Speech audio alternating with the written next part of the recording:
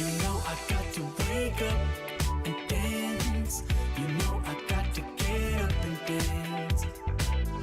When I'm in the backyard, dance, dance. When I'm in the graveyard, we dance. When I go back to sleep, I dance. In the realm of dreams, I dance.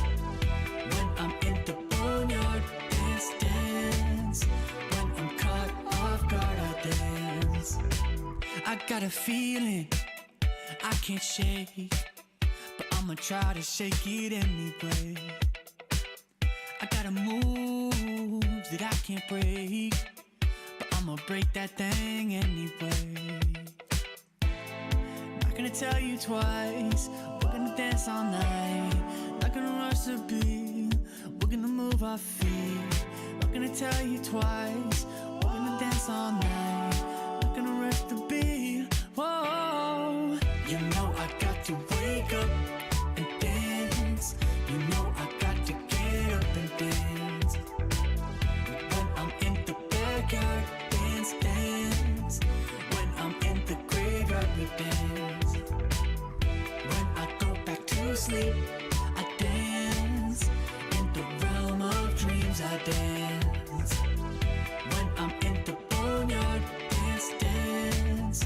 When I'm caught off guard, I dance. Feet on the ceiling, feeling great. Don't tell your mama we shaking, babe.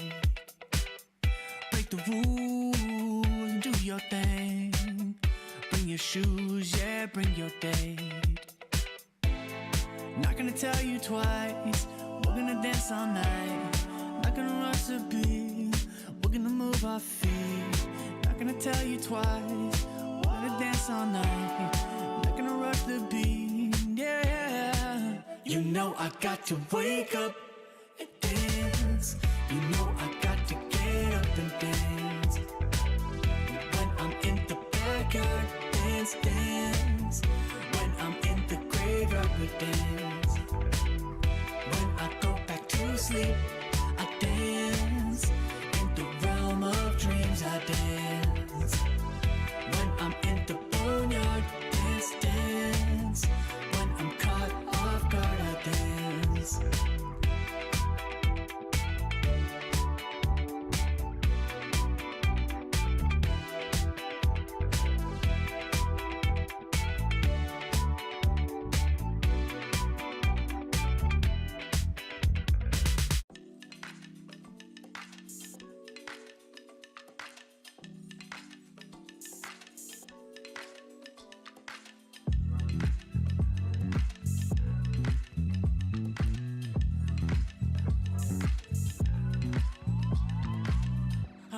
You're stressing right, you need some meditation.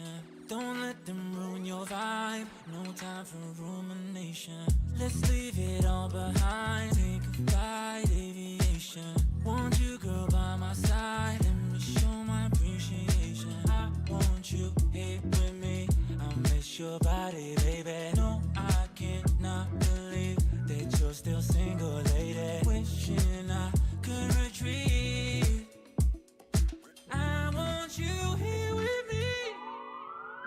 Be my lover, be my, be my, be my, be my trophy, be my, be my, be my, be my woman, be my lover, be my trophy, be my, be my, be my, be my, the only one I want. Be my preliminary. Let me caress the way I think it's necessary. Monday, Tuesday, Wednesday, babe. 7 days, are you ready? I don't need to say you know it, girl, you're extraordinary. I want you here with me, I miss your body, baby. No, I cannot believe that you're still single, lady. Wishing I could retreat. I want you here with me. Be my lover, be my, be my, be my, be my trophy, be my, be my, be my, be my woman, be my lover, be my trophy, be my, be my,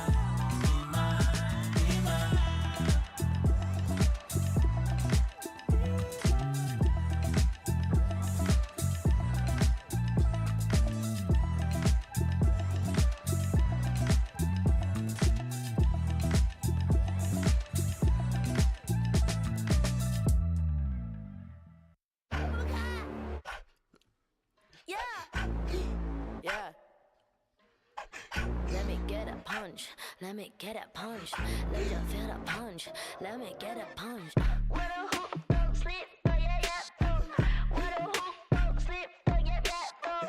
What a hoop, don't sleep, oh yeah, yeah, oh. What a hoop, don't sleep, don't punch me. Don't keep getting me pissed before I make you bleed. Pray for your rest in peace. It's the only piece that you need, even a punch. This is the purge. Everybody please your perk. Your perma kick these people with my kitty pound. Play with the wrong gal pound. Put when they put get back pop on yao. Pop gun now, yeah, of a kite ying my pow pow pow pow. Pack it out, back it out. กูสร้างมึงภาพลับ yo how about now bruh จบบ้านนี้ไม่ต้องรอถึงหูพวกกูจัดมึงจุก now out out Need a pepper pick a pack of peppers People like me pick a pack of bricks for a week per day per minute Rapper like me ทำพวกมึง panic บอกกูเป็นผู้หญิงมี point the proof ไม่ควรได้ price เข้าใจมึง lose อะไรไม่รู้พร้อมพวกขี้แพ้มาพายกูพูดไปก็ไร point เขาต่อยสักชุดดีกว่าว่าพวก What a hoop don't sleep oh yeah yeah oh What a hoop don't sleep oh yeah yeah oh What a hoop don't sleep oh yeah yeah oh What a hoop don't sleep oh punch me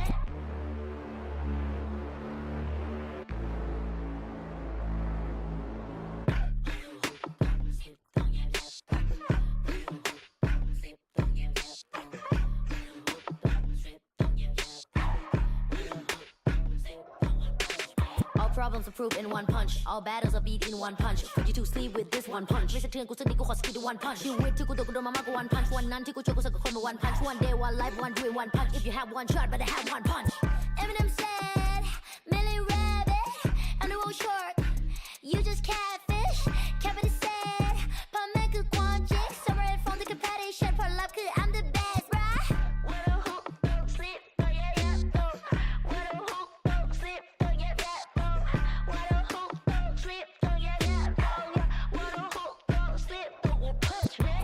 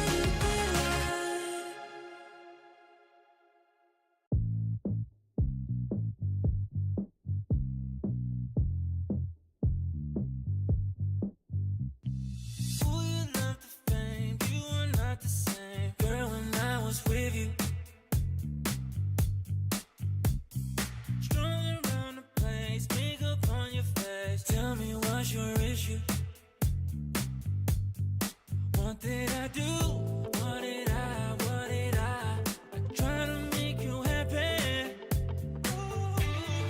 Thought that I proved, thought that you told me that you love me. And now you're in the spotlight, and you're cruising, you play with my emotions. I was foolish, but now you're in the spotlight, camera shooting, you're playing with my heart, you're playing with my heart. And now you're in the spotlight, and you're cruising, you play with my emotions. I was foolish, playing with my. Now we know you're fake, I just wanna say you've got tunnel vision. Enjoy with your mates, cause I'm on my way. You've made my decision. What did I do? What did I try to make you happy? Thought that I proved, thought that you told me that you love me. But now you're in the spotlight, and you're cruising, you play with my emotions. I was foolish, but now you're in the spotlight, camera shooting, you're playing with my heart, you're playing with my heart. But now you're in the spotlight, and you're cruising, you play with my emotions. I was foolish, but now you're in the spotlight.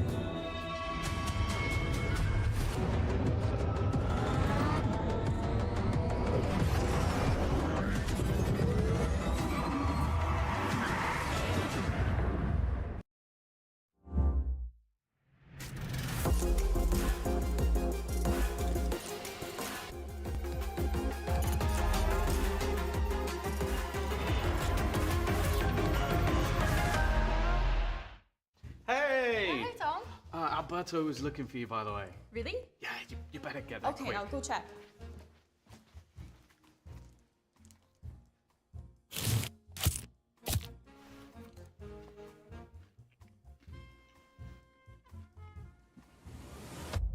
Have a break. Have a Kit Kat. Tom Biz. You've had your fun. It's my turn.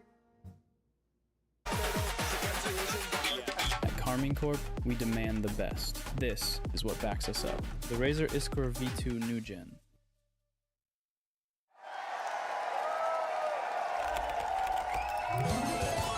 Red Bull gives you wings.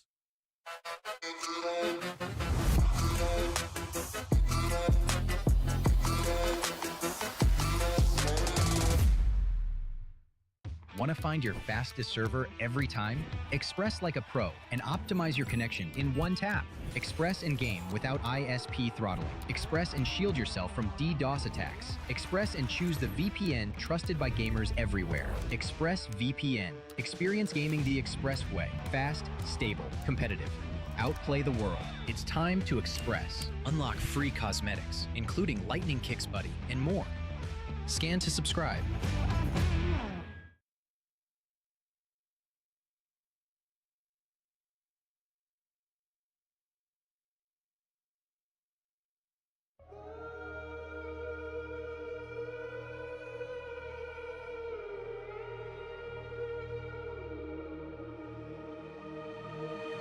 I'm out here in the cold night, running till I barely feel my feet. Wanna see it through my own eyes.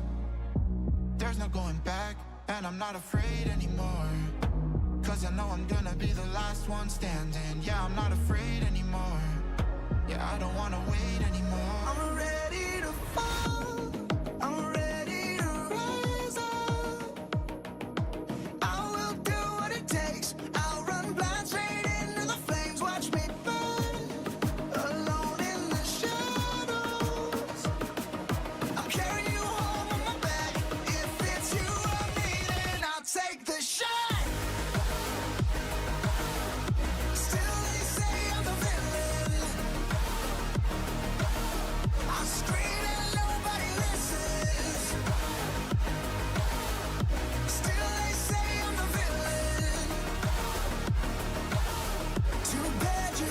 take me down. See that I'm surrounded by predators. It's critical, they got me in my element. It's dirty how you trying to keep it elegant.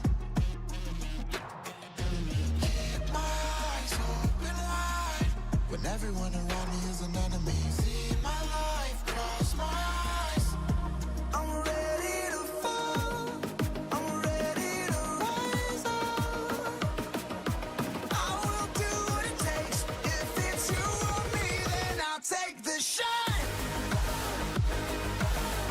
Still they say I'm the villain. I scream and nobody listens. Still they say I'm the villain. Too bad you can't take me down.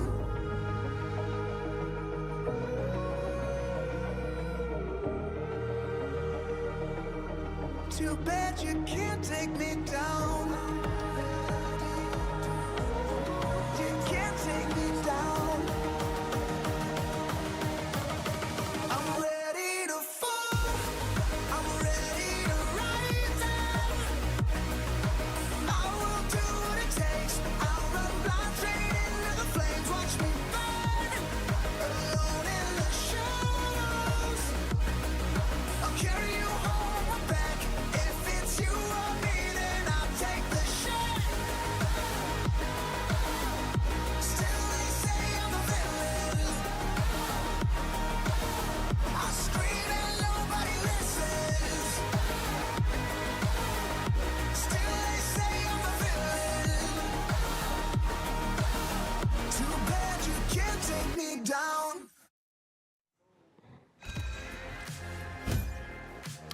Welcome into VCT EMEA, where we are in the final week of groups, and that means things are going to get very weird indeed. I'm back, Darth Mike here on the couch, and we've got Billy and we've got Minnie. How did you two enjoy your off days? Just bathing again. That should become my thing. Just baths in my room. I think you're actually going to become an amphibian if Just we leave shriveling. you in this room for too long. I'll be away next week, so I'll go back to my normal Bath. hermit crabbing. Yeah. Okay. You'll be Bathing. exposed from the ocean for a little while. Yeah. I'm surprised that you're even like providing this image for people out there on the internet, telling everyone about you being in a bath. But you know, that's one way to start the show, Minnie. It certainly is. Well, if you're tired of picturing Minnie in a bath, or maybe you need some more time to do so, let's go ahead and take a look at our standings, because it's going to turn into a bloodbath this week here on VCT EMEA. Things are getting weird indeed here in the standings. It's complicated. This week has a lot of different potential scenarios that might happen in. Championship points are on the line. Playoffs are on the line. It's weird. My small brain can't quite comprehend. So naturally, I had to go to a higher authority. I had to go to an expert on the subject matter. We had to go to Professor Permutations. Welcome into the lab here with Professor Permutations. I'm Professor Permutations, and keep an eye on this board, because this week in EMEA things get weird. Now, here's the magic number to make it through the playoffs. The magic number is 4 and 1. If any of our teams go 4 and 1, they're automatically in the top 2. They're locked into playoffs. No problems there. Now, if a lot of teams wind up 3 and 2, that's where things get messy, because only top 2 make it straight through, and so we're going to get into tiebreakers. Now, with that in mind, here's the first thing you need to keep an eye on. These 3 teams, they've already messed up. They don't matter. Get them out of here. Get them gone. I don't want to look at them. They're in the play-ins. They can play spoilers, but nothing else matters. So we're not paying attention to them. We're not looking at them. We're focusing at what's on our board, what's in front of you. Eyes on me. Eyes on the board. This is what matters. Foot, if they win, they're in. Nothing else matters. Carmine, if they win, they're in. Locked in. They control their destiny. If they lose, then we got to think. Then we got to think. Then we got to use our minds. We got to use our brains. Meanwhile, there's some more games to play for BBL, for Gentle Mates, for Vitality, for Liquid, for Fnatic. Again, if they hit that 4 and 1 number, they're in. We don't have to think about it, but if a lot of people wind up 3 and 2, that's where tiebreakers come into play. That's where everything matters, and teams can play spoilers, and those teams we knocked out earlier, they come back with a vengeance. There's even a scenario where Giant X can get real weird, real funky down the stretch. They're still alive. You thought they were dead after the first couple games, but no, they're in it. They're in it with the chance. They're in it with the dream. They could go straight to the top. Straight to the top. And what would that be? Chaos, madness, pandemonium. So we got these niche scenarios coming through, and you're going to need to keep your eyes on this board. 3 and 2, 3 and 2. Then we get weird. Then we're going to be checking back in. So keep your eyes locked on Professor Permutations. Keep your eyes locked on the broadcast, and we'll be back with more. He's got a PhD in the strange. Thank you, Professor Permutations, for that insight here. I'm sure we'll be checking back in with the lab. I hear he did it in one take, by the way. But let's dive into this because we've got today's matches here, and Minnie's about to lose it on the couch. Somebody's going to be losing it in the server today with our games that we've got going on, and every one of these wins matters a whole lot for these teams that might potentially be making it straight through the playoffs. Giant X cannot afford to lose anymore. Meanwhile, in the other game, if either team loses here, they no longer control their fate. They're dependent on tiebreakers. Yeesh. I think the easiest way is just go 4-1. Easy. That's the easiest way to lock. I'm just taking it all in. Both Professor Much like your Baz, you're just soaking in it. and all the permutations. Yeah, I think the good thing today is that, especially with the Team Liquid Giant X game, they're teams that early on got some losses, but still able to be in this. And I think today is obviously a big day for that. Being in this week and all the games still mattering essentially for most of the teams is a nice position to be in. And especially when we look at the way the championship points shake out here in EMEA, that's where things are going to get even weirder, right? Because this region is still wide open, especially if the top 2 points holders wind up going through in those top 2 positions. This could get very strange down the stretch, Billy. I think to speak on Giant X's position, like, we need to remember them coming into this stage. It was rough, there was roster changes. It was almost a situation of, are we trying to have the dream roster rebuild like we had in stage 2 last year, where they ended up having that dream run to be able to get to champions? And we heard from Pipson in an interview a couple of weeks ago, at the very beginning of this, after those like losses, of already thinking about play-ins, and now like they're still being able to carry themselves through, especially after that win against Eternal Fire, which if you had said that to us in stage 1, that's a massive upset realistically when you look at it. However, in saying that, Eternal Fire maybe not been putting up the best performances this stage, so the fact that they're still in it is kind of hopeful. Yeah, Giant X are chalking it up to improvements and getting a bit more reps, and I think that might be true.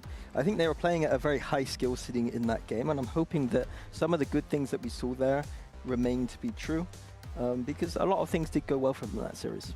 Diving into the why of why they were near their ceiling, right? One of the players who we think is critical to that is Ara, right? Coming in here, and if he can continue to play towards the upper reaches of what we know he can do, that could be a huge difference maker for Giant X. Yeah, I think that's always been the question with Ara, is can he perform at the level we know he can consistently? Yeah. Last week he took over, but it's if he can continue to take, he's going to need to take over today if he's going to be up against his Team Liquid, who are looking extremely strong on the other side. Yeah, 100%. When I think of Ara, it is just the big question mark over consistency. We've seen in the year past, and even into this year as well, is that he has been quite inconsistent in series, but he is that player that is able to take over and just be able to turn it around completely for you. And I'm hoping that he can kind of get up to a good amount of form to be consistent throughout these series, to be able to hopefully bank themselves a spot in playoffs. And they're going to need it, right? Because based on what we've seen so far, I think we're all very excited off of that last win for Giant X, but the reality is they could come crashing right down to earth, because on the other side, this Team Liquid team has also been starting to get us very excited, frankly, about the damage they could do, and a big part of that is the man who's returned, the prodigal son, Trex.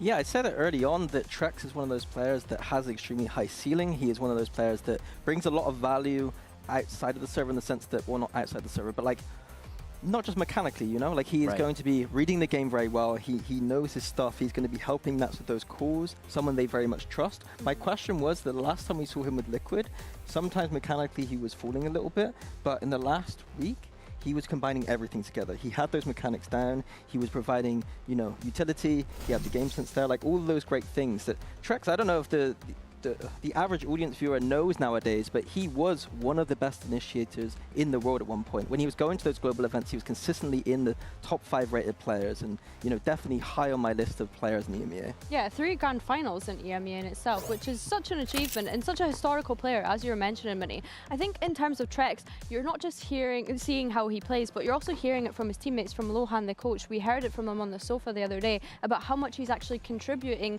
for them to be able to win out rounds, to be able to win out these games. It's all the kind of intelligence and mastermind that he is as a player. Yeah, I have to just echo that. Like, he is a very smart player. People don't know, like, it's not like if he's able to combine both that smart aspect and mechanical aspect, then you're going to get performances like he did last week, where he was like +20. And they've been talking about it as well, right? Outside of the individual impact, which is huge, right? Contributing in the mid-round and contributing in how the players are playing around him as well, contributing ideas. It's a lot of things to get you excited about. And somebody who's getting maybe activated off of the ideas that he's bringing to the table is Purpo. Yeah, I think Purple for me has really stepped up since switching over to this duelist role, because when we think about his journey throughout VCT and since coming into Tier 1, I think back to last year when he was moving roles around when it came to being on that Giant X roster. He was duelist, then moved to smokes, then he comes into this Team Liquid roster, and we got to see him pick up that duelist at the very start of the year back in kickoff. He was mainly that secondary duelist with Camel being there as well, and I think that it's been really nice to see him return to this role. And we know that he's been a good duelist when I think back to his time in Tier 2 on Job Life. He was smurfing the Challengers Leagues when I think about his performances on Jet, and now he's being able to do that in Tier 1 for me is super exciting for him. Yeah, I think the key word for me with Team Liquid and Purpo is comfort. I think that he's being able to just play a lot of that Jet, which is comfortable for him, and Team Liquid overall have been playing a lot of comfort compositions. Lohan said, not necessarily the most, you know, high skill ceiling comps at times, but they are coming together and just playing what works for them, comfortable, being able to still dominate over opponents like Fnatic. And shoutouts to Lohan for constantly being willing to cosplay the side of beef from the first Rocky movie that's just getting pummeled in the meat locker in every single skirmish, because he will just dive on that grenade to save his players having to play it again and again and again. He's going to get one of them, and we're going to celebrate like they've just won champs. I'm just saying, if he wins a skirmish, we're throwing a party here on the couch. What's his win percentage right now? Has he never won one? Nope. Since you've been here, I feel like he must have in the past. Maybe in the earlier stages, although I can't recall a time that he has been able to. But I do think that the way that some teams approach the skirmish is interesting, like being able to send the coaches in. Like, would you do a skirmish if you were still coaching, Minnie? If they want me to. Yeah, take it off the players and just step up and do it yourself. Not only would he do a skirmish, he'd win them. Guaranteed. 100% I think I'm not as good as Lohan, though, so I don't think it works. Well, I'm no mathematician. I'm no Professor Permutation. So instead of getting into the math, getting into the situation, we're going to dive into the matchup. We're going to dive into the stage for the face-off.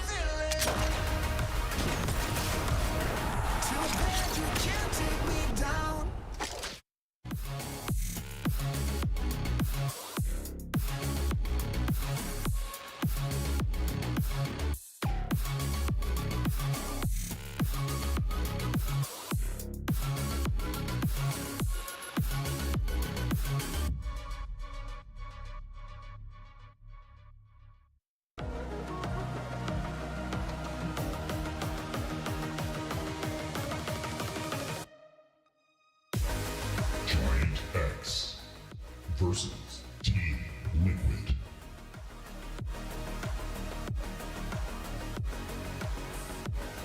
Well, X may mark the spot, but Liquid will attempt to wash the whole dang map away. And now we get our maps, and it's no Summit, no surprise there. Breeze, Split, Ascent. What do we make of this?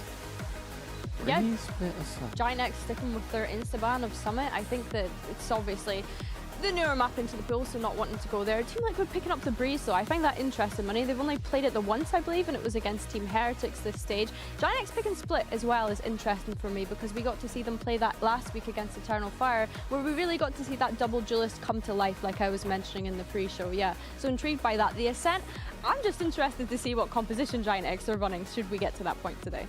Yeah, very interesting map, Vito. I think that Team Liquid are probably favored here. I see Ascent, I see Split. Those are maps that Team Liquid are very comfortable on. I know Giant X have been doing well on them recently. Breeze, though, you're right. Heretics was the last time they played, and that was that infamous map where Liquid were, was it 2-10 down on their attack side? They made the massive comeback.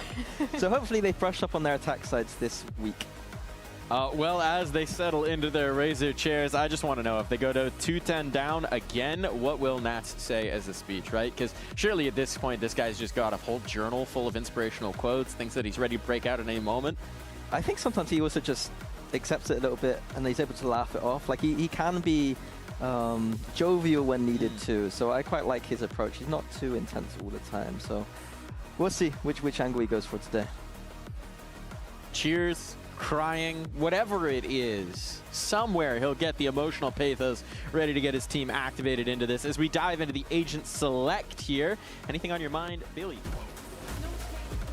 Liquid looking to put up the same composition. I think I was a little bit worried about Kix's Harbor performance last time because, of course, he is that smoker on this team but doesn't often get the opportunity to get those reps in on an agent like this. But for Giant X, we're going to see Jesse on the Harbor, which is interesting to me. And then Westside opting for that Phoenix, Flickless on the Viper. I like that personally. Yep. Yeah, they've been messing around with who's playing the Sentinel and who's playing Phoenix whenever. I personally think it's just a lot better when Westside is on that Phoenix. I think that he looks a lot more comfortable there, and Flickless has been a shining light on that Viper every single time he locks it in. Very much similar compositions here. Liquid with only one smoker, though, so they're going to have to rely on those Phoenix walls, those Cypher cages to work around the map. But I'm liking what I'm seeing from both teams here. And you'll be liking what you're hearing in just a moment, because it's time to send it over to our casters, and it's Pansy and Hypaw. All right, thank you, guys.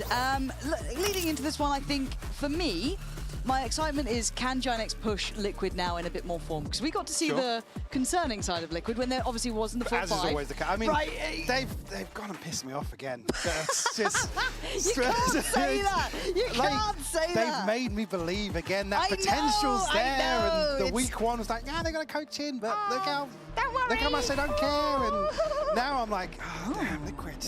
Show me something again. Yeah, they beat Fnatic. made Fnatic look like dog water. Like I said, I'm livid. I'm actually livid because every time I want to come in and be critical of certain things, but Liquid do a lot of things right and have been doing so. And again, just to think back to obviously the Heretics series, elephant in the room was here. That's where we start.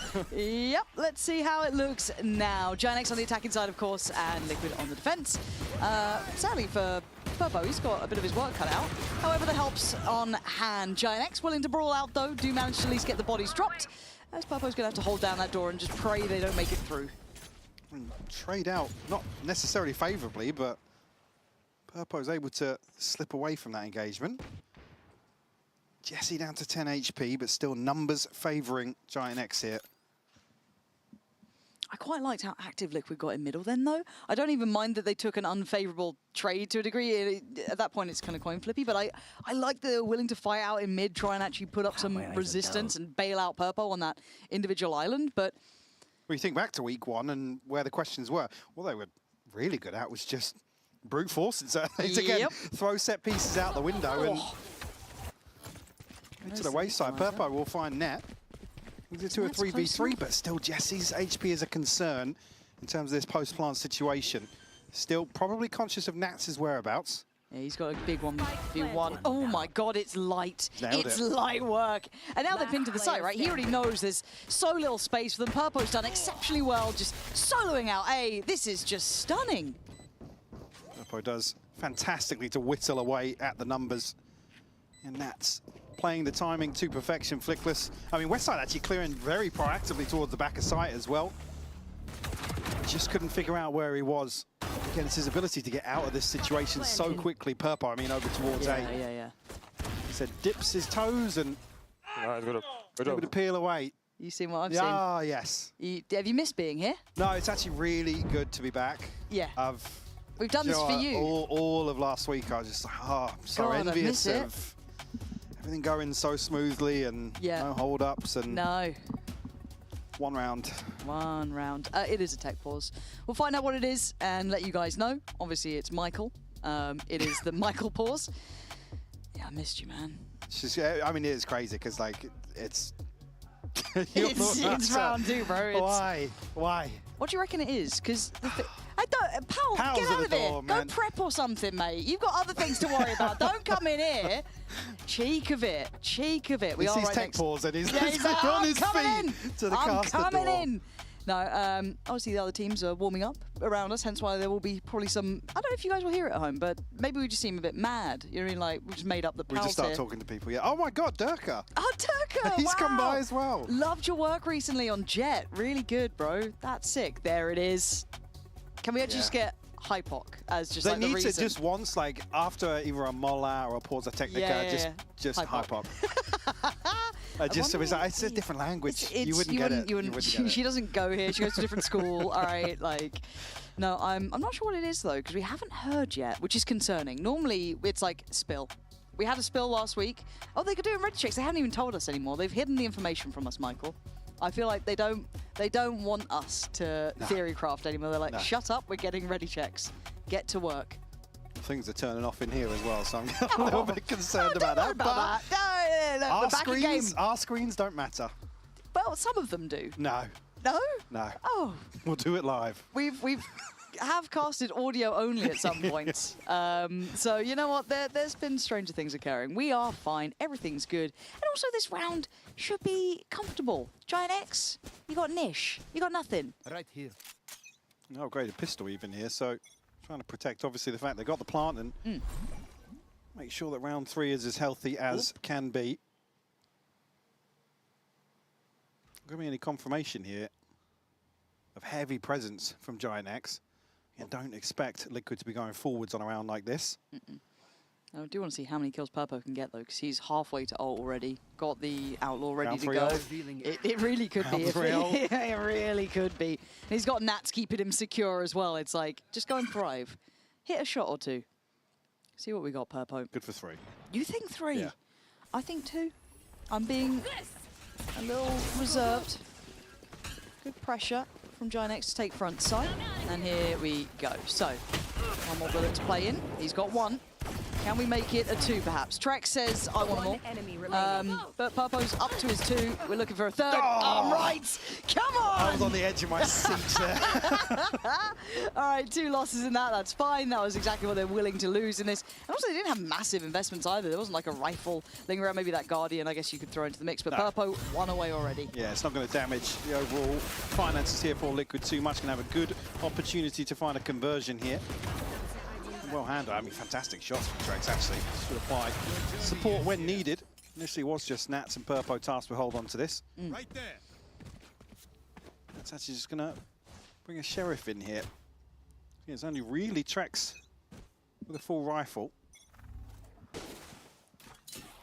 Hunt again. Yeah. Doesn't connect there, though. No, There's no light shields on the other side either, so obviously purchasing nothing previously, as I said, does protect that by here in round 3. To mitigate that risk.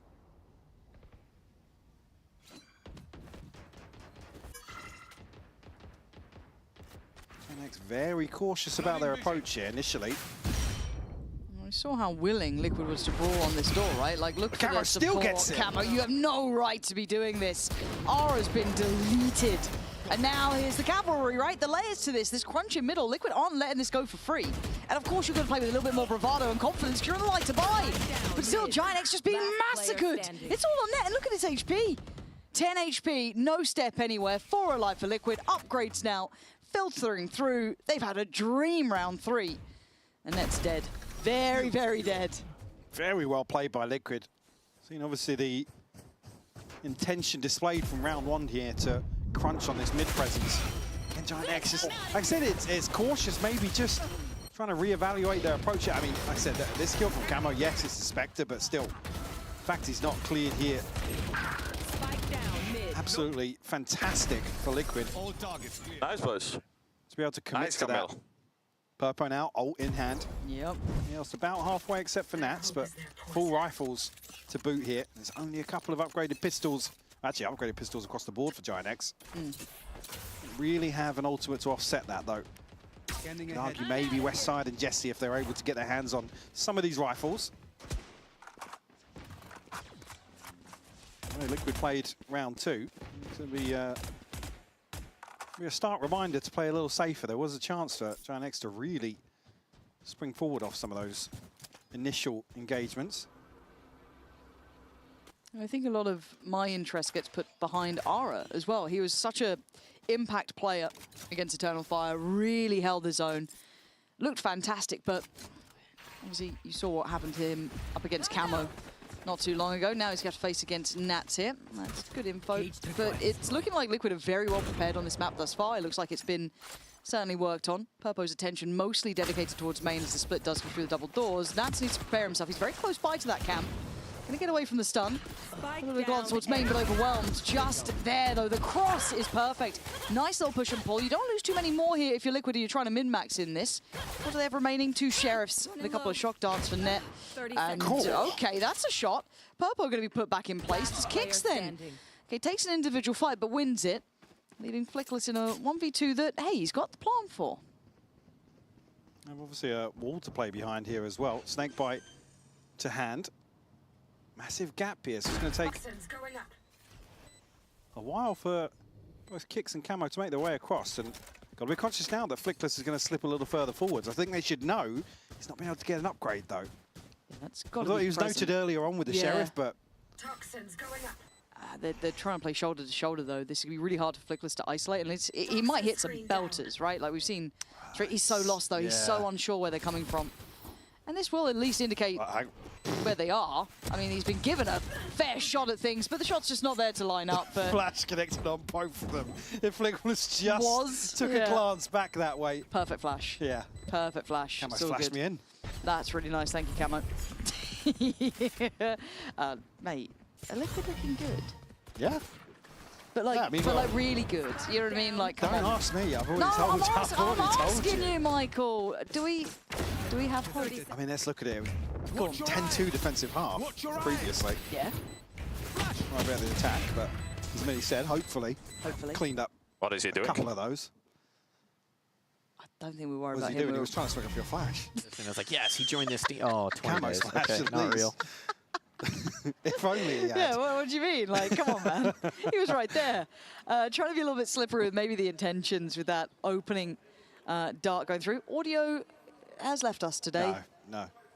We'll get it back. Good. We'll get it back. Just you wait to see when we get it back. No, we're testing now. Now we just have video to cast off. Then we'll just have audio to cast off. Which would you prefer? Probably this. It's really tense, actually. Yeah, the tension palpable. Building... It'd be funny if just out to broadcast they yeah, still it's had only audio. us. It's yeah, only us like, that doesn't have audio. Oh, did I hear something then? No, it's just the voices in my head. It's fine. Zynex looking to regroup over towards A. I mean, Kicks actually postured very far forwards on this. Yeah, a little concerning how far ahead he is from all the others. So maybe feeling he can peel away now just as the utility is going to dissipate. Trying to be a little bit more tricky with this. And there we go. Audio back in the house. Now drone in. Do they start maybe shifting a player over? They've got Trex quite nearby, 2 away from his ult. But maybe just cognizant of the ult. It's little play there. Nothing to be done. Ult to slow things down. Rotations en route. Can Flickless potentially get behind them? That's something. Great info, but couldn't quite get a kill off it. Kicks was just stuck in kind of jumping up onto the middle of the site here.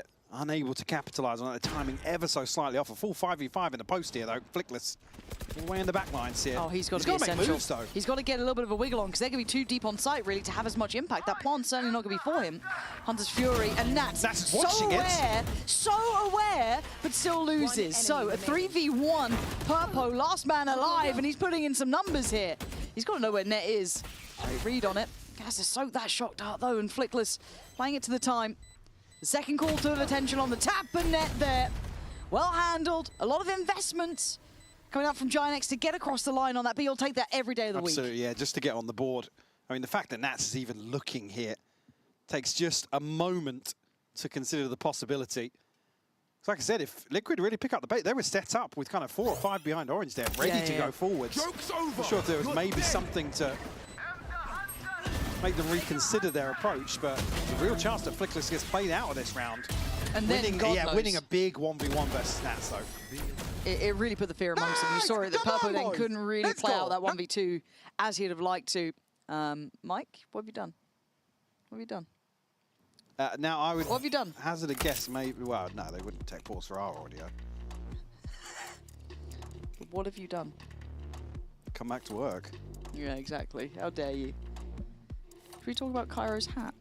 No, we shouldn't. He is in next. Another tech pause or two, and we'll okay, so like hat, 2 more tech pauses. There's a high chance we're in round 6. Oh mate, she's already trotting over here, mate. She's on the way. You hear the little feet just running over.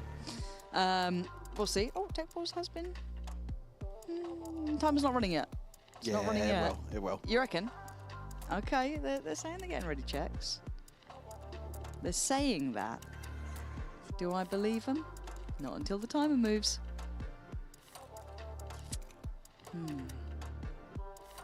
How's it been being back in Berlin so far? You had a lovely trip through the airport. Oh, yes, as it always is. Yeah, seamless. Oh, it's smooth. Yeah, probably one of my favourite airports now, actually. Would you put it above Charles de Gaulle? No. All we right. are going back in.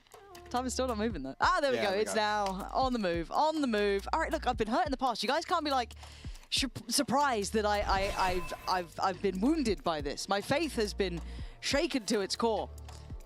But 4-1. Giant did invest the run it back with Westside, and I think Net's ult on top as well. So a couple of key pieces there, but it got them on the board, as you said. Second as well.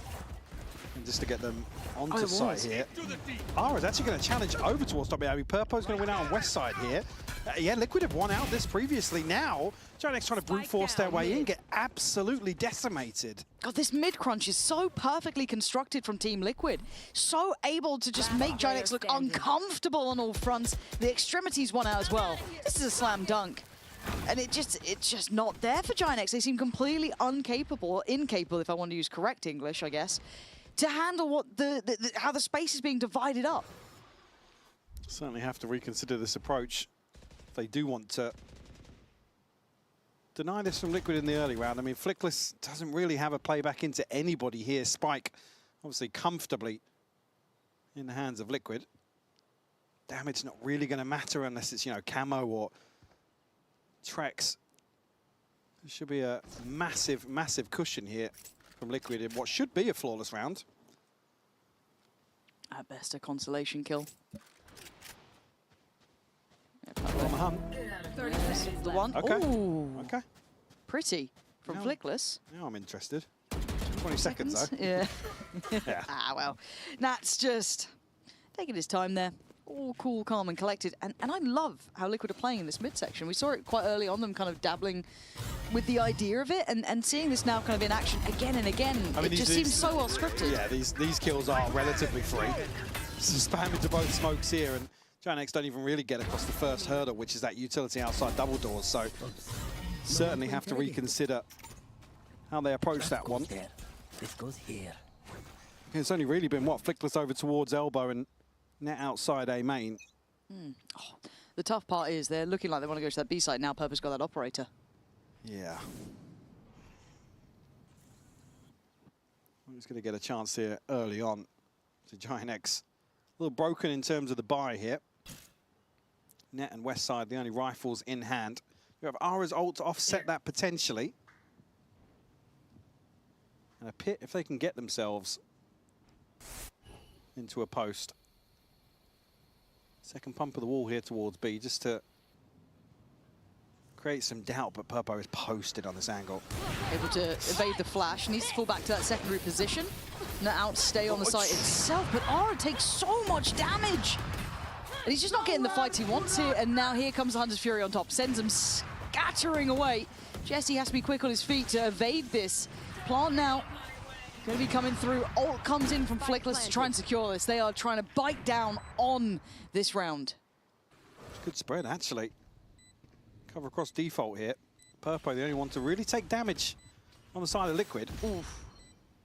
He's got to be careful though. Ara now forced off the angle and just quickly cleared. They're so good at just dividing up these sites. Yeah. It's stunning to see how manageable Giant X become. Lovely over delivery from Westside. 3 kills and suddenly a 1v3 again for Purpo. It was a 1v2, I guess you could argue, last time. But this is just looking completely buttoned up. As I said, saved by Westside here with an exceptional individual performance. And Purpo can make a good try and do a little bit of damage on the way out, but that's all it'll be. Flickless secures it in the end, but really, Westside absolutely nailing that. And that's after Liquid, as you said, are able to split the site perfectly, isolate a player for free. Westside goes absolutely huge here. Just on the drop of the wall, snappy shot onto the second. On that again another couple of times. Unfortunately not to find a fourth, actually, off to Purpo. Yeah, I just The missed pit shot, boys. Not gonna lie. really Could be two caused kills. issues. I mean, yeah, Purple was saying that maybe the missed shot at the start of the round there, but I don't necessarily think that alters the outcome too much there. If he finds the first, sure. I mean, only if it's maybe Aura or Flickless that would have an outcome on the round. Okay, but it's kept the buy. Like, look at the damage it's done to Liquid's purchase. You're going to have Purple on a Sheriff, Bulldog for kicks, and a couple of light shields as well. So, as much as, yeah, the scoreline's still looking dominant for Liquid, there is a window of chance. Giant where do they decide they want to go? Obviously don't have that pit to play with now, and a couple of those key tools that felt essential to the last one, with Aura's ult as well, taking that space initially. Can they break through on these sites, going back to this A approach? These site holds have previously looked good on the back of Trex's input. West side will pop the ult. Find an entry here. I think we'll connect here until the ult expires. Just catches a glimpse, but no kill to be found. And nobody else actually scales out a main. No, and the stall of this Harbor utility is fantastic. Really well placed. They're just not going to be able to string it together, right? As you said, no one able to really follow that up. It's 30 seconds and barely anything's happened. And look at what Camo's been able to do. Because you've got to then invest your utility to backside if you're going to do it. Maybe a close flash could help you, but I don't know if Camo can go anti in time. I think the wall actually going to help him out. It's kicks to find West side. Camo still played in and doesn't get cleared, so maintains that presence. Aura has to look back for it. Does find Camo, but the time, 13 seconds, and Spike isn't there. Flickless is in middle. Trex has basically won the round at this point if he can live. 6 seconds, and Flickless has to find him. You can't get that Spike, and I think he knows time has gone. Trex just needs to play Ringer Ringer Rosie, and he's done well enough there. Liquid, it's that stall, Mike, that really stood out to me. Hesitation on display again. We saw it in a couple of earlier rounds from Giant X, but here with nobody following up on the space. I mean, Westside gets very deep onto site. Like I said, it's unfortunate he doesn't find a kill, yes, but again, there's utility placed here. I don't think Giant X are clearing this. They just want to try and bypass bricks altogether, which is unfortunate. As Camo finds 2 freebies on the way in. As you said, Trex almost just wins this with the clock. Yeah, this round we will be listening to Giant X, so see if they can problem solve on the fly. Easier said than done. He's on the left. Nothing breaks. Yeah, just pushing mid, bro. Bridge one. Maybe default. I don't think default, bro. I think mid. 2 mid on me, boys. Stay mid side, bro. Stay mid. Yeah, I'm saying. We have Jesse Sol for post plant, guys. I broke both traps. No more traps. They can cross double door now. Cross double door. I'm holding.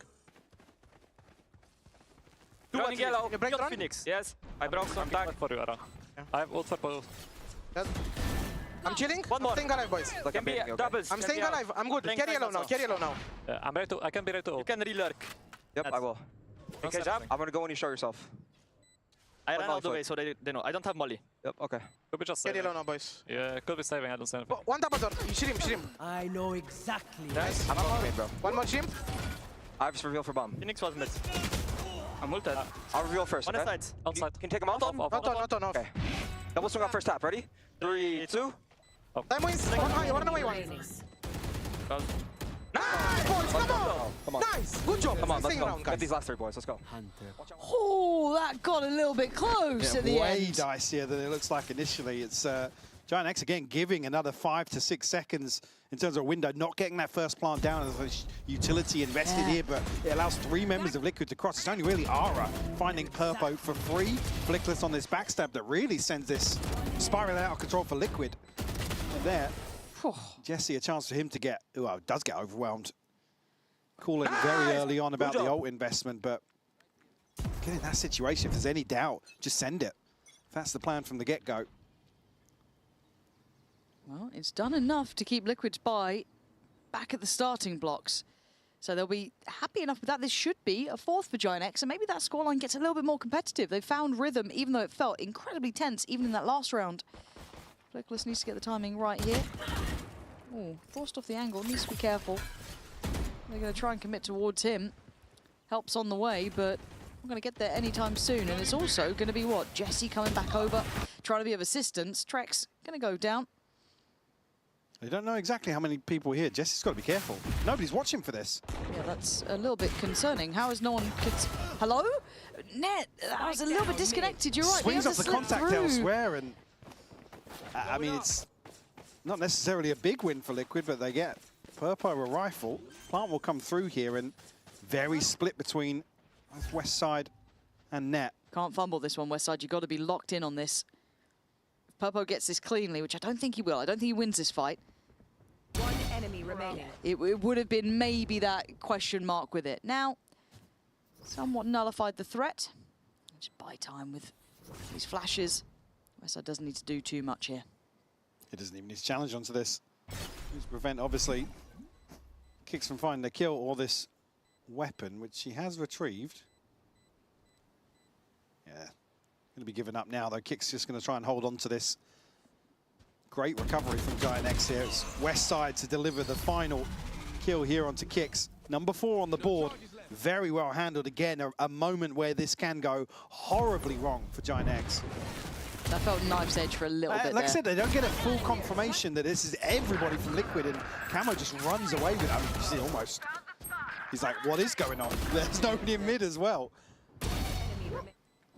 Thank God Net catches that kill. I mean, traditionally, he's over outside A main, so wouldn't necessarily be in this position previously. Ults to play with here. Westside, Ara, and Net. Oh, a late timeout. Just to consider the last couple of rounds here. I mean, Purpo will get an op back in hand. Camo does have to run it back. Kicks just missing one more point, so a good spot here for Liquid.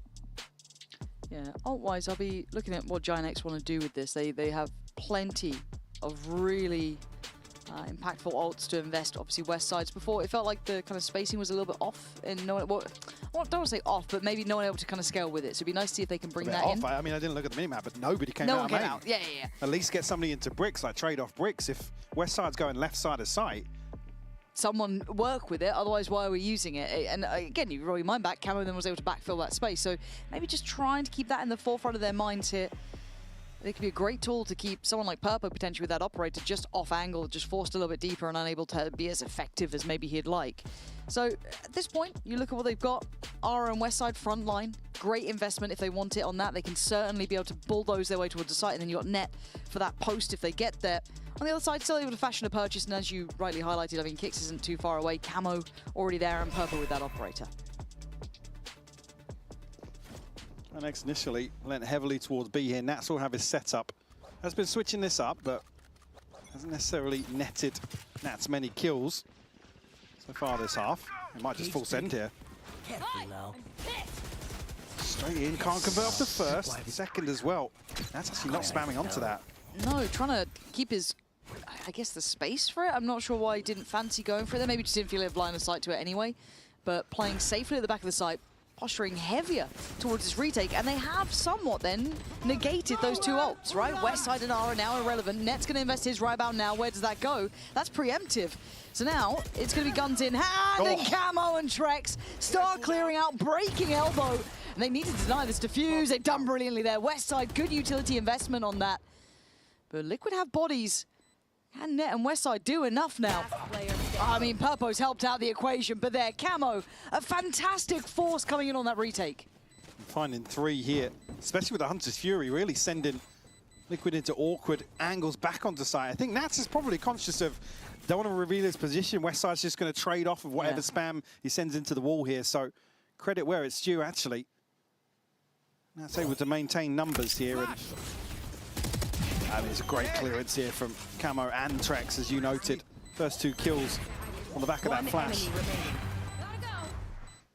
Nice! And Giant X caught off guard. Well, I say off guard, caught behind this Harbor Util once more.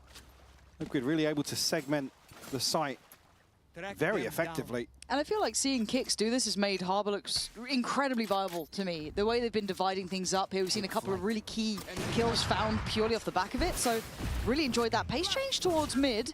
Camo then, as a, I guess, trade out, takes over the extremity on A. So they pivot straight in towards the B site, and Nats is far more active on this now. That's a quick catch from him. And it could be by wall. He's got to be aware of this. Oh, he certainly is. Masterful work from Nats. And he's buying so much time. It's stunning. That is magic from him. You can see the value this guy can bring when he plays it just right. The timing in and out of the camera is just beautiful for the info. Nats will find number 3 here. 8-4 on the half for Liquid. Giant X Yeah, there's some shows of confidence, but it's just not enough, Lauren. We will be jumping into an interview here with Trex, who I think was recorded before this match. Flash!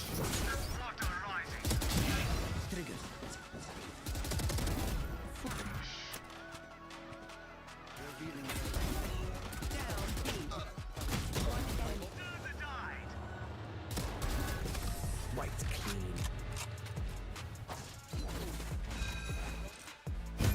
Trex coming into the last week of groups here, about halfway through the season here in EMEA. Let's do a temperature check. How are you feeling your time in Liquid so far? I'm feeling good. I think the synergy is there. Even though we played like 3 official matches, I think it's good. It's on the right path.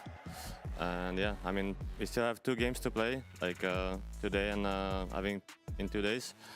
And yeah, hopefully we can close them out to come out of first seat of the group. And speaking of your individual contributions, we were talking to your coach at the last post plant. We've heard you speak a little bit about it as well. You're having a lot of impact in the calling, in the overall system, right? Is that a lot of responsibility on your shoulders? I mean, yeah, I've been calling some like mid rounds and helping out the team with the like a bit of structure in the rounds. And yeah, I mean, for me it comes naturally, so I don't feel like something heavy in terms of that, and it just comes out naturally, and yeah, it feels good for the rest of the team. Yeah. And in your last game, you had a pretty monster game yourself, individually, right? When you can sort of structure things around yourself a little bit in the mid round, does that make it easier for you to play as well? Yeah, I mean, usually we have like things pre-called, let's say, and I just find myself comfortable in them. So like on practices and stuff, I just try to make myself the most comfortable I can in those situations, so I can come out like I did, for example, against Fnatic. And we saw in that Fnatic game, you guys ran pretty much the same play, like 6 rounds in a row, something like that. Are we going to see it again? You're going to run it down today? I mean, depends on the map, I think, yeah. We'll see. We'll see. Good luck today, my man. Thank you. And I like hearing that Trex is picking up a little bit of that kind of mid-rounding calling, having a good voice to it. I think in his role, it's a really nice kind of balancing act with him and Nats then to kind of weigh up the difference between them. But scoreline-wise, Liquid at 8-4, a good lead, and honestly a fantastic performance to my eye. Yeah, definitely. I think here it's going to be a stark contrast to the situation they were in previously. Well, now with benefit of the scoreline. Now to tighten up some of these attacking rounds. So some of them just looked dreary previously. Dart will actually catch a reveal here, but nobody deep enough on the angle to capitalize that. Ara still looking as if he wants to contest this, though. The wall actually finds his detriment, but the timing not as much so. No, and look, everyone together on that.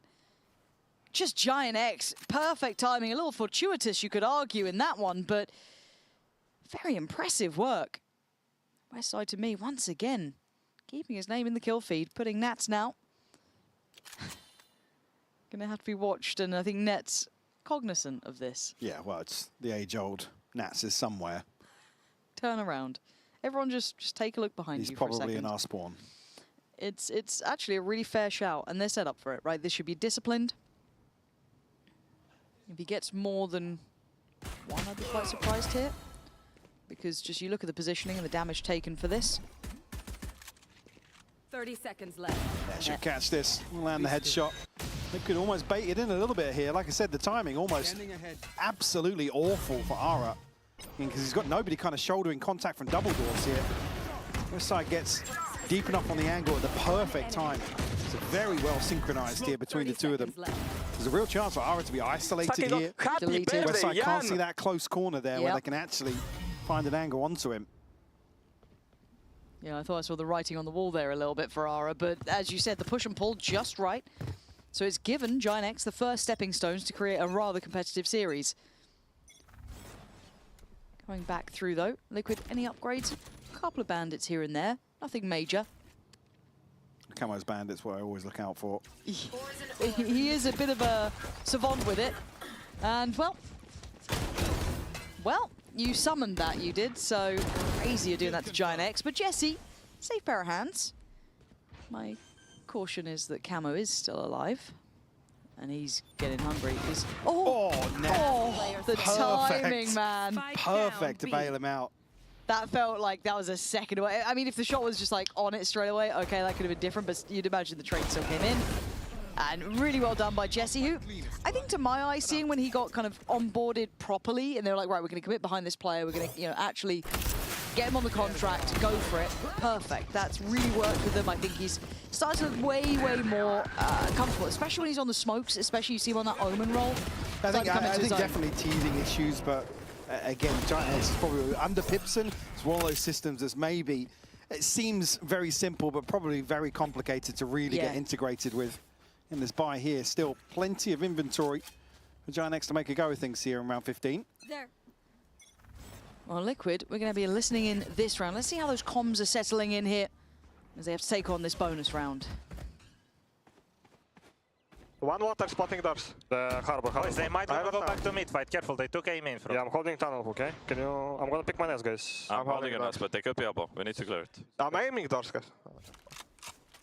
Okay, what's the plan from Harbor A on doors. I will smoke nest in 5 seconds and clear elbow. Wait. I'm crossing top mid too.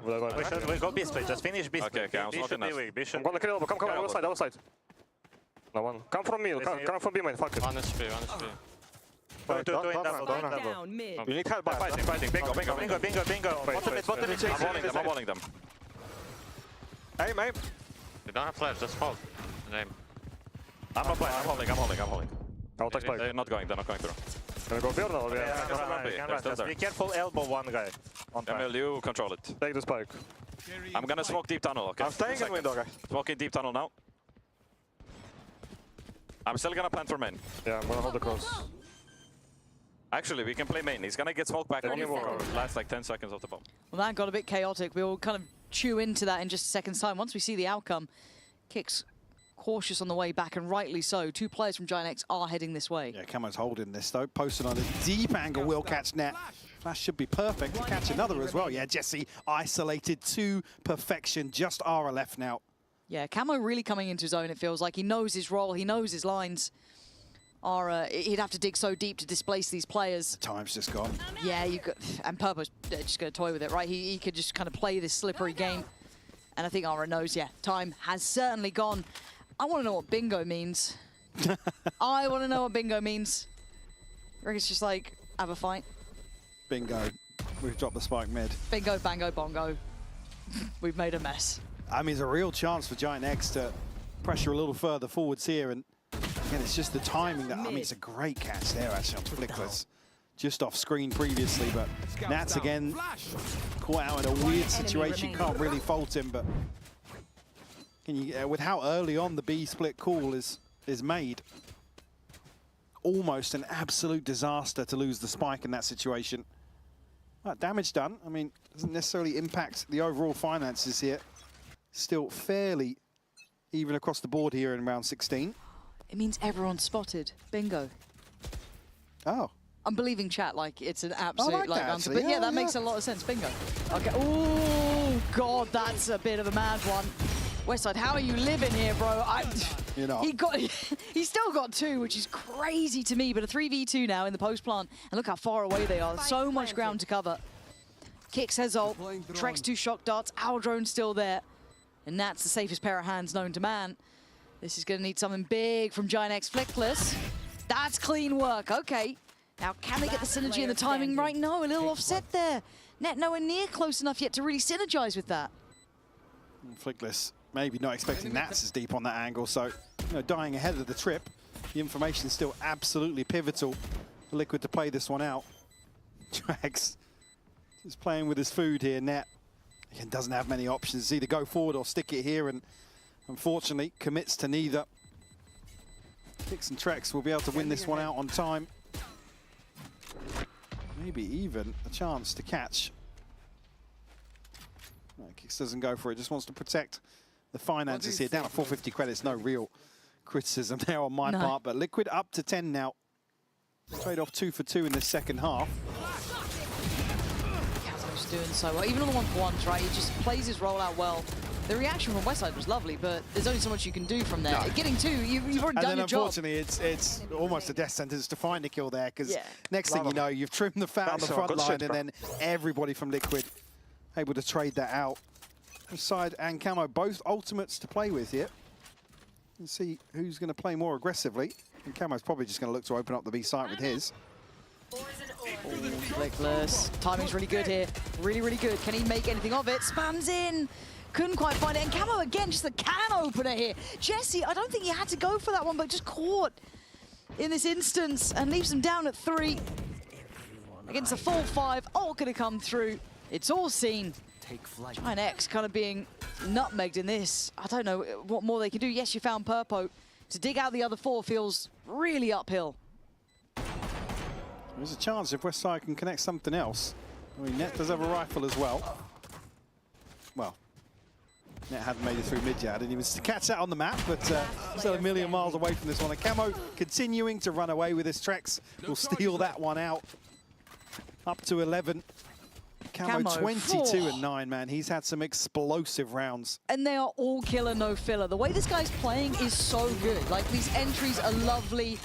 The fact he was able to find a follow-up on this just feels a bit of a gift. I think a bit of a, I don't want to say a misplay from Jesse, but the want to get involved was there, but took, I mean, too much to really deal with. They don't want to take it lying down on B site here. They have to at least find something similar to what we saw with Westside over towards A main previously. Want to try and deal with this front line as best they can.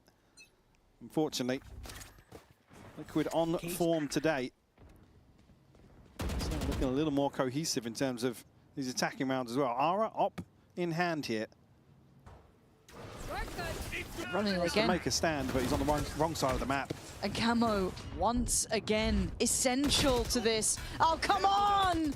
Let him have a shot he's at just it. walking on water. Yeah, it's untouchable. Literally untouchable performance. These are entry kills. These are like key kills, man. And it's not like he gets worse in the post. He's so good right now. Unfortunately, I think Ara Westside and Net just considering holding on to what they've got. Nats will be on the hunt here. Should. Ooh, I think Net actually just tucked in. I thought he was just stood out in no man's land for a moment there, but he was actually tucked in elbow. Would have been a bit bold otherwise. Oh, what are you up to? Net. Yeah, I saw the Zix thing the other day with like the pixel angles. Yeah, I'm just like, every time I look at the mini-map now, because mine's small on this screen, on here I can see where he is, but I'm like, is he on one? Is he? Is he doing? Is he up to something? Zix enjoying here? I mean, by all rights, as much as I'd love to see Giant X do more, Camo's having an insane game. I don't know how you really deal with that. He's getting you 2 on entries for the last 2 rounds. Wrap it up, man. What'd you do? Next map, Love Split. Love Split me. He's just feeling it. But you can see that confidence just like so high. I think we saw, again, to come back to week 1, Camo was doing this when things just were going horribly for them. It's not as if he's now just punishing because of the scoreline. He's been really good so far at stage 2 in terms of just being able to stand on his own 2 feet, really play off Purpo to perfection. Nice. Said the numbers certainly reflecting that. Oh, they speak for themselves. Can they deny him this time? You've got Ara on the right line for this, right? Naturally shouldn't win this fight. Well, Westside still got his 2. Westside's got his 2. Do they go off that? Seeing that the dart pinged him back behind yellow? Yeah, I think they are. Okay. Gonna try and make it count. Gonna be difficult. Westside has ult. He can be really disruptive, just even if they want to try and get off site. They certainly can't play it forward. It's Nats on 9 HP to try and do something wild here, but the timing looks better for Flickless. Is holding them, yeah. Not expecting that at all. That's usually very, very heads up in that sort of situation. Trex now will trade out to a scope. Yeah, just can't deal with the dart quick enough. Now Kicks has to go huge on site. They've given him enough time to reset on that fight to the left, though, but good utility usage to deny the vision. I was a bit concerned he might be dead there, but Trex. No way. No, no way. No. Shock dart, shock dart, shock dart. He's done. He's got it! 13-6, closing out on a Red Bull clutch. Trex having a round, Camo having a map. I mean, this was a brilliant display from Team Liquid. Absolutely. Dominant fashion here. Some of these highlight players for Liquid stepping up. Trex with a fantastic clutch to close things out.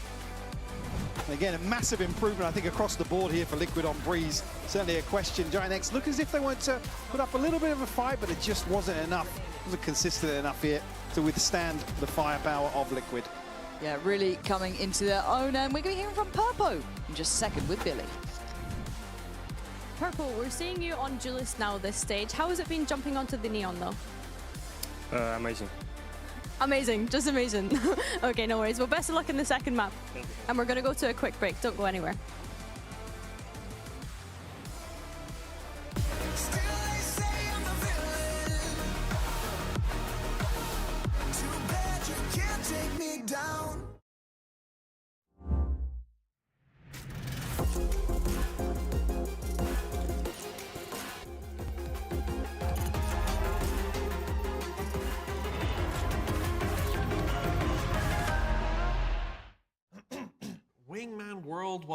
Wingman World while what?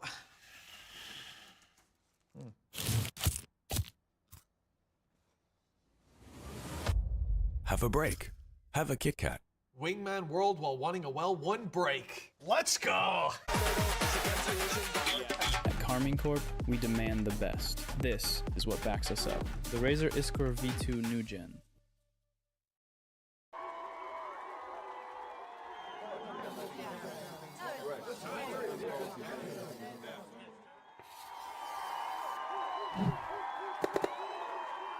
Red Bull gives you wings.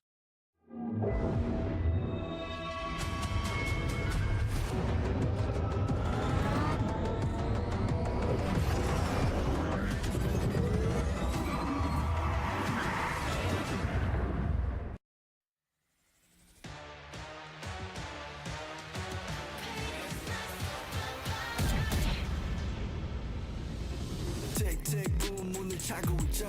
이건 데자부 이미 와본 걸까. 내 성공을 전부 담긴 그릇이 작아. I can't lose 점수 그건 의미 없는 숫자. 내 열의 top 10 거는 식당.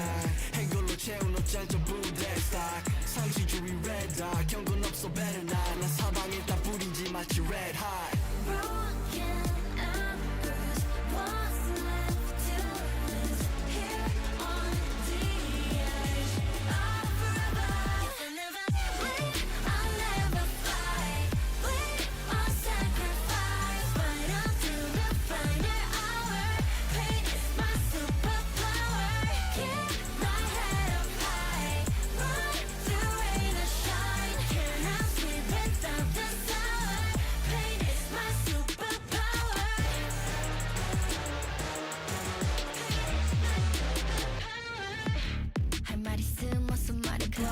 Tough guy 된 혀꼬여서 도망가 이제는 시시해 gunfight I brought a blade They forgot to shave that just a wall 맛보게 fade 빛이 보여 네 bandits 끝없는 내 rampage 이게 나니까 저지 can't change 내겐 없어 plan B 오직 plan A 바꿔 pain every champion into champagne Broken and bruised What's left to lose Here on the edge of forever If I never leave I'll never fly.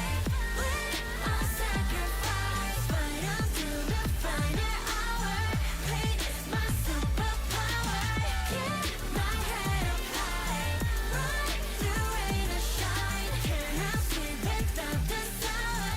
Pain is my superpower.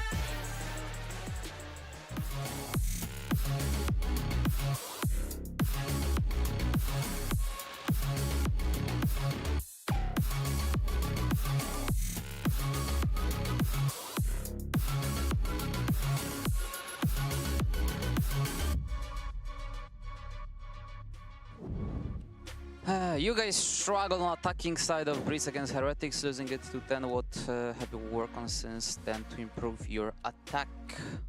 I think even the game against Heretics was a bit unorthodox from us.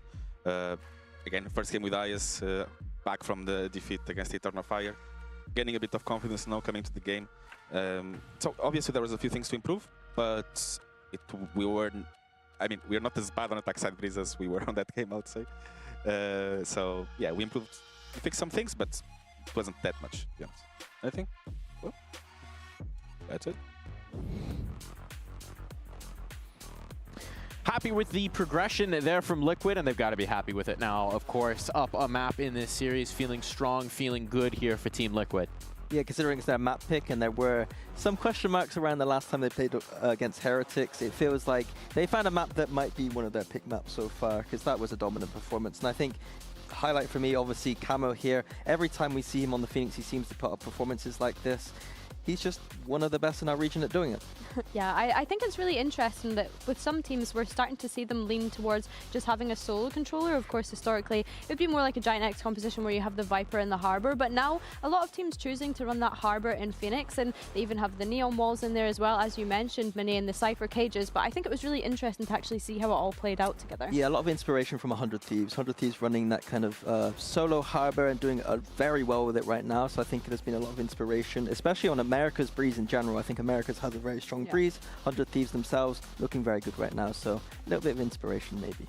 Perhaps, and you highlighted the Neon as well here, Billy. That's a nice pivot in, because this is Purpo's, I think, second time playing the Neon. They've been bucking the trend of everybody rocking the Neon.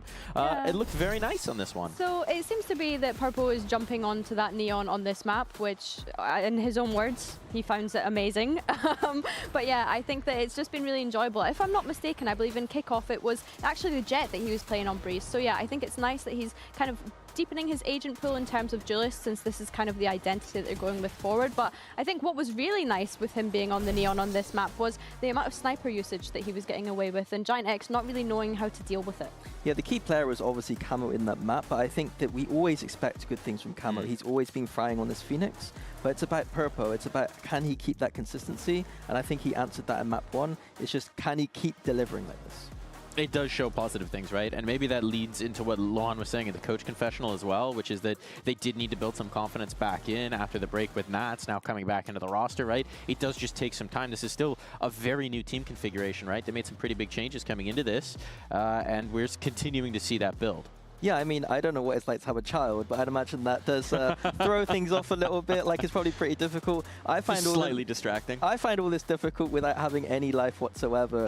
And if Nats is able to do these things whilst actually having a, you know, a little human version of himself, then fair play. The benefit of the doubt is, yes, they made changes, but they made changes with very experienced players, right? Players that have already got that tier 1 experience by being on this roster. So I'm hoping that that kind of helped the cohesion a little bit and the integration within the team. It's certainly showing well, and in particular, we were thinking it was showing well over and towards those mid-holds for Liquid. Yeah, so early on, it felt like Team Liquid had a complete dominance over the center of the map. I think that Giant X probably needs to go back away and do some of their homework. So here we see round 3, so bonus round, Giant X just sending it up middle. Camo does a really great job here. He puts that counter flash back in and gets that kill right onto Ara. That was a huge kill. But these smokes towards middle, we see players like Kicks going up behind it and able to get frags. I think that that is something Giant X need to look at of their mid holds, is they're using that traditional mid smoke, but I think it actually helps the defense sometimes. We're going to see the same again here with that Viper orb towards middle. I just think that they're going to have to go away and look at, do we really need this smoke? I think the best attacking teams on mid Breeze right now are using that door and deeper smokes towards middle instead of just getting spam fested through middle like this. Yeah. A bit too easy for Team Liquid. I think round 3 was unlucky. Like, you have Camo that's sitting double doors with a Spectre. When you're that close range with the Spectre, even full stunned, he is just probably going to be able to help you, get you there. Like, the odds are a bit rubbish. But I think on the round 6, it was really nice because you could see the plan that Team Liquid always had to be able to contest that space of the map. They used the Harbor ultimate in that round to be able to fight through. And it was just really being able to exploit weaknesses from Giant X very early on. I agree that the round 3 was a little bit of luck, but I would say on your kind of anti-bonus round, walking into the tightest position on the map at the start of the map, you're kind of asking yourself to maybe get owned a little bit. So some question marks from Giant X here, not looking like they're playing at the skill ceiling we saw last week, coming back down to reality a little bit on that Breeze. I'm hoping it's not the same for map 2. I do want to talk a little bit more about Giant X, right? Because I do think there's an important thing to bring up, which is that for Jesse, the new player who wasn't supposed to be a player who now is a player. First time Harbor. First ever. They're not making life easy for this kid. They're constantly like, here's a new thing. Figure this out. Do this. That's got to be impossible when you're getting used to a new league. I think Lauren and Mike kind of highlighted it on the cast as well, that like they're integrating a player. He's looked a bit more comfortable since, you know, signing the contract and actually being a fully starting player of this Giant X. But as they also mentioned, he's mainly an Omen player, so expecting someone to be able to switch over to an agent that is quite complex, I think is fair to say, when we consider Harbor. You're asking a lot, and yeah, as we've mentioned in the pre-show as well, it is just going to take a little bit of time for Giant X. And I think it's about all the players around them. Players like Net, who's very experienced. Players like Ara, who can be a little bit dicey at times. For those players to lock in a little bit more, while someone is having to do, you know, a pretty big job of having to learn the new environment, learn these new agents. There's a lot more responsibility on those players to shine and step up, in my opinion. I think maybe fittingly, as we talk about an agent like Harbor, it's a very sink or swim approach. I still have some questions, and to answer some of the questions, perhaps, we do actually have the coach confession from Giant X. If you lose this match, you'll go straight into the play-ins. Do you think that pressure could work against you, or will it give the team the extra energy needed to take this match to map 3? To be honest, I don't think that there is a big pressure to us. We already said that, like, we didn't have a lot of time to prepare a lot of things, so we just need more time. So I don't think that there is a big pressure regarding, like, us reaching the playoffs, so that we are putting on us ourselves. So I don't think so. Not feeling the pressure, but they might be in this matchup. We do have the split. It is Giant X's pick. We're expecting better things from them here, surely. Yeah, they looked extremely strong last week against Eternal Fire. They are running them over, winning a lot of clutches. Like, everything seemed to be going right for them. But Team Liquid historically have been extremely good on this map, and I say it time and time again that they were one of the best teams in the world at this point on this map. So it's definitely not going to be a cakewalk for them. I'd like to highlight what Pipson was saying, though. They're keeping it realistic. Like, we came in with some hope for Giant X potentially, but I think they're very well aware that there's still teething issues here to work through, and potentially treating this a bit more like very good scrims with the cherry on top of maybe being able to get through playoffs if they're able to go away with some big wins going forward. Diving into the agent select here, Jesse is back on that Omen, which should be good news for him. Yeah, hopefully it's a bit more comfortable for him, right? We had mentioned at the top of the show how Giant X, they need to kind of take a leaf out of Team Liquid's book in the sense of Team Liquid are very much going for comfort across the board with the players that they have. When I think of this map, I see Nats on Viper, I think of the lurks that he's going to be able to get when they switch over to that attack side, mainly fighting for that A main space as well. So I'm looking for Giant X to be able to punish that. I think as well, Net, waiting to see what that synergy has looked like with Westside, considering that he's one of the new additions to this team, and hopefully they're going to be able to build that up. Yeah, for me it's about Purpo once again. He's on Jet, most likely on this map, starting on that defense side, maybe able to get that operator out. I'm just honing in on him, his consistency, and his development on this team. Like, I know that Camo's going to perform. I know Nats is going to perform on that Viper. I think the key difference for Team Liquid going forward and maybe being able to get to champs is going to be Purpo. And if you're looking at the other side, if you're a Giant X and you're saying, this is how they win. This is the secret sauce. This is how they win. What would that sauce taste like? Ara dropping bombs. I feel like every time Giant X come away with a big win is because Ara has just taken over completely. There are lots of players here that can do that, but I think the difference maker is always going to be Ara. Yeah, I hard agree with that one, which is why we mentioned that for Ara, it's a consistency thing. If he's able to do that, then yeah, they'd be one of the best teams in our region probably, but that's the thing. It can't just be taking over a series when you're down on the floor and needing to pull a map back. So yeah, I think for me, it's probably him. And intriguing what you say, Minnie, about Purple being the kind of difference maker for Team Liquid and possibly being able to make it to champs. Do we think that Purple's the secret kind of sauce for Team Liquid to get a win at a global event? Or am I thinking too far ahead? Getting out of groups. Let's rein it in a little bit first. Yeah, maybe I'm thinking too far ahead. We might have to have some frank discussions about our region at the moment, but yeah, let's not have that right now because I want to keep it positive. Yeah, because you're going to dig yourself a hole. Keep it positive. Purpo's looking good. Let's keep it that way. Purpo's looking good, and that's got to make us happy, right? Let's take a little bit of stock of Liquid, as we're not going to do that at all. We're actually ready to dive into the match. Thanks for sticking with us, folks. We're going to hand you over to Pansy and IPOC once more. That was a secret sauce for you. That's just a very condiment-based desk there, wasn't it? Yeah. What's your favourite sauce? Cholula. It's not Tabasco. If I could still eat eggs, I'd be with Who do you think's more Tabasco, Purpo or Ara? Oh, Ara's a bit Purpo. like, yeah. Purpo is straight up. Ara's just like Heinz ketchup. Yeah, I'm glad you didn't go for like a mayo or something. No. You know what I mean? Come on, that'd be too far, but yeah. But we come to Split. There's a common denominator between these two teams. Is there? Split. Go on. Eternal Fire, two very similar score lines. Yeah. One way good, one way bad. Which way good? Who did good? Good, Giant X. Oh. Bad Liquid. Bad. So another chance, I guess, in terms of the veto, to Okay. see there is notable improvements. We have some very, very recent context here. So like I said, with Liquids missing a little bit from that week 1 performance, but Net not missing here.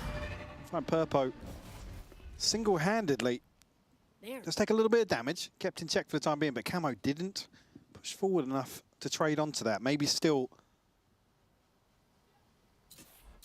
a question mark who's behind. Re-hit into mid's going to be good timing though, because Trex has to respect this now. And there's nobody in vents. 2 tucked into A site on the other side of this for Liquid. By all rights, Giant X are in a really good position with this, but it's that timing window. But they're not going to over-rotate until they get anything more. So leaving this 2-2. Burst towards vents. Are they opting to go towards A? At least implying. I mean, I don't believe Flickless has been spotted or even shown his hand just yet. Obviously, with where they're positioning for Nats and Kicks lying in wait currently. Net's going to be the one to plant the seed of doubt, but there's so much audio. Oh, look at this patience, man. Kicks. Fantastic, fantastic patience from him to be able to net 2 then. Nats might get overwhelmed. He's just trying to buy time, it looks like, for rotations, which he's done well at already. But it's his head ripped off by Westside on 2 kills. Looks for a third, joined by Flickless, but 8 seconds. That got dangerous. Camo's now made it down towards site. He's taken a gamble. He's gotten past at least 1. Now, fully aware, sees both. Oh my God. Camo is having a day. Westside actually crossing back on the side to stack up here. Perfect timing, but Camo still comes out on top. He's the pause for dramatic effect man. as well. Just on the defuse. Fantastic work from Camo, carrying across that form from Breeze perfectly here in the pistol. Oh, that's magic from him, isn't it? I'm sure we'll get to watch that back, but a couple of these kills coming in at the right time as well. And this, I've got to give credit to Kicks here as well. That patience, just netting him too. You see it? Nats almost bites on this as well. It's just the audio that Kicks is able to obtain from disciplined spot over towards A. Beautifully done. And even here, he's unfortunate not to find the third as well. Liquid on the board first here on split. Giant X well navigated to even get to that position, but again, these sight holds, the 2-2 split just working out perfectly. I'm going to keep talking because we're frozen on 6 right now. See, we're going back to player cams. No, guys. We're 2 for 2 now and getting 1 round in a map. And there's so much to talk about in a pistol round. Let's come back to Source. Talk to me about Talk to me about condiments. Actually, can we? How do you feel about? Can we get the desk still ready? Actually, we'd love to continue the conversation, the discussion of condiments. How do you feel about Piccalilli? No. Really? How about Branston pickle? Oh yeah.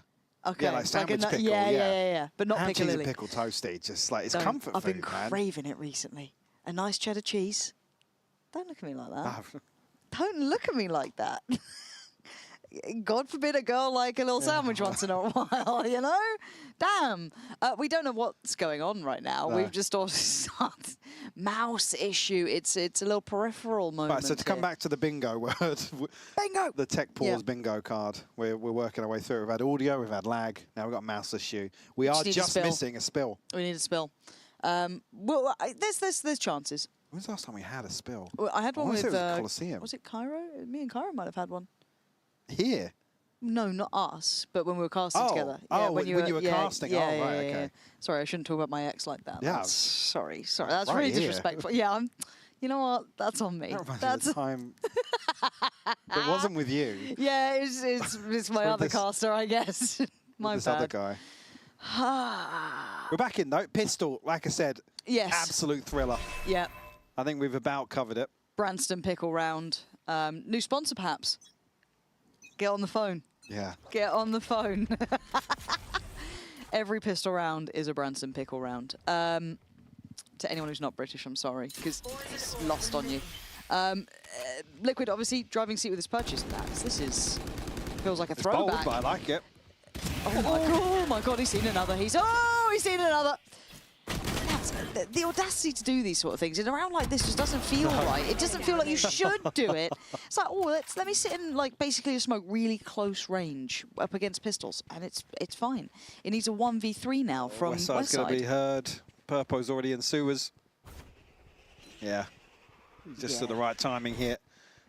No longer the element of surprise. I'm probably just going to go for the orb, though, is the main objective for him. But already bodies here on ramp. Liquid doing so well to really dampen the progress for Westside here. God, they're mitigating so many of the small like win cons you'd love to get. I mean, he gets this orb and dies. He has ult, so... Would be nice. Kill on the death, but no, Purpo going to remove that. It's going to be one away, so a chance to get things rolling for Westside in round 3. And now Liquid actually look to proactively fight the orbs. I wonder if they do. I mean, they've got a bonus round to do it with, so it feels like a why not situation. Who's got the weaponry, and is anyone kind of teed up for it? Got 3 considering starting A. That's a little closer towards middle, kind of playing out by Vent's side, but I do wonder if Camo takes a bit more of a chance on this. That was definitely Camo going, no ult for you. Not today. And they're willing to give it a good go. Pain shot right to the feet. Aura, lucky to be living through that, honestly. I mean, I'm surprised they didn't do more. God, I'm very surprised. So they've taken over ramp control, drawn in the 3rd player from Nats, and they're sitting pretty deep, barring Camo. Giant-X are just looking to freeze here now. Maybe waiting for somebody on the side of Liquid to get curious and re-clear an angle or two. Nats at least reveal his position. Goes fishing, but no connection on the other side there. So now a question mark for Liquid, because the Prowler didn't catch either. We kept in check now with this flash. Yeah, the deep smoke goes in kind of off the back of Heaven. They're going to hear a lot of this now, so they know what's coming in. But actually well timed from Giant-X to kind of evade some of this utility. Trex gets cleared. Ara then opens up full pathway towards site. No ults to really springboard in on for Liquid. So post-plant, you'd imagine for Giant-X, they need to keep 5 standing in my eyes, or at least 4, really button this one up. I mean, it's the paranoia here, but there's only one towards elbow. Maybe connection onto Jesse possible on site, but catching the thing initially here on Westside will greet Purpo. A 1-for-1 trade. Now players at the back of the site get, I don't want to say isolated, but Nats has them kept in check towards Heaven. So if they went out on site, it'd be a different situation altogether. Kix is doing quite a bit of work here. Has the smoke for this, but gets caught on that. Well done to Flickless, keeping that one in check. Comes down to 2. I mean, a chance for Kix to maybe capitalize here on an open plant, but the spam connects first time round. It's nearly an absolute disaster. They said the C's just a little too shallow. I mean, not a million miles off. Giant-X certainly get away with it on the way up to ramp. Well, actually, yeah, it's a Bulldog and a Guardian here between Nats and Purpo. It was round 4 by, so still healthy, but certainly gaps. And Westside does now have the run it back. Prowler going to be met towards A. It's Purpo this time over here with that Guardian. That's commitment to middle will maintain just off the back of the counter Prowler there. You can see a reaction already though. It's actually Trex. I don't want to say considering a rotate, but he's a little bit antsy in this. Maybe not quite sure where that finish goal will be. I think he just wants to be ready because Purpo hasn't had confirmation yet of numbers, and I doubt even really spotted Westside or Ara on the cross. On the back of this orb being invested though. So it's like a set piece. Okay, run it back, directed towards site. Ignoring ramp, going very site-centric. Catch on the back lines, though, for Purpo. Going to take away Flickless, and that's the spike then left. So all this progress towards site feels a little less rewarding. But Giant-X still at least have the ability to ferry that spike over. Feels a bit contested, but we can see that Purpo's back from it. Should be in now, though. It's another freeze.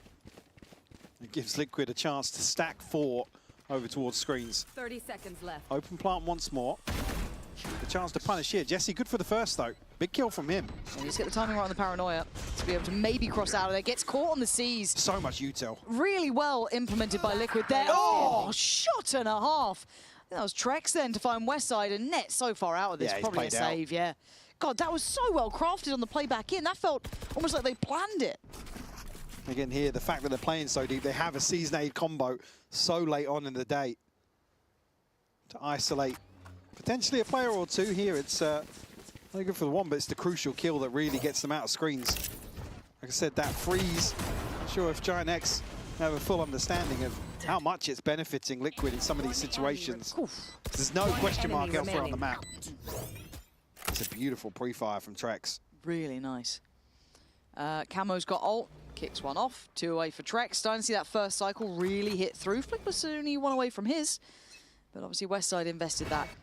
So not going to be on hand. Aura, I don't know about this one. Bit of an individual endeavor, but he's actually beaten them to the punch. Yeah, individually exceptionally well done here. Does just manage to make it through the back lines completely. Aura is absolutely off the leash and beats out the Prowler timing. He could be on for a heater here, and he is. Westside in using, going to catch Nax. Mid looks a little open.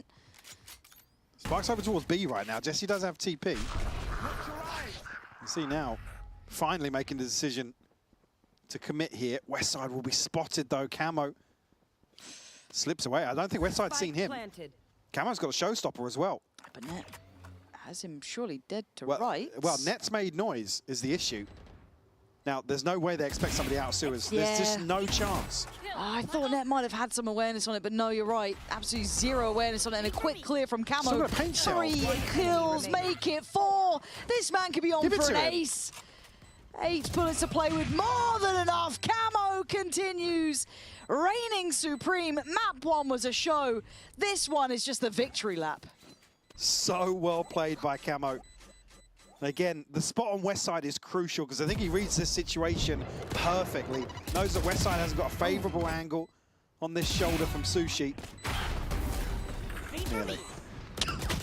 I said Nax. Sorry, I did it, Nax. I can't pull you up on anything today. But it's a beautiful round from Camo, nonetheless.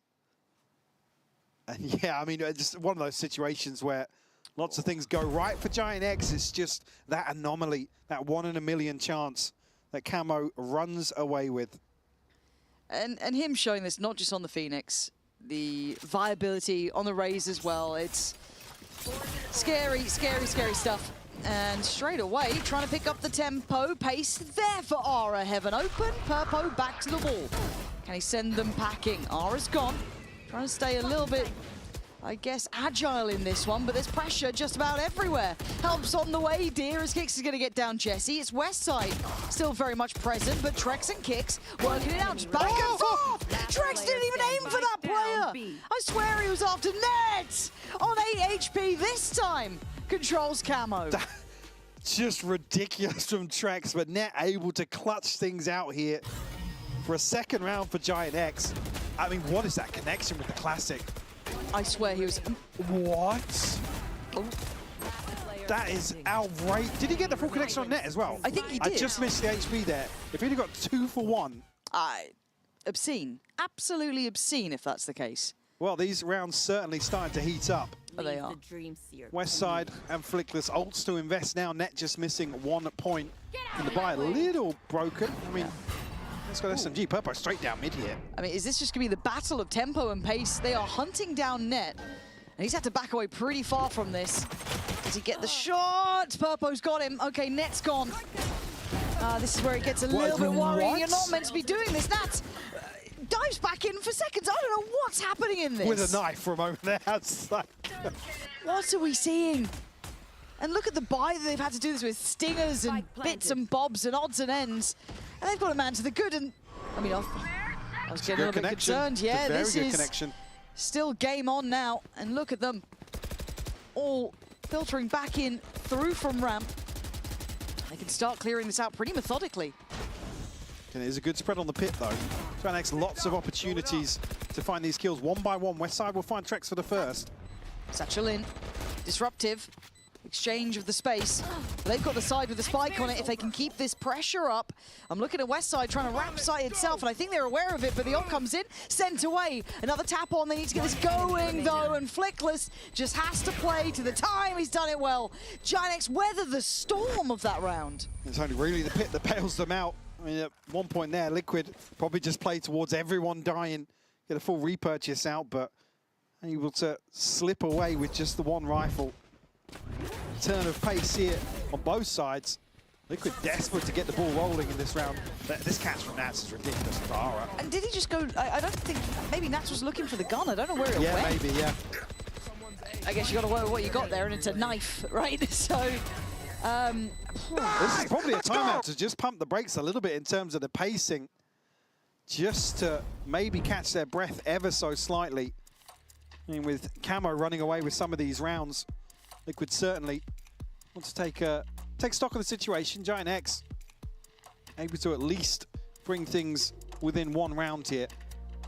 I mean, Camo, obviously a talking point. I mean, for me, it's always more exciting to see him on the raise. I think that comfort's always on display. Yeah. But certainly, as you said, carrying across that momentum from map 1 perfectly here on Split. Oh, he's doing really, really well for himself. He's, even as you said, even in the kind of initial loss that Liquid had in that weird scenario where So obviously that stage 2, out. 166 ADR. But at this point, I think you're right in the conversation lead that they do need to just kind of settle into this map a little bit. I felt like they started to play to the tempo that Giant X wanted. And Giant X obviously stringing together 2 rounds. This is a perfect opportunity for a pause. Just kind of take stock of scenario, make sure they're not kind of falling into what Giant X want, which may be one of these brawls. Again, you've seen how quickly Giant X are trying to scale up here. That timeout, let's see how this one starts to settle in. Nats, from the very word go, investing that Viper's Pit. And Purpo... Got an operator in front of it, though. Yeah, very deceptive. Chance for him maybe to capitalize on one of these angles. Ara and Flickless tucked very deep on this. Elsewhere, nothing really happening towards B right now. Camo's reposition. Conscious that maybe somebody slipped up mid already. Now Giant X looking to maybe pressure towards Nats. Look at the tools they've still got. Net's got ult, he's got the Prowler, he's got a Horn, he's got Seize. Still got the stun with Ara. Plenty of pieces of the kit can be brought into it. And it is a bit of a direct line, right? So you could see this being pretty effective here. Nats can't fully back away from this, but he's up above it. Oh, Nats! Still gonna find value and then some. They thought they were onto something there, and they hit the brick wall Such of a Nats. ratty spot up on the corner. It's just beautifully done. Unfortunately, Flickless and Net find themselves at a 2v4 post. Kicks will be the first, and Net finds that one for free. That's very good. Okay, leaves him a little bit one-dimensional. Good. Seize, not quite in the right timing. If that caught, could have been something. Flickless going to be warded away, and they've now got their foot in the door. That's how you get the timing on that one. It looked too easy for Liquid at the end there. Yeah, I mean, Flickless is down to 40 HP there off, I think, just a slight connection on the paint shell.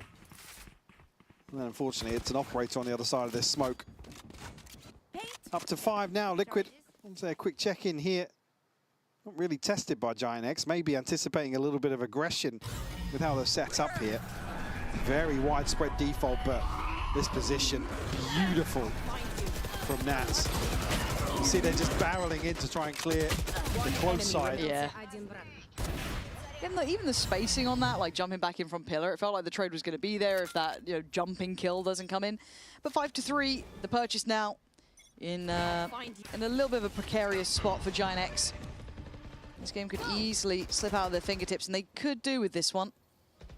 Yeah, I mean, the next 2 rounds are huge for Liquid as well. It gives them a chance to potentially stabilize, give themselves a little bit of a buffer in terms of the buy. Don't have any ults to hand, but Camo just one away from another showstopper.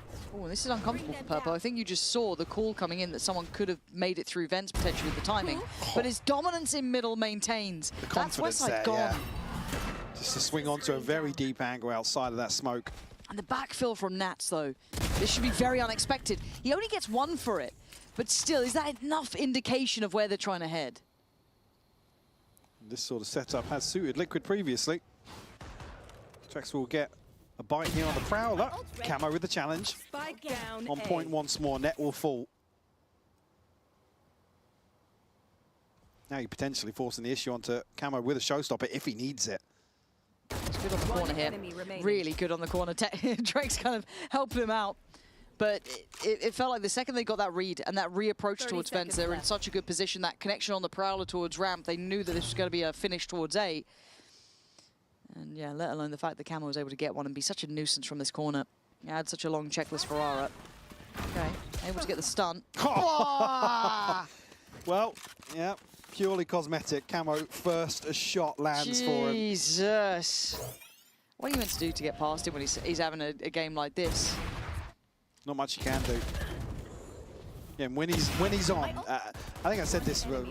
It's like Nookie vibes. He just has that vibe. It just he can take over rounds single-handedly. Okay, who's got? He's got a real synergy with Raze, genuinely as well. It's something that's nice to see with him. And as you said, I think that it does bring me in that mindset and like headspace of kind of Nookie back in those days. We go back in, and Giant surprised to not see a timeout for themselves. But I guess they've already burnt. Have they already burnt one, or was it a Liquid timeout? Not sure. A Liquid previously, yeah. Just because it feels like that kind of pendulum swing. I don't think Giant have. Yeah, I'm not sure. I'd be a bit worried if they haven't, but I'm sure we'll check on that at some point. Just because. Jack's listening. Jack, have a check, would you, mate? Purpo looking to go forwards with the operator here, but no deeper into B main. Again, Giant spread very thin. You can see as well, Liquid are leaving mid open time and time again. It's only really been Purple on the previous round to challenge with the operator that they've really shown early presence. Could be played in once more here. I'm going to try and tuck on the corner. Oh, it's so well crafted and probably frustrating for Giant X. Again, the Prowler just not going to quite make it around in time, will not clear that corner. And he gets to dominate the angle again. Oh, I respect it. Okay, fair play. I respect it. Fair play. I guess you got to back yourself sometimes, but that felt like a wild one to go for. 30 seconds left. Benefit being there's a showstopper behind this operator that completely neuters the attack here for Giant X. So much stall. There's already 3 bodies now on the site. Slip through from mid though. Trex has got to keep an eye on that. And Ara's trying to take that away, right? They've actually scaled in really well to remove the threat from the rafters, then try and wrap towards site. Ara with a great trade. 7 seconds though. The spike is actually a bit of an issue here. Should make it back just about in time. Spike planted. That's though. He's Wrap behind fast. this VR, very healthy. Ara's done very well in this round. It's Net now that's going to get first contact. I feel like Nat's good for this kill. Oh, the timing. The angle's really nice because it's a deep corner you have to clear. He's so cognizant of the lines. You can see he's trying to slice in, but still, Net safely positioned What a away. round from Ara. I mean, difference maker. Yeah. Complete and utter difference maker. Without him, this round would have been kind of sewn up. We already said it. The stall on the site felt like enough for that showstopper. You can hear the timing between first contact and the second challenge onto the op. I mean, there's a ridiculous shot from Ara, by the way, to finally get onto Purpo. And connects onto kicks to close out a 3K. Big round from Ara. And keeps it within touching distance. Only trailing by 2 here, Giant X. Melee feeling themselves in terms of this approach towards B site here. And Ara's beating them to the punch. He's out so fast here. That's perfect. This guy is getting a really good tempo read. Lovely burst from Westside alongside him. This was stunning. This is, wrap it up. They're going to get the plant. Not much more to be said about this round. No, hold on to this. Purpo's got an operator. Obviously, Trex close enough by to maybe catch somebody slipping a little deeper, but we'll give this up immediately. Great turn of pace from Giant X. Probably just tapping into the Ara 3K from the previous round, but Westside complements it nicely here in round 11. Look, if Ara's got the roots right, if he's feeling like he's got the timings for this, if he knows how he wants to approach the site and kind of, scale in correctly, and you've got Westside following you up on that, why the hell not? Yeah, I feel like the call there is like, don't give Purpo the freebie on the first, overwhelm. Unfortunately, it's kicks caught in a bait TP. Just for info at the start of the round. Can they clear these last 2? Don't think they're going to be there close enough. There's no real incentive to do so either. I mean, 3 players under 1,000 credits. I think with Liquid, they're just about going to scrape by. See how it settles here. It's just fantastic from Westside. As it kicks, unfortunately, he was so deep on B main that even by the time the Paranoia sent in, he's overwhelmed so quickly. Well, rinse and repeat. Now the op's back here. Yeah, here we go. This is the difference. Are you able to do it when Purpo's on guard? Still, you got Westside's ult though, so this could be fine for them. Nat's coming over. Could give him a little bit of utility to soften up those targets. Even Trex being reactive as well. I mean, yeah, the C's could catch here for the snake bite, but Nat's actually looking back towards mid. That's a missed shot from Purpo. Yep. He can get away a lot easier though. You certainly can, but Nats is keeping safe Heaven this time, right? So it leaves him a little bit cornered on this. I say a lot actually. Kicks his position. He's here fast as hell. Westside quickly getting back to business, but almost got caught out there. Now he's got support though. Second player over towards main. So Giant X being split here in the post. Oof. Can they hold their ground? Liquid starting to chip away, but it's Westside to answer back first. Gonna find kicks, that takes away the backline pressure. Now they get a little bit more freedom forward, but Ara and Jesse, that's what the doctor ordered here. Can Nats maybe be a nuisance? Trex has done the best he can, they line up! Oh my god. Oh, it's Flickless okay. on 6 HP to close this out. All tied up at the half, Lauren. All the sixes, 6-6 with 6 HP. It is tied as evenly as possible. Giant X showing some resistance. It felt like it was the Liquid showing for a while. We saw Camo tearing it up, Nats having value, but they're still in this fight. And prior to this game, we heard from Westside, so let's check that out right about now.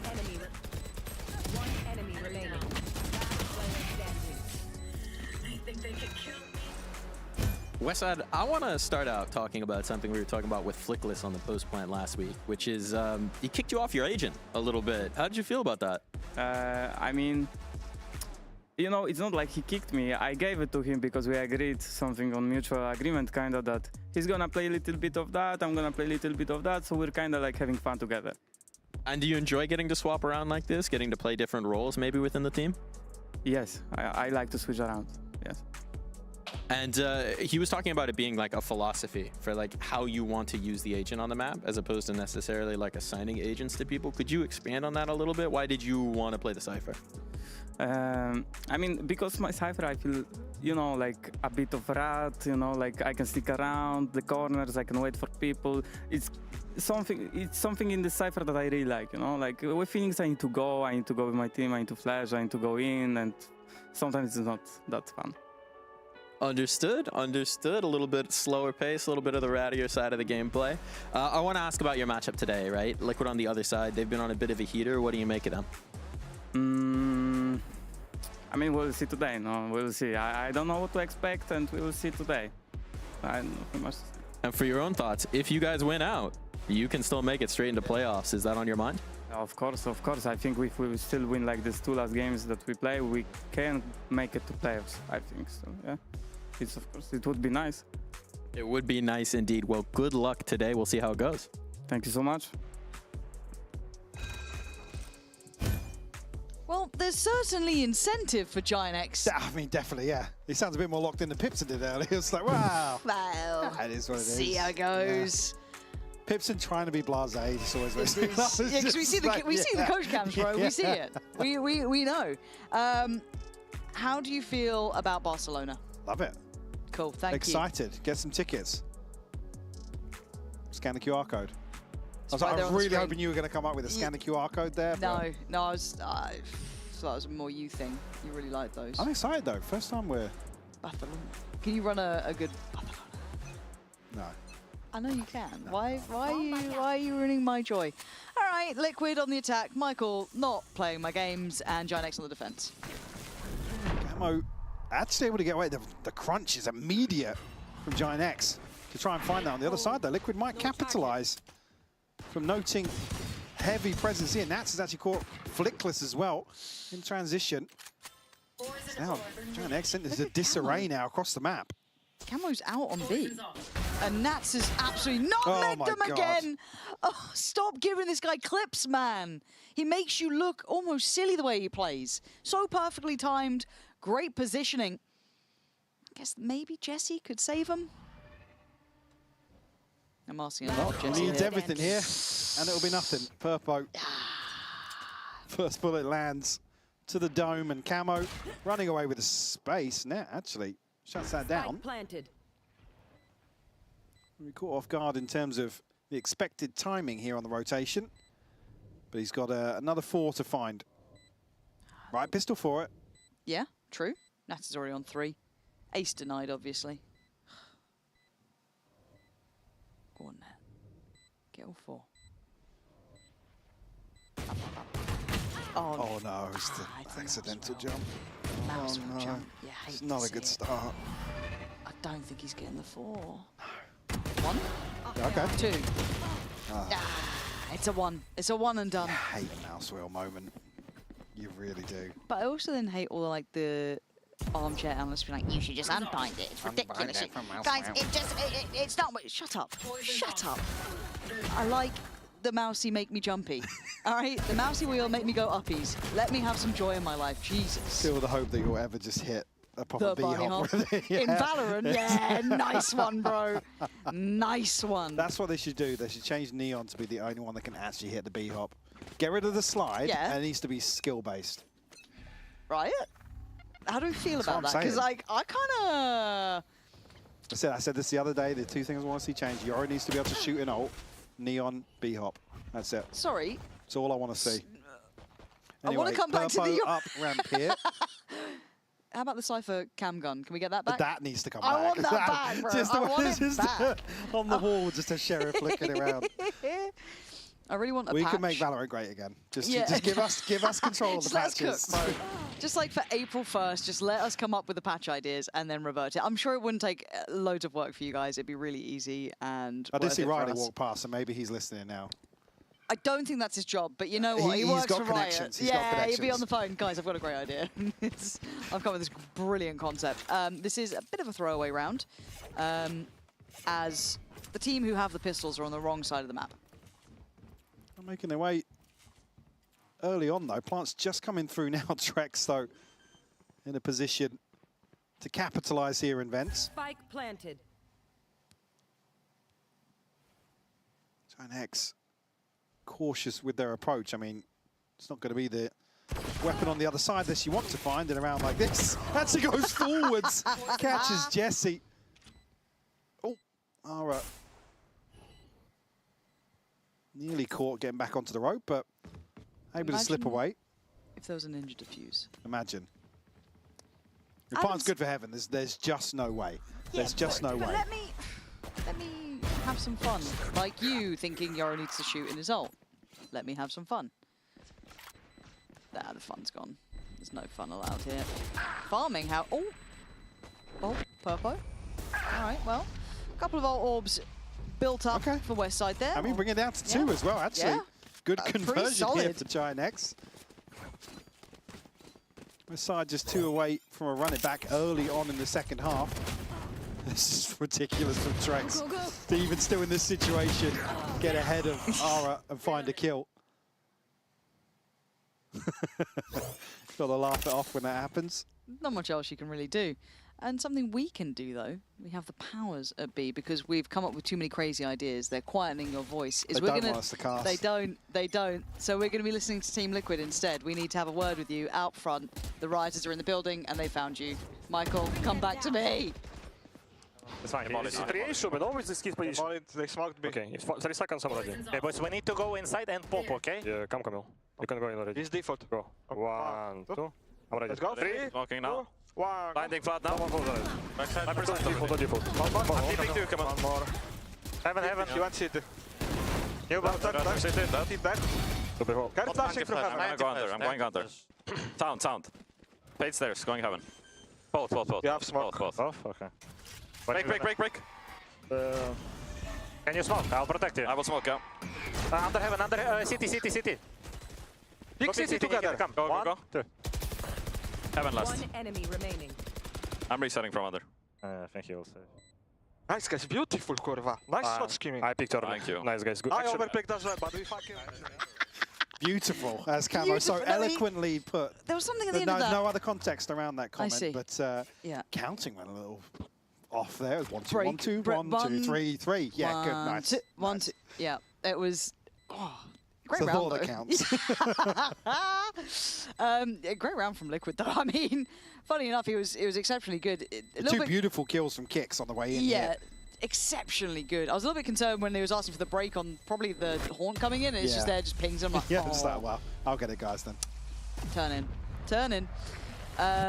Okay, Net managed to survive 9 rounds, so I'm sure we'll see this again. This was the entry work from Camo, but it's a beautiful round to pull out on the bonus as well. I love this. The expected aim prediction, someone's swinging from that CT side. They knew there were 2 on site, but just really heads-up work. Unfortunately, at the point that the smoke goes up here, there's nothing really to do out from heaven. It's going to be Jesse invested in SMG, but pistols elsewhere for Giant X. Net obviously holding on to the rifle from the previous. Chance here for Nats to farm. I'll find you. Well, actually, in a lurk, there's 3 over towards B main here, ready on the back of a Paranoia. It's the same thing we saw early on to Camo, but does it connect this time? This is incredibly hard to fight back into, but Camo just spins on a dime, but there's a surprise in the corner. Oh Westside only with 1, though. Oh, that's got to be so frustrating. I thought he was on for a bit of a sitter then. Good shot from Flickless on the cross. Suddenly, we're in a bit of... I thought it was manageable. It's not really now. Net's still so far away. They've just traded effectively through. It's Net again. Rifle in hand. Nats would be the easiest target, but he's the furthest away. Kicks and treks here. Ready to greet Net with a smile. Certainly going to make a go of this one, though. The clock very different this time around. Can't turn the clock back. He certainly can't there, as Net will now know. He'll lose the rifle he saved. That's going to be double digits made for Team Liquid. Then you start giggling. Put your mic down.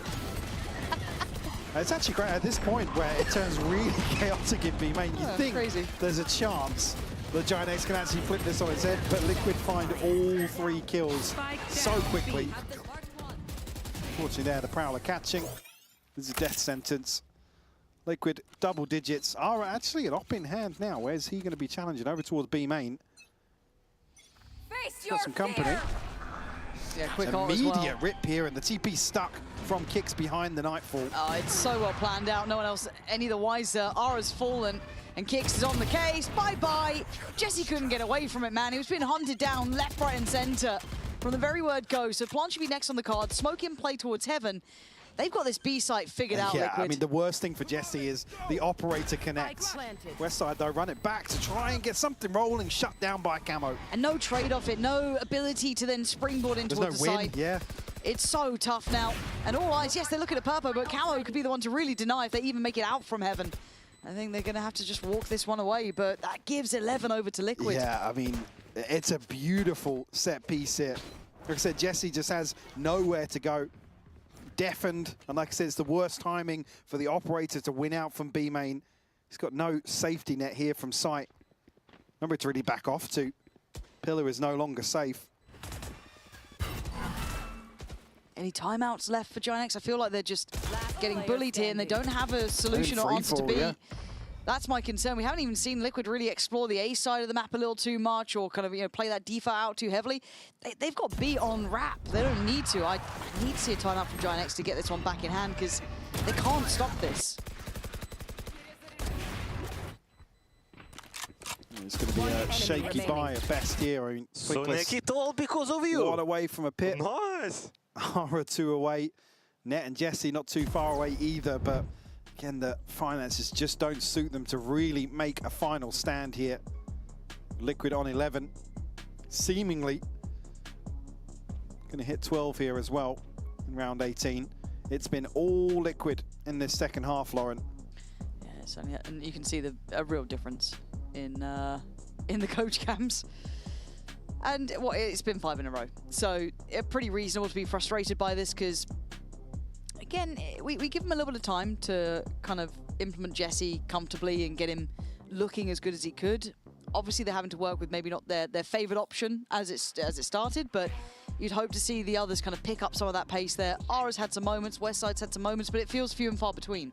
Not enough to get them... Flash in the pan almost, yeah. Not enough to kind of, I guess, spark much in a team effort sort of aspect. As well for the timeouts, like obviously very happy with tying things up for the first half, but I think it's probably just a little too late in the day to make massive adaptations here. You haven't got the finances to really support any of those plan Bs, so to say. Don't even have any ults to play off a set piece here for Giant X.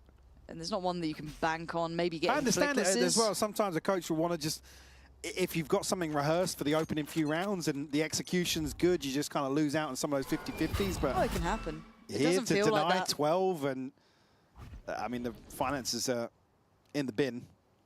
Could be some nice timing, though, for Net Well, potentially. Purple's got a spot. Oh, Net's not going to be actually committing on this.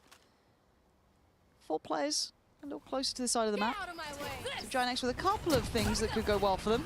2 tags there from R, actually, Yeah. but still shut down by Camo. How's he still getting this? And then the scaling and the layering's good. They're taking some casualties on the way, Yeah, but they have sight. Liquid have so many bodies in front of the smokes here where Giant X can't trade out quick enough.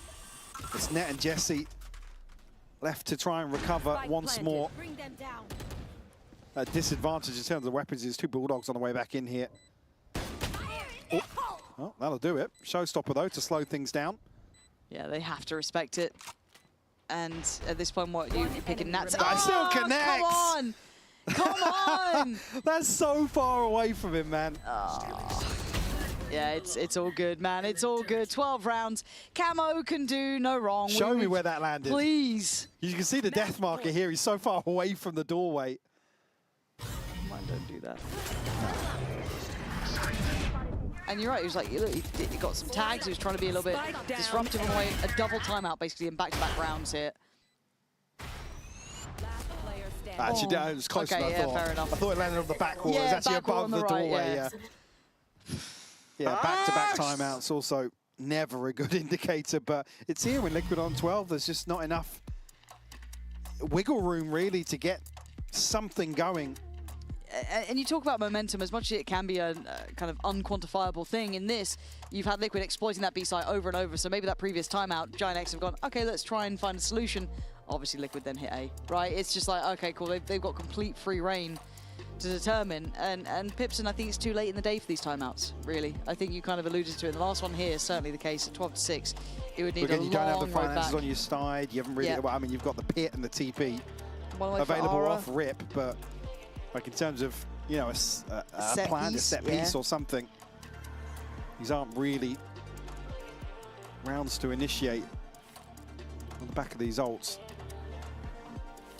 As I said previously, it's been all Liquid here. You can see on the timeline, barely missing a beat.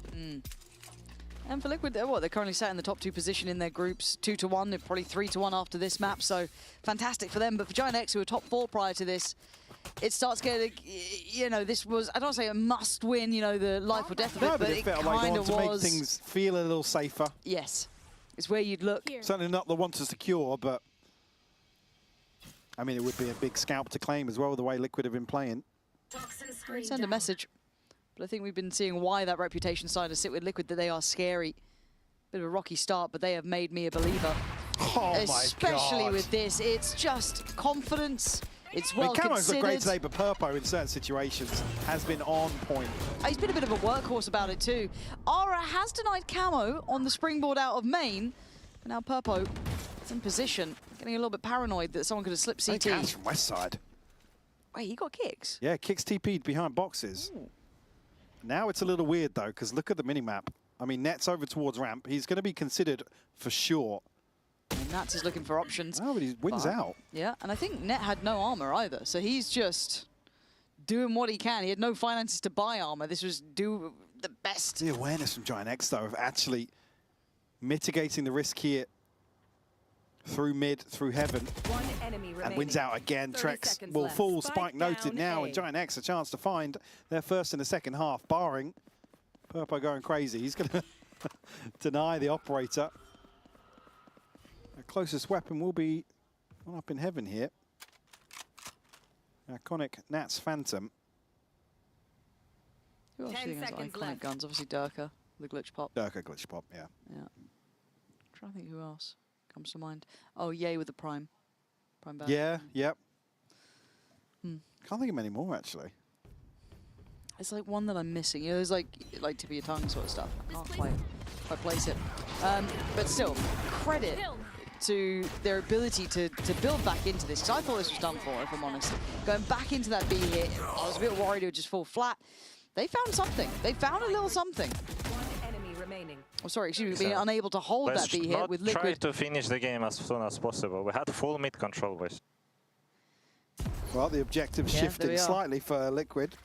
That's wanting to finish the game as quickly as possible. It's one of those, isn't it? That last round I mean, was he's the right there hardest. as well, but I don't think they're initially banking on that. But once Purpo gets the confirmation, there's nothing here. I'm all the way up through Mail. Maybe a chance to pivot in that round.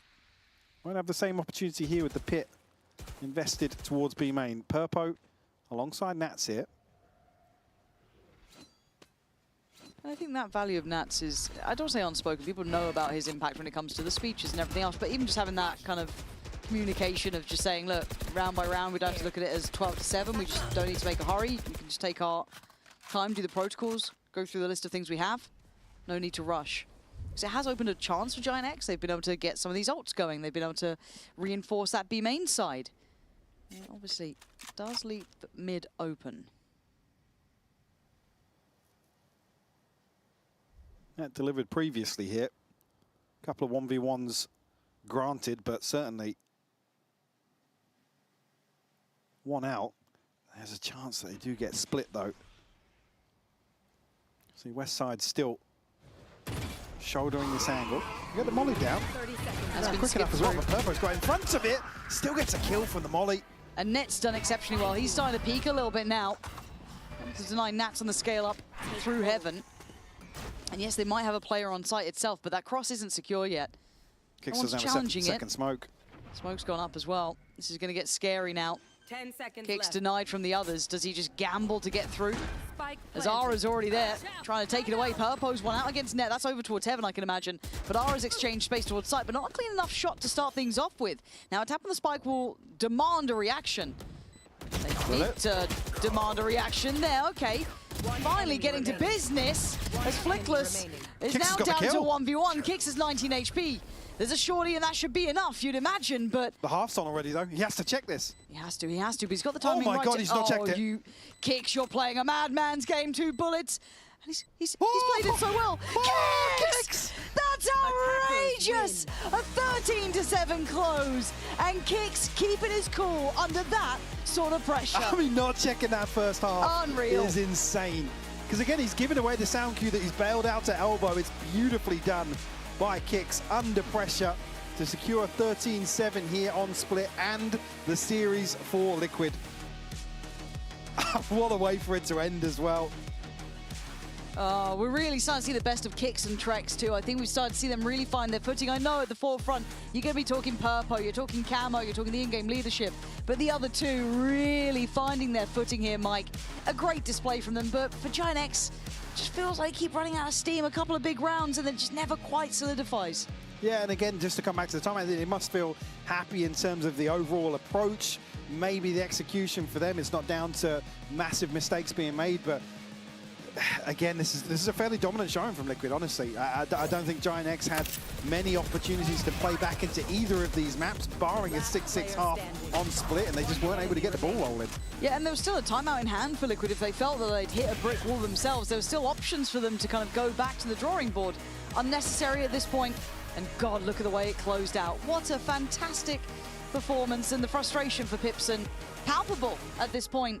Understandable, yeah. Yeah, because again, you don't know the work that's been put in prior to this, that they've tried to set themselves up with a known opportunity to maybe keep themselves in this. However, there is going to be an interview with Kix lined up, so let's hear from the man himself. There is indeed cool in the clutch. Talk me through that last maneuver, right? The smoke up, the little wrap around. What gave you the confidence to do that? I mean, I'm 1 HP. I have to do something unordinary. I mean, he can just jump on me with a shorty. He can just run and gun me. And time was low, and I know the bomb is halved, so he thinks I'm pressured by it, but at the same time, he might overthink it. So I took a bit of a gamble and just insta-walked around, and it paid off. Obviously, it did indeed. Both those maps, right? We see really strong second halves from you guys. I think it was 5-round streak on the first map to close, and then we see one wobble. We hear a Nats comm says, guys, we don't need to end this as quickly as possible. We've got all the time in the world. Boom, come into the close as well. What's happening in those strong second halves that have you guys looking so good? I think both maps, we just needed a bit of a wake-up call, maybe. Like, we started the game a bit too loose, you know? Like, we're confident, but a little too confident, maybe. And then, you know, we just push ourselves to do a bit better on both maps on second half, and instantly it shows the difference. what does it look like when you're too loose? Is that a calm situation? Is that individual moves? Overconfident in ourselves, you know, like, oh, whatever we do, it's gonna work out, and you know, like, not giving 100%, like, not following through the call, you know, like adding on top everything, making sure it's 100% properly done. You know, a little bit too lazy maybe. But once we lock in, it's a different game. Now, I have a question as we send it over to the desk where some of your teammates are waiting. I heard the showstopper from Camo right there at the end. I heard a boom. It rattled through this entire studio. Could you rate that boom out of 10? How big of a boom was that? No one else does it like him, so I think it's a 10 out of 10. 10 out of 10. That's one big boom from us. Over to the desk now. 10 big booms from Kicks apparently, but hello, we are joined with the players from Team Liquid, Camo and Nats, welcome. We've got some plushies with us along here. This is cozy and cute. First of all, I want to start with you, Nats. The round that Kicks was just able to pull off at the very end there, what is it like for you as an IGL having players that are so intelligent?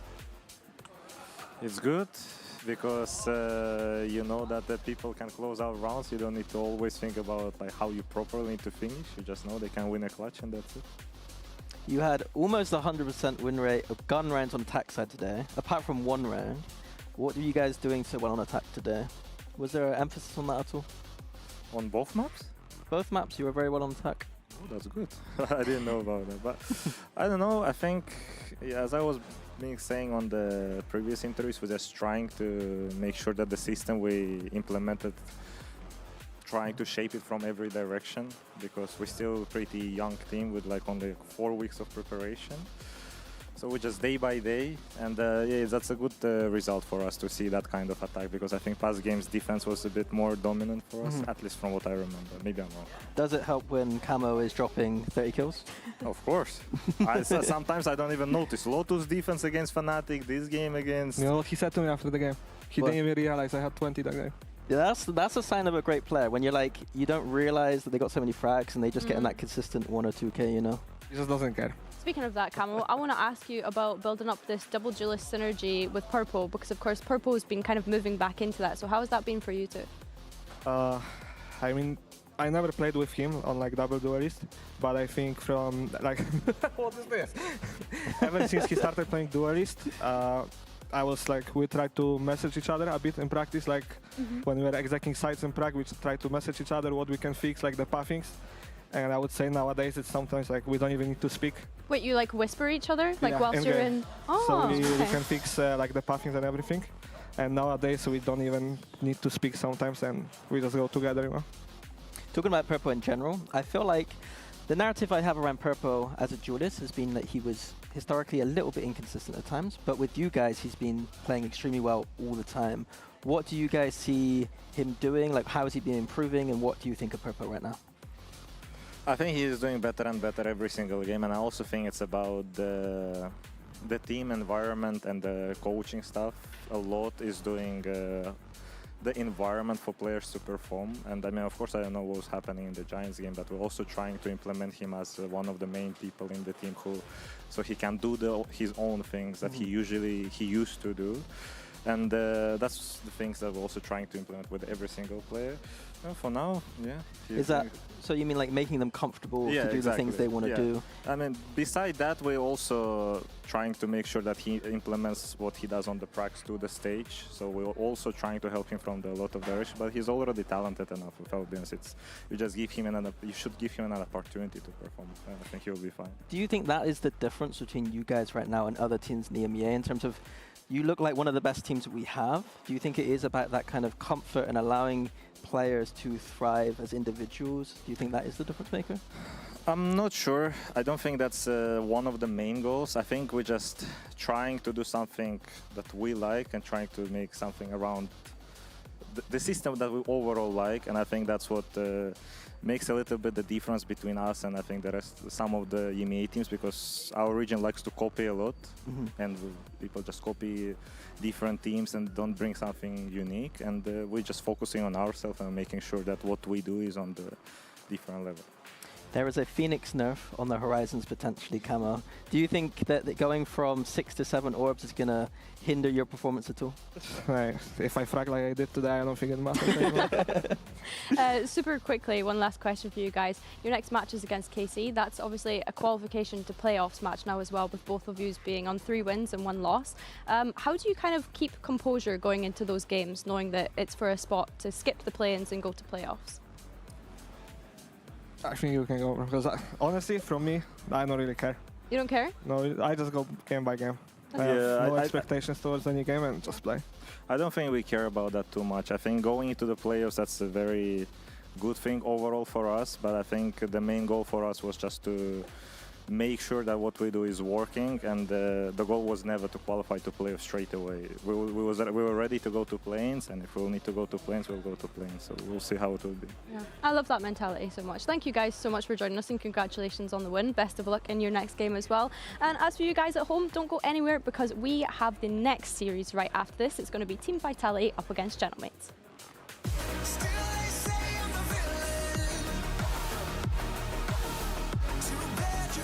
Take me down.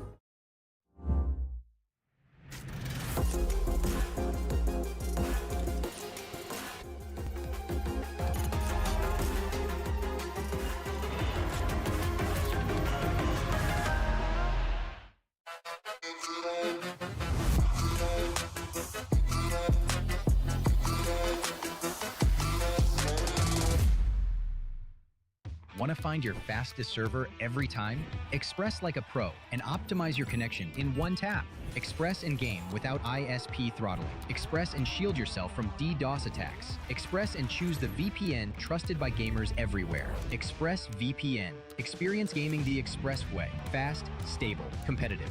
Outplay the world. It's time to Express. Unlock free cosmetics, including Lightning Kicks Buddy and more. Scan to subscribe.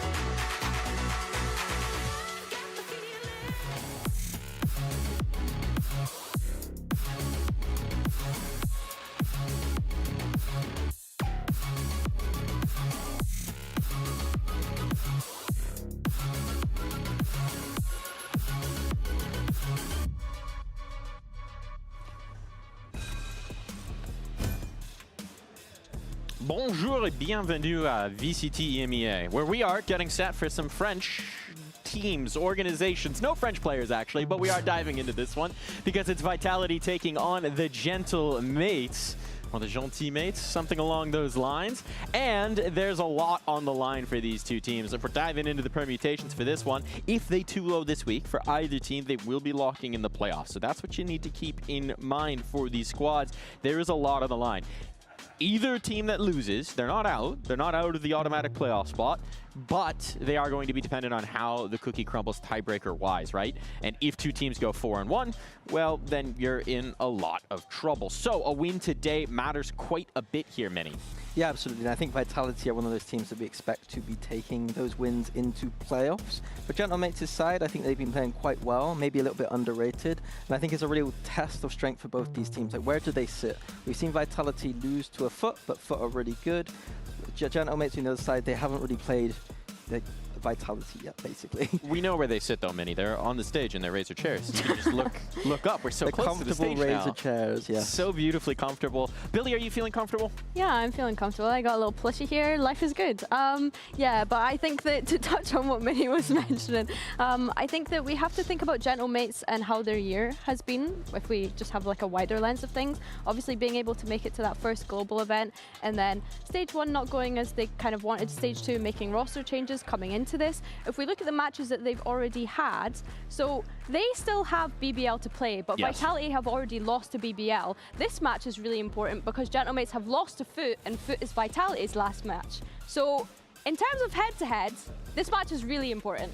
Yeah, I think you should explain things in the future because I explained it completely wrong and already messed it up. So we'll go to you first, and then I'll do analysis stuff later.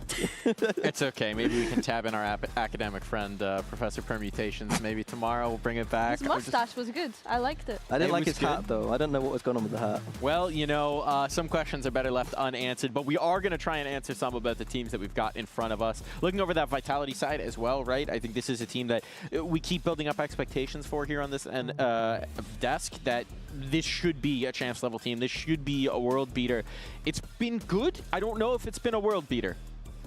No, I don't think they've hit that yet. Obviously losing to BBL, but BBL are pretty good. But yeah, expectation for Vitality start of the year up until now are always going to be that when you pick up all these players, coaching staff, they're all, you know what the expectations are. They're trying to hunt for trophies here. Minimum trying to get to podium finishes globally. Yep. I think domestically they're looking for the trophy. Yeah, for sure. I think that they come into this stage hopefully feeling a bit more confident based on the performance that they were able to have in Masters London. Now we just need to see a continuation of that. And ideally, as you mentioned, because there's such a good roster on paper, they need to be going into champs looking flawless. Like, they should be sweeping this region realistically.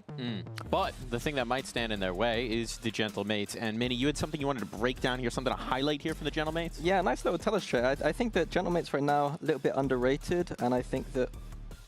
Are you good? Hold on. on. To get the pen out. Minnie and technology. It's not even technology, so I got it's just the case. A couple of rounds. Yeah, it's not the technology, it's just the pen. A couple of rounds to show you. So this is from Haven. And the idea is that Gentle Mates have been anti-stratting themselves. Usually, teams might do some anti-strats on the opponent. Maybe some teams don't even bother at all. But Gentle Mates doing anti-strats on themselves. So if we bring up the Haven round here that I have to play, I can break it down for you guys. Okay, so this is against Foot, right? And the key thing I want to hone in on is this A main control. So we're going to see it in a second. Foot are on the defense.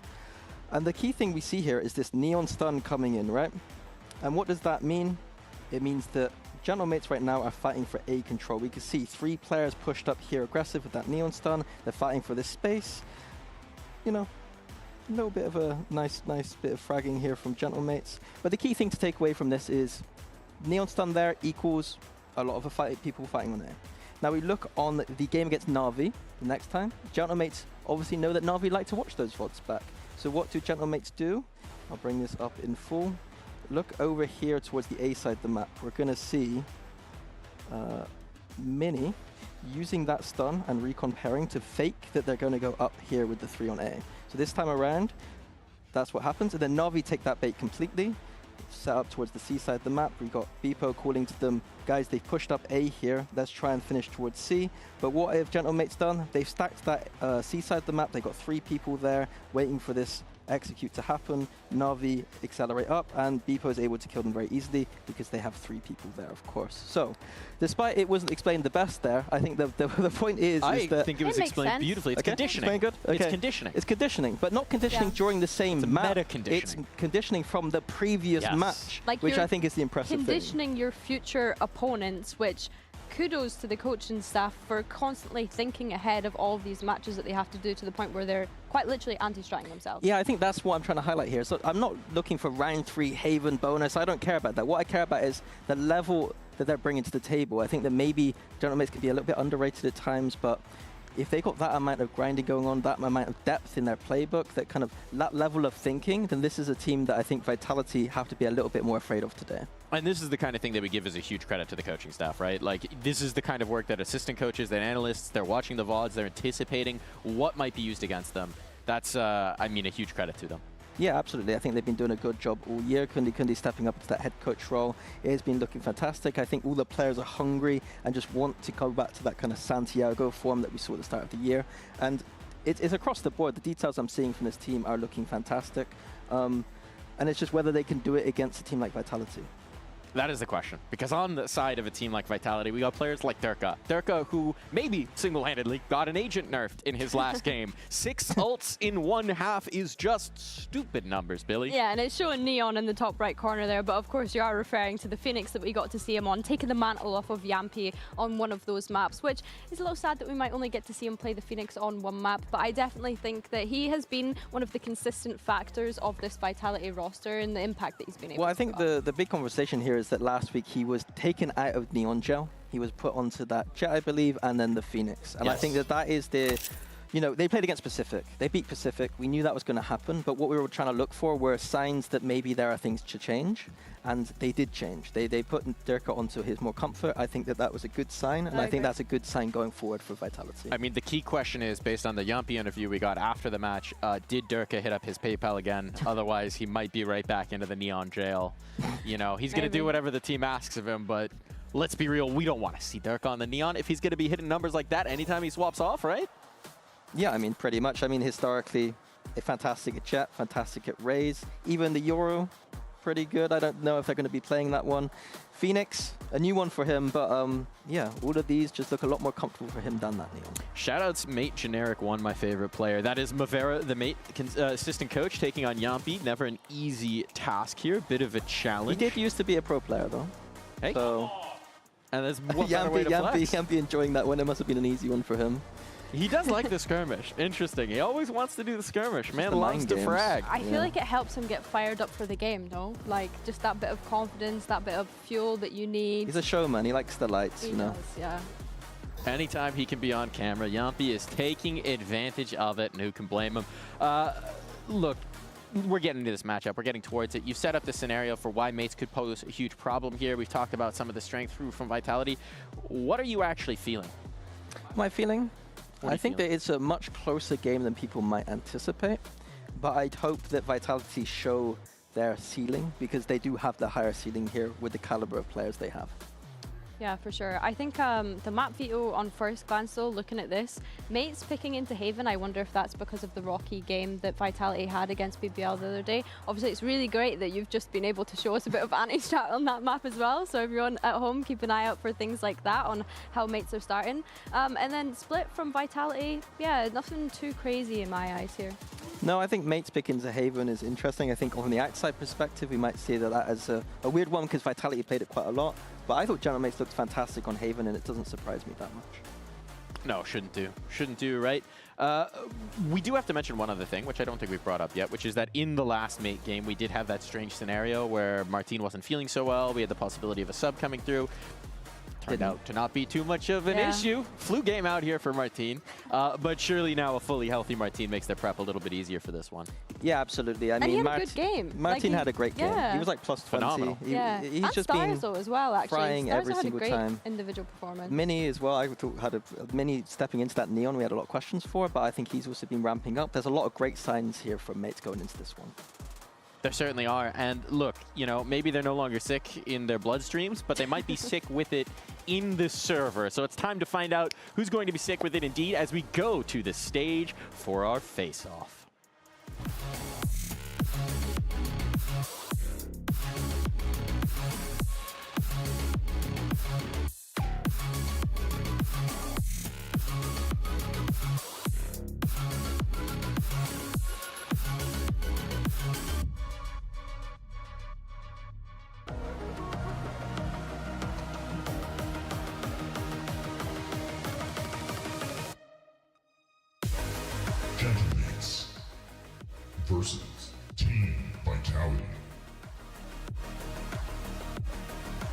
here. Fists meet on stage. Players will meet in the server. So we've got our maps, we've got our teams, we've got our prep, we've got our ante. And now, all that remains is to see who's actually going to get the win. And everything's on the line, right? With this one, we've set the stage nicely for tiebreakers, for head-to-heads, for playoff chance. There is a lot that goes into this match, this game right now. It's a high-stakes game. It could definitely, you know, iron out how these teams are going to make it, if they're going to make it to playoffs, if they're going to make it to play-ins. I think that I want to highlight the little interaction that Kundi Kundi and Coach Pal had there, just the little handshake before the game, I think was really interesting. A little lore drop. These two teams obviously haven't played against one another in Tier 1 just yet, but Kundi Kundi and Pal, they were actually rivals back in Tier 2 in the DAC League, so it's nice to see them finally face off against one another as head coaches here in VCT EMEA. Yeah, going into the veto actually, Gentlemates opting to ban Breeze and leaving Split open for Vitality to pick. Interesting to me because last time Gentlemates played that split, they got rolled by none other than Pacific. They got 13-5. So I wonder on that second map if Gentlemates had come back, maybe comp change, maybe strategic change there, but it looks like a maybe must win for this first map because that second map is a bit shaky for them. That's Did they just cheer G2? I thought I heard that too, which is taking me a little bit aback here. I don't know if they've misread their own jerseys or what, but surely that's something else. We need to ask them about that. Oh, we got a little chest bump on stage there before going in. Good synergy. They did fumble the handshake though the first time. I noticed that. A little bit off there, Pal. You can keep working on that. But as our players settle in here, and as we head towards the Agent comp, what do you want to see out of this comp, Billy? What I want to see out of Gentlemates' comp. On Anybody, really. I want to see Dirk off the Neon, personally. Listen, the energy that's already in this room from those team cheers that we saw on both sides, you can tell that both teams know that this is a super important match. It's high stakes, as we've mentioned, but looking at the compositions, nothing no changes. crazy. No changes on either side. Yeah, I think from last week, speaking to Derka, one of the things that I was asking him was the operator usage and how Kron and him share that amongst themselves, especially with Chronicle jumping onto this chamber. So I think when they get to that defensive side, I'd like to see them condition this. Yeah, I think talking about operator usage, I was extremely impressed with Mini on this map in particular on the defense against Na'Vi. Time and time again, he was finding the gaps in Na'Vi's lack of utility maybe in some instances, but then also he would just rotate the other side of the map and then find kills. Mini, obviously, historically not a Neon player, not an operator player, but I'm hoping to see some consistency and improvements, and if he can do that today, then that's a scary sign that his player who is one of the best Sentinels in that region is suddenly a Neon off god. What can't he do, and what can't our casters do as we head over to Hazen Cairo? Unfortunately, Mike, we can't tell the future, and that's exactly why we're here, to find out who it is that's going to take a serious swing towards champs, realistically, today, Cairo. See what our contenders are looking like, because mates have been on a blistering run so far, but a Vitality stand in their way. Yeah, it's play-ins or playoffs for one of these teams. Who's going to make it? I mean, there's still games to play after this, sure. I mean, there's plenty of daylight left in this group, but for the most part, this feels like a massive decider early on in the final week of groups. Absolutely it does. A win for mates, of course, would really pile the pressure on those automatic places, BBL specifically, with their head-to-head record against Vitality. Speaking of head-to-heads, that's a funny one, a focus mention here. Kundi Kundi getting the better of Pal. We'll see how this one goes. Vitality starting out on the attack, and already Durka finding a kill in A long. Yeah, trying to be aggressive and control that A lobby. Many already dealt with. Stars opening on the edge of the smoke. And Gentlemates do well, but not as well as Vitality as they brawl their way through. Yampy's Phoenix looking great as ever. And it's up to Martin. One enemy remaining. Oh, he's given it a good go, but Chronicle's the one to finish it out. Yeah, it's pissed around in the end, picked up by Vitality, but bright sparks on both sides, and I think already starting to highlight both of the Phoenix players, Martin and Yampy, who have been performing fantastically over the last couple of weeks. Players which we'll want to touch on as this one develops. 100%. And do you know what, Hazza? I decided that I was going to go into the stats and have a real look at things, and just to kind of show you how good Martin's been doing overall. Do you know on the attack, he's the highest entry or first deaths to first kills ratio? Like, that's an insane stat. Like, the fact that he's genuinely like 2 kills away from anybody else. Yeah, no, I wasn't entirely sure. Do you have the exact number? Or? Nah, I can look it up in a second. Okay. But Sayonara has well and truly dealt with the players trying to encroach on A lobby. Martin, once again, just a classic. I mean, Mini's managed to reinforce his position, and unfortunately, there's only Mini who gets a kill. Yeah, just a little bit of damage right now. Vitality scaling towards C. Only Bippo here. It's just a classic of his own to try and stall this one out, but not going to happen. Profek gets the next, and I think the real goal for Vitality now is keep the majority of the guns. Yampi's been given a Sheriff. If he can find Mini here, then it'll be a run it back for the bonus. They've just swapped places, though.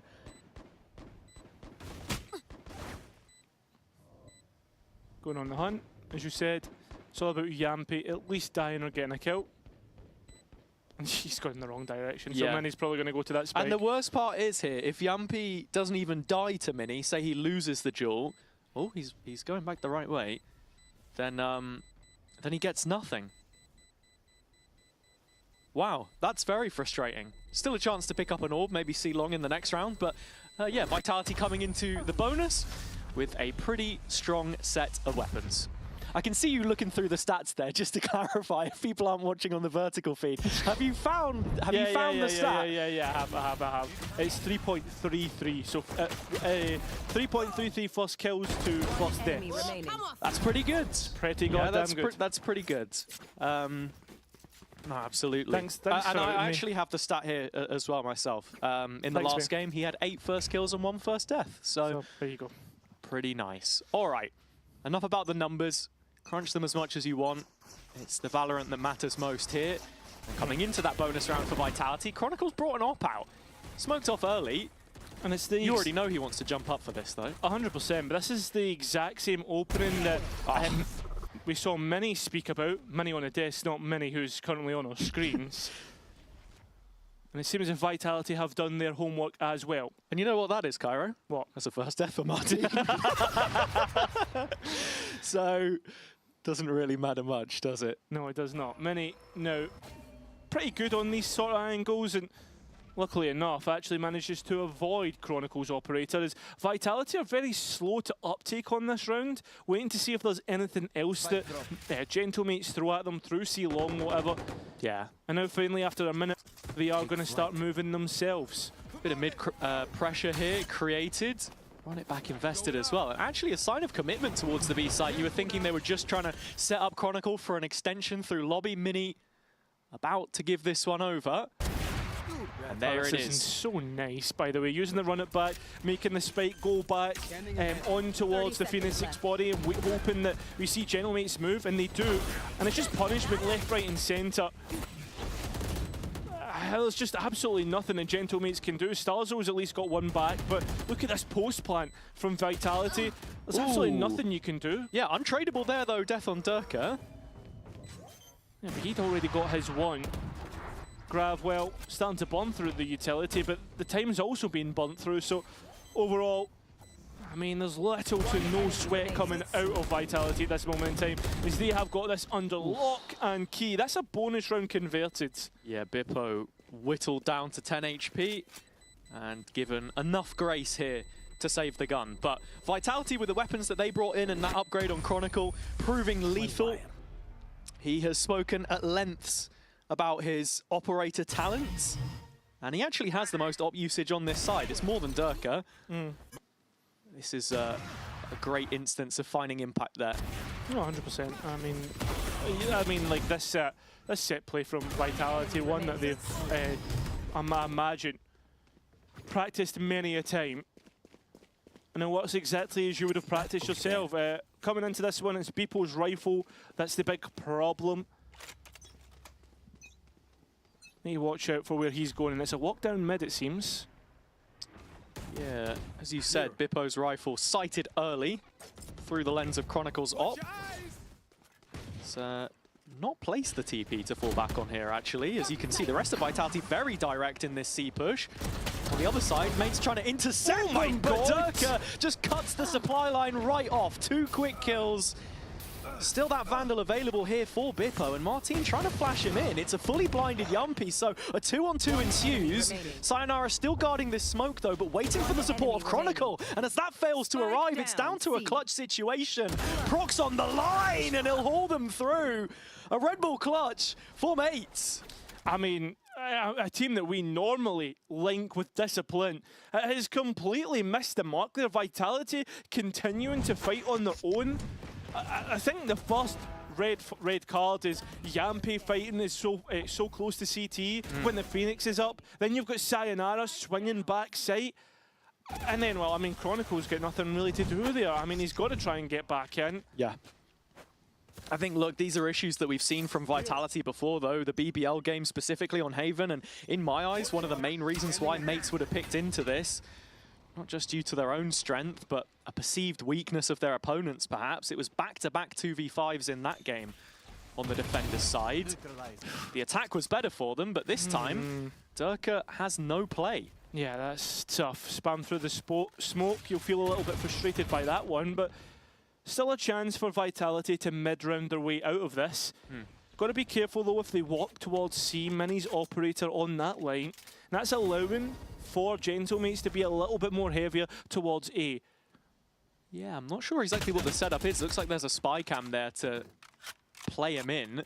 And that's where Vitality are starting to head now. As you can see, Bippo watching out for any potential B pressure. You've got Martin on the opposite side, a Link getting ready for a rotation here, perhaps.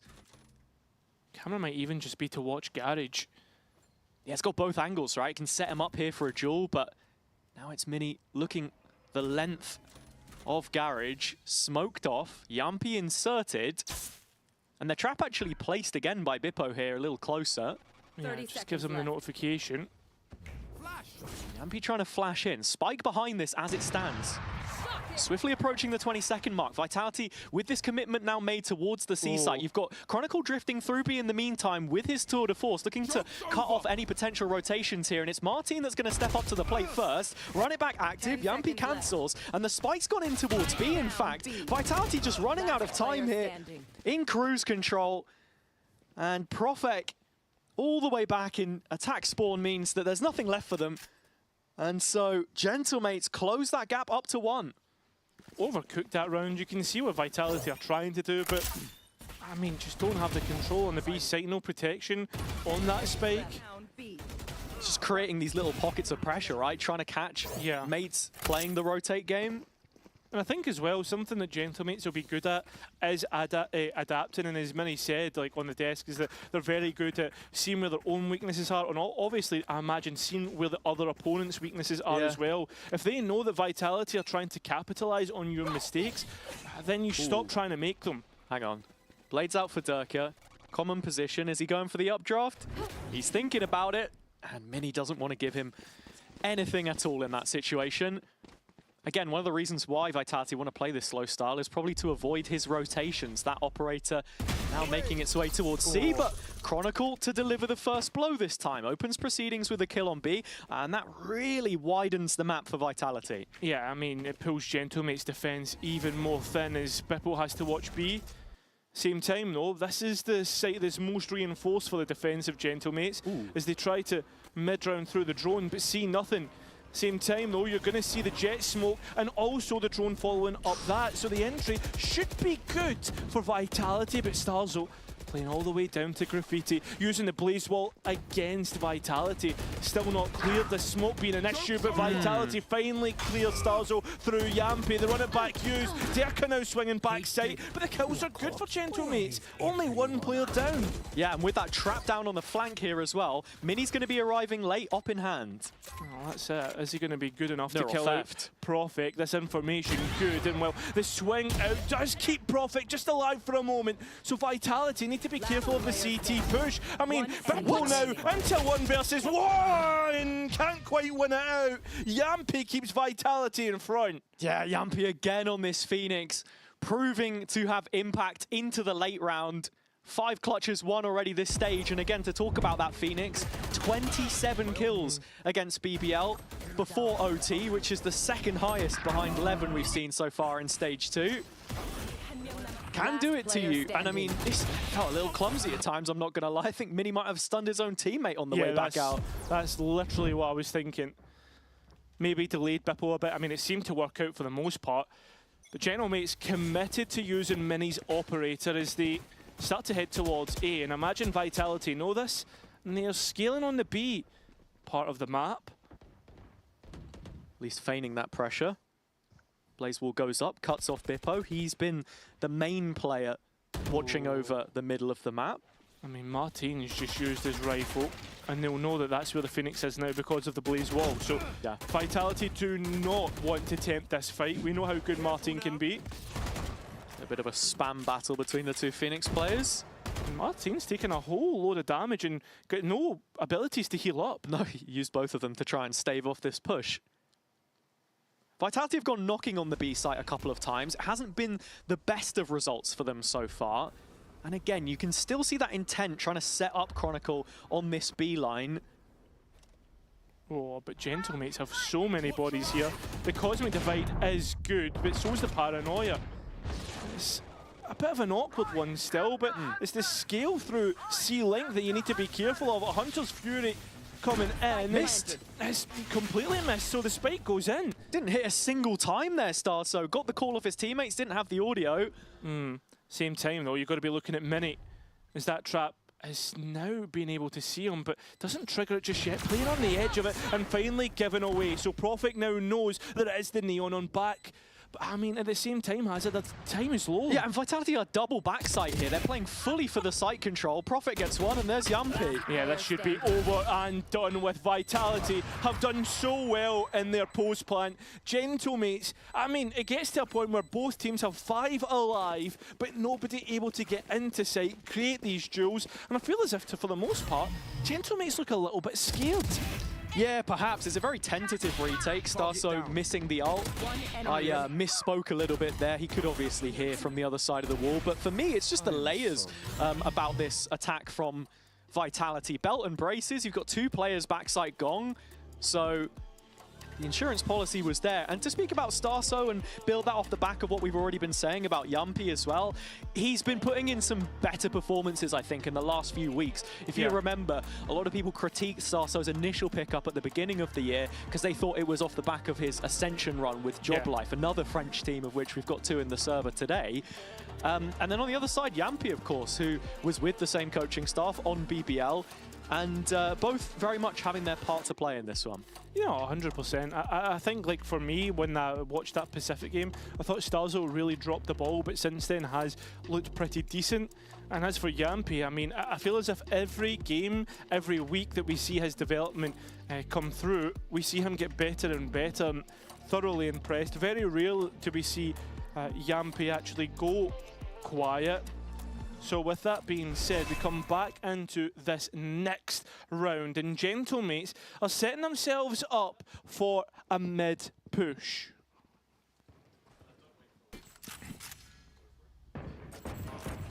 So Vitality with a 3-round lead. This is against the Eco. Mates going for another mid fight. Didn't derive too much value from it last time. And what a shot. Martin, what a shot.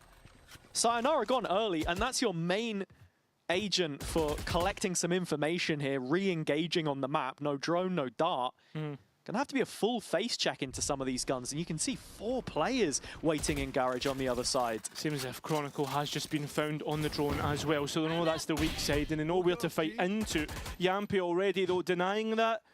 And Gentlemates walk away with their tail between their legs. Right there. Vitality now regrouping to walk up onto C. Full contact piece here, and it looks like they've got it spot on. Gentlemates calling a rotation in the meantime.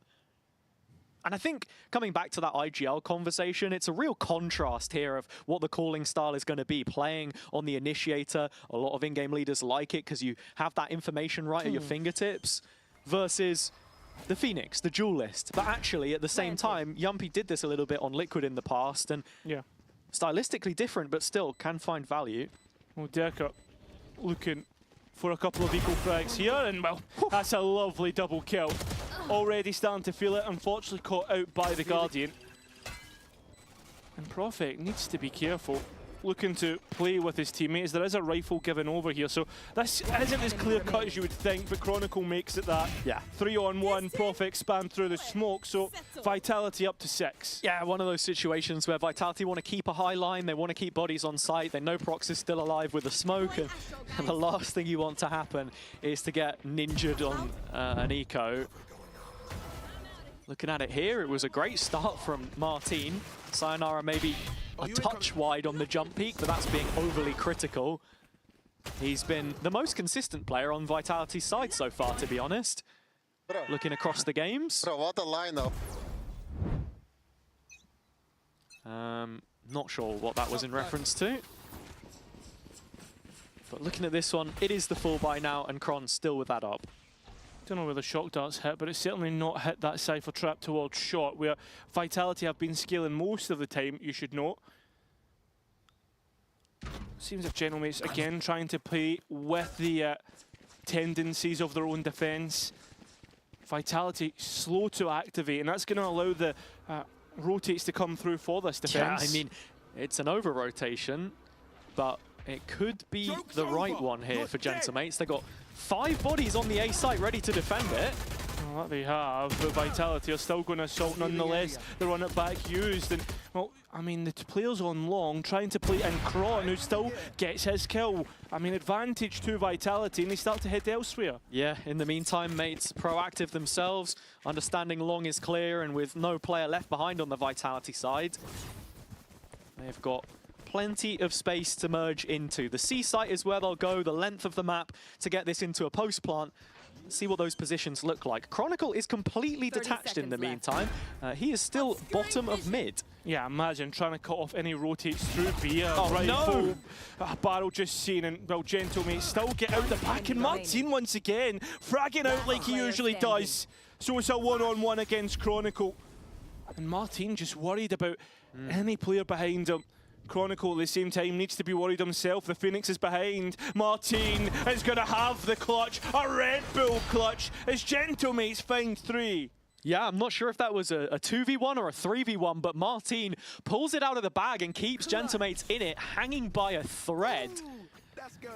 Chronicle just not considering the possibility of a garage wraparound there, as Martin was all too aware of the chamber's positioning. Looking at it again here. Yeah, it's a 2 versus 1, but a fantastic 4K in the end from the front man. Yeah, Chronicle maybe a little frustrated by that, not considering the position of Martin. He's 1 away from his tour de force, and the way he's been playing this attack so far, I imagine he's want to get that online and get the operator in play. Yeah, it's an op repossessed on the mate side though. Mini fostering some A-long control to start here. Martin reprising his role in garage. This time he's got Prox playing over the shoulder, so there's a little bit more support in this endeavor. Looking to break the drone and play in Martin once again, though. So good at getting the kill, and Yampi letting Martin's body know. There seems to be a re-clear. Prox within the corner. There's also Bipple here as well to play off of him.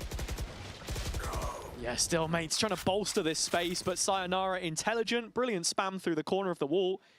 Makes it a 4 versus 3 man advantage, swings back towards Vitality now. Just looking at the positions, feels like they're waiting for an overextension. Yeah. Also, you've got to be looking at Mini's operator on A. This is why Gentlemates are so happy in their spots right now. Yeah, and for Sayonara to get the dart back up, he's just received it, and that's where you start seeing movement. Clearing garage back out, but it's Bippo in the corner they've got to consider. I mean, the smoke should deny that, and Chronicle denying Starzo his life, so Bippo a little more hesitant. Mini starting his rotate, but in a 2 versus 4, do you want to attempt this? Well, Mini's answer is no, and it looks as if Bippo's answer is as well. So Vitality can probably go hunting for some of these rifles if they want. Yeah, Profek just thinking maybe there was a player tucked close, so in the end doesn't catch Bippo. Actually, yeah, mates are interested. Investment of the ult here. They want to double dip, and Mini has overdrive. Yeah, I mean, they fancy this now, just because of now numbers are a little bit more in a reachable position. post plant is still from long, and there's no cages on the Cypher anymore. So that's going to be an issue. Chronicle, unbelievable shot. The operator not even able to fire off, and Bipple in no man's land, trying to fight against 3. Sure, he's able to get 1, but the trade's good. And Vitality have their advantage for the next half. Yeah, they can carry that one forwards. Gonna hope they can find a couple more rounds here, though, because again, the attack side is the favored one of the two. Initial exchange is huge. I mean, taking out Martin through Yampi. One enemy remaining. The trade that you're happy to make every single time. And I think, speaking of the Phoenix, on Gentlemate specifically, that's what you're waiting to see, if he's really found his peak again. Because I feel like Martin has been on this purple patch for almost the whole year. You contrast it with Santiago, for example, and that's exactly what they need to plow themselves forwards. This is the head-to-head we were talking about earlier, of course. We have the stats for you here. Yeah, two very different players, I think, but equally valuable to their team. 100%. I mean, they are given value through different ways. I mean, you can see that Yampi's delivering more so in the kills department. The stats slightly higher. I would love to see what the impact of the utility is from either side as well, with the way that Stars was able to re-clear and force his team forward in that sense. Yeah, absolutely. I mean, as we know, both of them incredibly vocal. Starso, of course, an emotional leader, I think, in terms of how he tries to build up the players around him. Bippo, who you're seeing on the center of your screen right now, someone that we have to consider as well as constantly being perceived by everyone as a bit of a weak point on this team, but I think he is starting to find himself on this Cypher, at least in the last couple of matches. He's looked a little more stable. Yeah, he certainly has. And you know what? Like, I mean, we've been casted Bippo for the longest time, right? All the way back from like 2023 era, when partnerships first begun. And I think he's a player that always kind of thought, oh, there you go, confirmation as a tech pause. Okay. But I think overall, I think he's a player that I certainly needs a lot, like, seemed like for me at the start of this year, needed a bit of self-confidence, a little bit of belief in himself. And once he started to get these performances on the central role, it feels as if, you know what, yeah, like he is feeling a little bit more at home. The only thing I would say about that right now is that Mini is 2 and 8 on the Neon. So obviously you're displacing one player for another. No, that's an interesting one too, I think, because I see today as being a barometer of strength for Gentlemates. The desk were discussing it. You know, what is how serious are their intentions, right, for champs? Of course, they should be aiming for it. We saw them at Masters earlier in the year.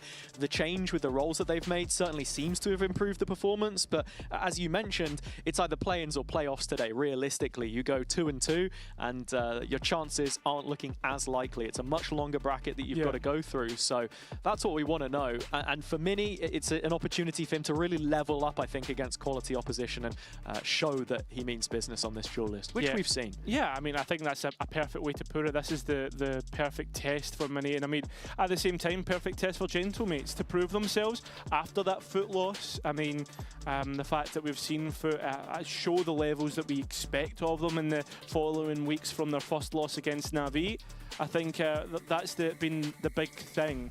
Right now, I mean, Gentlemates, they lose to Vitality today, then they have to play up against BBL, and perhaps it's not looking like a 3 and 2 performance, or maybe even like looking at like a 2 and 3, right? Like it could start to kind of slow roll away from you, and I feel as if Gentlemates are that type of team where they start to, how to put it, you see them in the first couple of weeks, they get a couple of easy results, and then when they play against the big boys, they don't quite qualify. Yeah, I mean, on the Vitality side, I guess, to speak about them a little bit, this is an opportunity to build on that Pacific result, and we do have a slight update for you here. There was a tech pause, but after the tech pause, the timeout then starts. So the official timeout hasn't actually happened yet that we saw. We ran the graphic for it. The players will be discussing that in a moment. What's with this tech pause, man? You've been spending too much time with Pansy.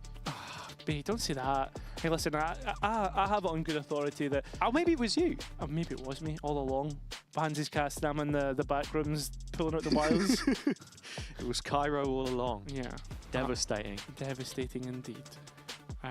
What a plot twist that would be. No, it would. It'd be impressive, actually, because it would have been beyond your years, right? Because actually, technically, you've only been casting here since, what, end of 2024?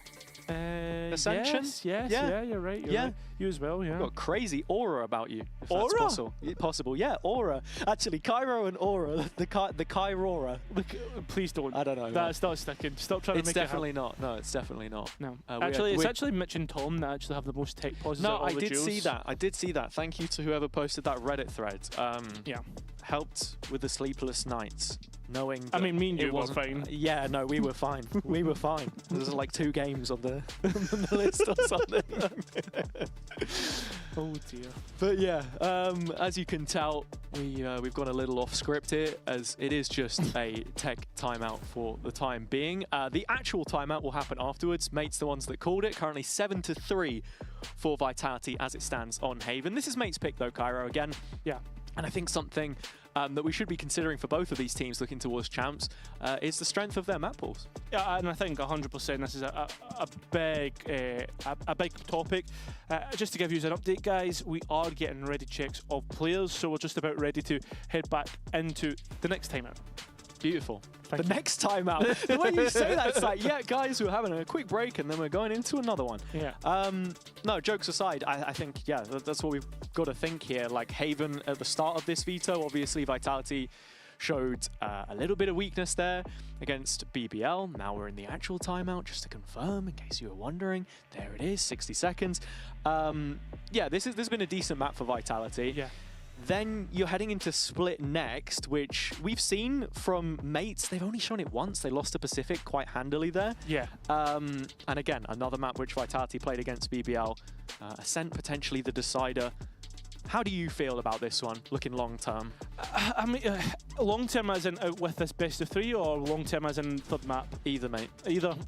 I think that this is a very Vitality-centric veto. I think that you even said it yourself. Like, I'm a bit worried the fact that Gentlemates have picked Haven first, because you know what Vitality can do with a bit of time off. I mean, you've got to remember that last week they only had 1 game to play. That was against Pacific, which no disrespect to that team, but I imagine Vitality would have been prepping heavily for their opponents. Part that I'm trying to get to, though, is like, I think for me, Vitality had that time off. This is where they now come back and right the wrongs of that BBL defeat. For sure.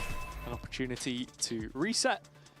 And reset, I hope you all have at home. If you haven't, stood up if you're able. You know, do some stretches. Just do some stretches. Yeah, get yourself in the frame of mind. Jumps. We're back to Valorant, everybody. And it's basically an eco for Gentlemates. All the planning in the world. Mini's got a rifle in his hands. As we were saying, it's not been the best of outings for him so far. What can he do with it? Already spotted in mid. Vitality backtracking towards the seaside. Pretty quick reaction here. Yeah, it's a pretty quick acceleration. Mini did receive some damage, but did get the kill instead. And Derka at the same time has done what he does best and entries with a double kill. So down to 3, Mini low, and imagine that rifle, well, it is passed over to Starzo. Yeah, still going to give this one a good go. Mates, they've got a recon to re-engage.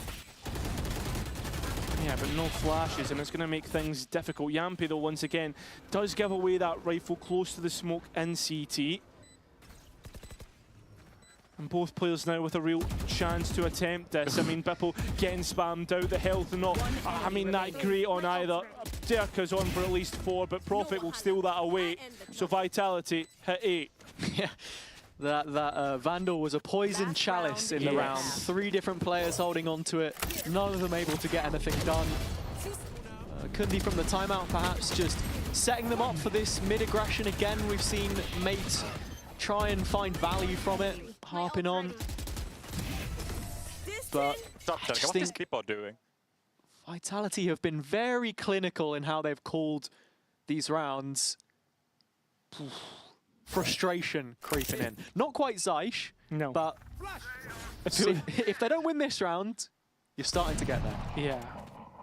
I mean, it feels as if he's like completely scrunched up the paper and just like, look, that's the plan in the bin. Going mid? No, not anymore. Yeah. So still mid though, and Mini's actually managed to encroach pretty heavily now. Went through window last time, and now deep in grass. Derka has identified the threat and very good trade. They're even going to get a Hunter's Fury in the mix, and overall, indirect through the Hunter's Fury, but Vitality have got what they came for. I think Stosso was just trying to confirm the kill there on Derka. He lives on 2 HP. Yampi's obviously brought up the run it back, and you've got the Hunter's Fury to throw at this as well. So Vitality given an opportunity to group up and hit the C site. I mean, I would not doubt Derka to still get a kill on 2 HP. I mean, it seems if low HP plays has been the way to go, as Yampi's being used to get that spike down, and Chronicle's just walking into trips.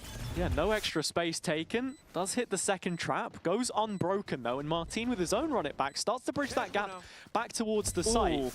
Bit of a disconnect here on the retake for Mates, but that's good damage from the hot hands. That it is, but still Chronicle is on that line, and there's no smokes for Gentle Mates here, so the Blaze Wall already being used. We're going to get a Hunter's Fury back in, and Derka's just there to pick up that kill on 2 HP. Make that 2! Okay. Only one left. Finally Derka dealt with, but I mean, again, too many bodies to try and deal with for Starzo, so it's a 9-3 half for Vitality. Yeah, Vitality tempered in their approach as always, and they'll walk away with a commanding lead to carry into the second half here.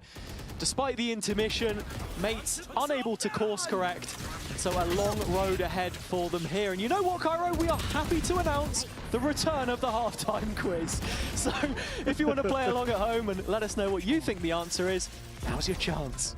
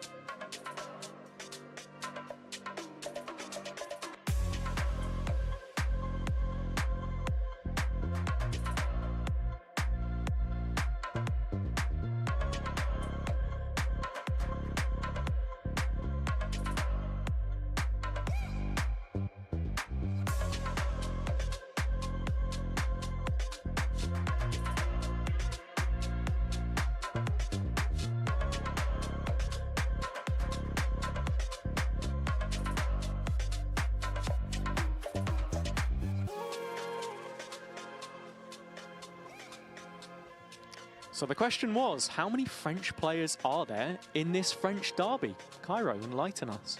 I'm going to say 0. No. Really? No French talents? Oh! What a joke. That's Sacre Bleu. Sacre Bleu. Terrible. Indeed. And that's exactly what Gentlemates will be saying after that first half. Because let's be honest, there was a lot left to be desired. Well, we had a player who played in the French league in the server. That doesn't count. Sayonara? Mate, Starzo. He doesn't look very French, though. Starzo played on Job Life. He did as well. So that's 2. 2. There you go. Amazing. Wow. Absolutely amazing. Well, we'll need to see if we're going to get a Gentlemates amazing half, because they need it to come back from 9-3. That they do. Pistol round is certainly the way to do it. And I think eyes are sent on mid with the way that the players are starting to get ready to swing window. Yeah. Bit of a shame we're not going to see what's going on C here, because it looks like Vitality have got a bit of an interesting setup. Maybe I'm telling a lie. I think so. It's Derka walking down. They had a TP with Chronicle behind it. Prophet tucked away in the corner, and now it is just Derka all the way up C long. Well, he's heard the jump, but with nobody there, Chronicle's now here in the smoke on towards B, but he's been found. Oh, and it's just a fake through the 2 duelists on B for the time being. Mini the one to pick up the kill, but the spike's heading A-wards, and that's where Vitality have bodies. Yeah, most importantly, Sayonara. 2 versus 3 here. And Yampi, but a swing out is going to cost him his life. So Yampi needs to be careful about the short player, and is, but can't quite convert. And Vitality letting this one slip, and it seems if Derka's going to be caught as well. Enemy remaining. Lovely from Martin. Heads up play from Gentlemates, all things considered. And I think as well, this map so far has been so macro intensive about, in terms of like who's pushing what, who's holding what angle, what can we leave weak side on the map. Welcome to Haven, mate. Yeah. And I think when we come back to that map pool conversation as well, it has to be such a stalwart for a lot of teams, just because you know it's probably not going to get taken out all too often. Profex found a couple here, though, and that catches your interest. There wasn't anybody on site, but it is the in-game leader, Starso, to wrap it up. And to, yeah, come back to what you were saying there, I think Gentamates played that round really nicely. Smoke goes up in short, indicates Yumpy might be playing there. They're just clearing everything. I think like this map pool as well, definitely not macro intensive, but I think like those foundations of a team, it's intensive and tests those. I mean, you've got what, Ascent, you've got Haven, you've got Lotus. You need to be able to play the map wide, but also play off of one another when you get into those exits. Yeah, I think you look at the coaching staff on both sides, and they like a bit of time to set up their system and how they want to play, right? The stat we had at the start was that Kundi had beaten PAL every single time on Mouse to focus, but people will remember that focus team had like 4 player changes during the year, right? Yeah. The Mouse culture was concretely built, and that's what we've got on Mates now with them having that consistency throughout the year. I mean, I think Mouse ended up with a couple of the original focus players from that year, right? Like Lame and Fizzy as well. For sure. In Vitality, it's a similar sort of thing, right? Durka, that huge transfer coming in, Sayonara, a player that they'd put stock in early doors to bring up through challenges, through that French Challenger League. It's been a long-term vision to get it the way they want it. And on this eco, well, there's little to be said of it, really. But to be honest, Vitality have done some pretty honest damage here, Cairo. It seems as if there's an idea about this late luck. I mean, with Durka now exploring bottom mid, Bippo is able to walk all the way out on A, but yeah, as you say, Durka's picked up the Bulldog. It's only a ghost here. Profek is considering it. He should find this one for free. 3 versus 3, coming back into the retake. Mini, of course, with the Marshall. Do Vitality want to play damage, or...? No, I mean, you send it. It's only a Bulldog. You've got the money. Yeah, I'm just wondering how they look to set this up. Durka's got a dash. There's a reveal here, which he could chain up with Sayonara as well. So that goes in, broken instantly. No information on these final player positions. Martin up close, but yeah, Scorched Earth has to be the name of the game here for Vitality. You can see the intentions, not looking to lunge into the site, but at the very least, go down swinging. Durka's already got himself 1 and a second as well, so it's just the Phantom of Starso to survive it. And it's Red Bull clutch on a technicality. On the technicality of a legend. But at the same time, yeah, Star's only getting 1 through. It's going to hamper this bonus round. I think there was, what, at least 1 player that had a pistol round. Apparently I'm entirely wrong. I'm actually looking at this. Gentlemates have basically a full buy. Yeah, there's a Sheriff there on procs, but 4 players, light shields. Maybe feeling that was a missed opportunity there, as it was Prox caught pants down in spawn. Well, we're going to head into the comms, and it's Mates this time, I promise. Cover going out. Wall of right. Holding your left, holding your left. Okay, come. Cover me. Chamber dead. Ceiling 1. Kill him, he's alone maybe. Pick. Dead. Exit. Play time. It's okay, I think bingo, no? One day. Fight Okay. I will flash. Coming? 3, 2. Sova 1 HP flank. I'm anti-flash. I'm jiggling mid, okay? Yeah, jiggle mid. Okay. Yeah, don't be open to mid. I wait finger. Can be ceiling, yeah, guys, or not the Phoenix? I will hold it. Sova is 1 HP, guys. 1 HP left, 1 HP. One enemy remaining. There you go. Martin wrapping up the round for Mates. Hear the comms there. A lot better than NT. A lot better than NT. Yeah. And at least you got the team right this time. Thank you.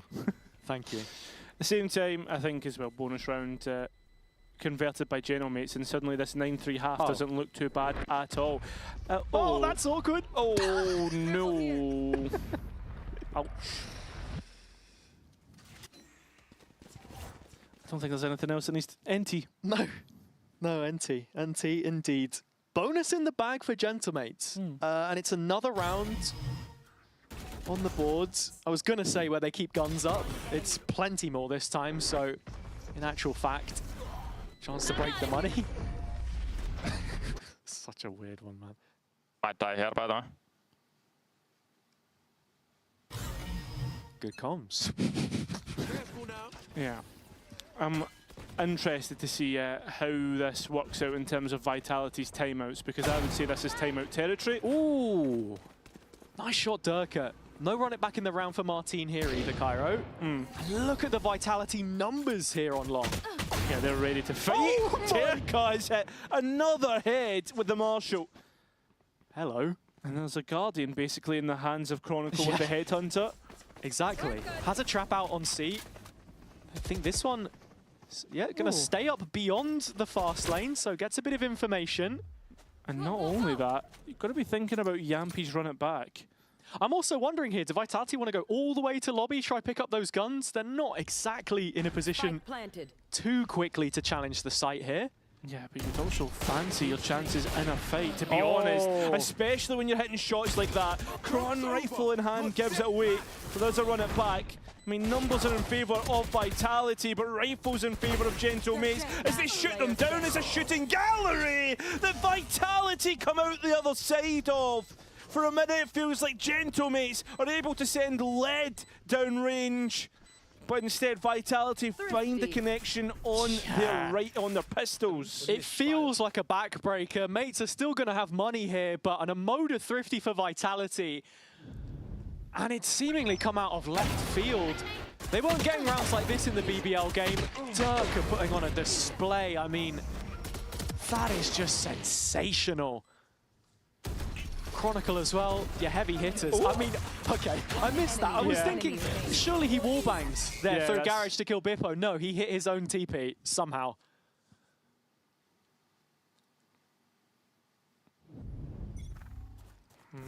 Tempered on the coach's side, but Starzo a little bit more frustrated by losing that duel. And Chronicle's just sent it. Fair enough, he's got the TP and out. I think that's what you've got to be looking for Vitality here. A little bit more limit testing. With that being said, smoke up sight. Do they give or go? It looks like Vitality will be conceding this one. Oh, but unfortunately, Chronicle will concede that fight as well. So Spike heading on its way.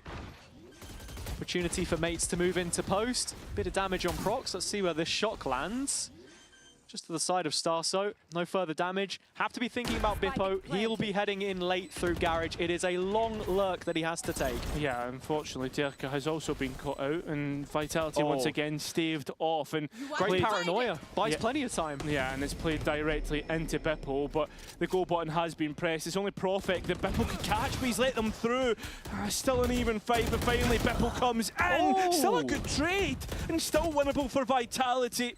Time starting to tick away, and the players know that. Would rather keep the rifles in hand.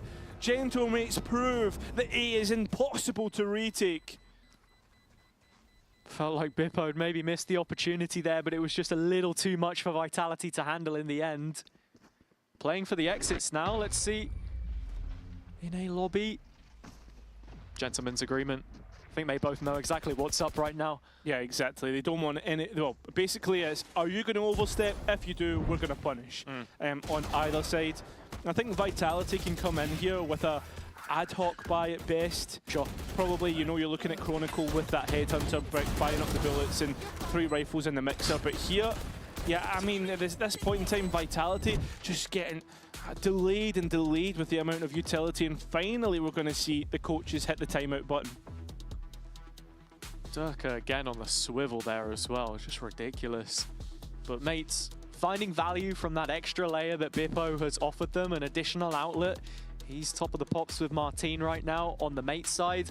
And I think the difference between this and the last time we saw Vitality, you know, against BBL here is that they were having to come back into that game. Now they've got a lead to try and defend they must. It's this defender side again, which we're seeing posed to be problematic for them. Issue is, they're not getting the advantages that they were enjoying previously. Last time out, putting themselves in 5v4s a lot of the time, 5v2s, as I was saying, and failing to convert here. Looks like they are playing on the back foot sometimes. Yeah. It's those Martin first kills. It's those Martin first kills. You can't stop them, especially when it has a run it back. This should do. Here. And it seems, once again, the defence opt for a mid-push when all other options aren't working out at this moment in time. All else fails, go mid. Mates know it. Yeah, they were using it a few times. Same time, though, when the utility is exchanged, if this cam goes up, yeah, I must wait.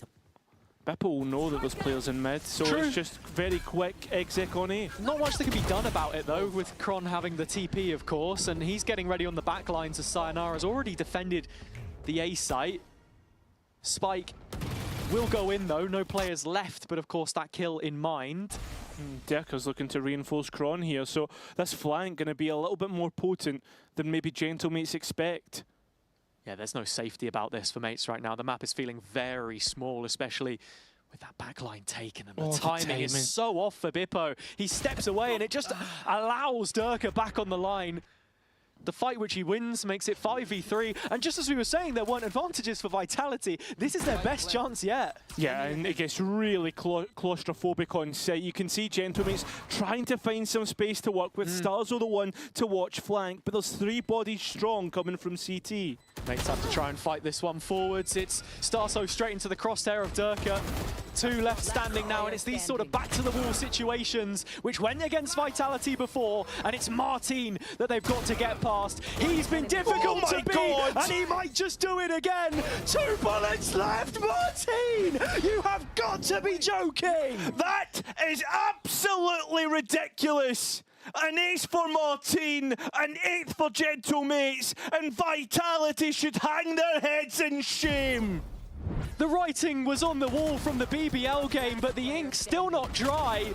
Martin with an otherworldly clutch, down to the last bullet. He makes them pay the heftiest of tolls. Mavera and Kundi brought to their knees. And Vitality on an eco. He's unbelievable. And I guess even better, Gentlemates are on the charge. Vitality on pistols. I mean, they were able to show us a thrifty last time, but I don't think they'll be able to do the same this time. Martin's still going. Run it back active. License to kill. Bippo in the back lines. Keeping everything covered. Plenty of ults thrown at this one.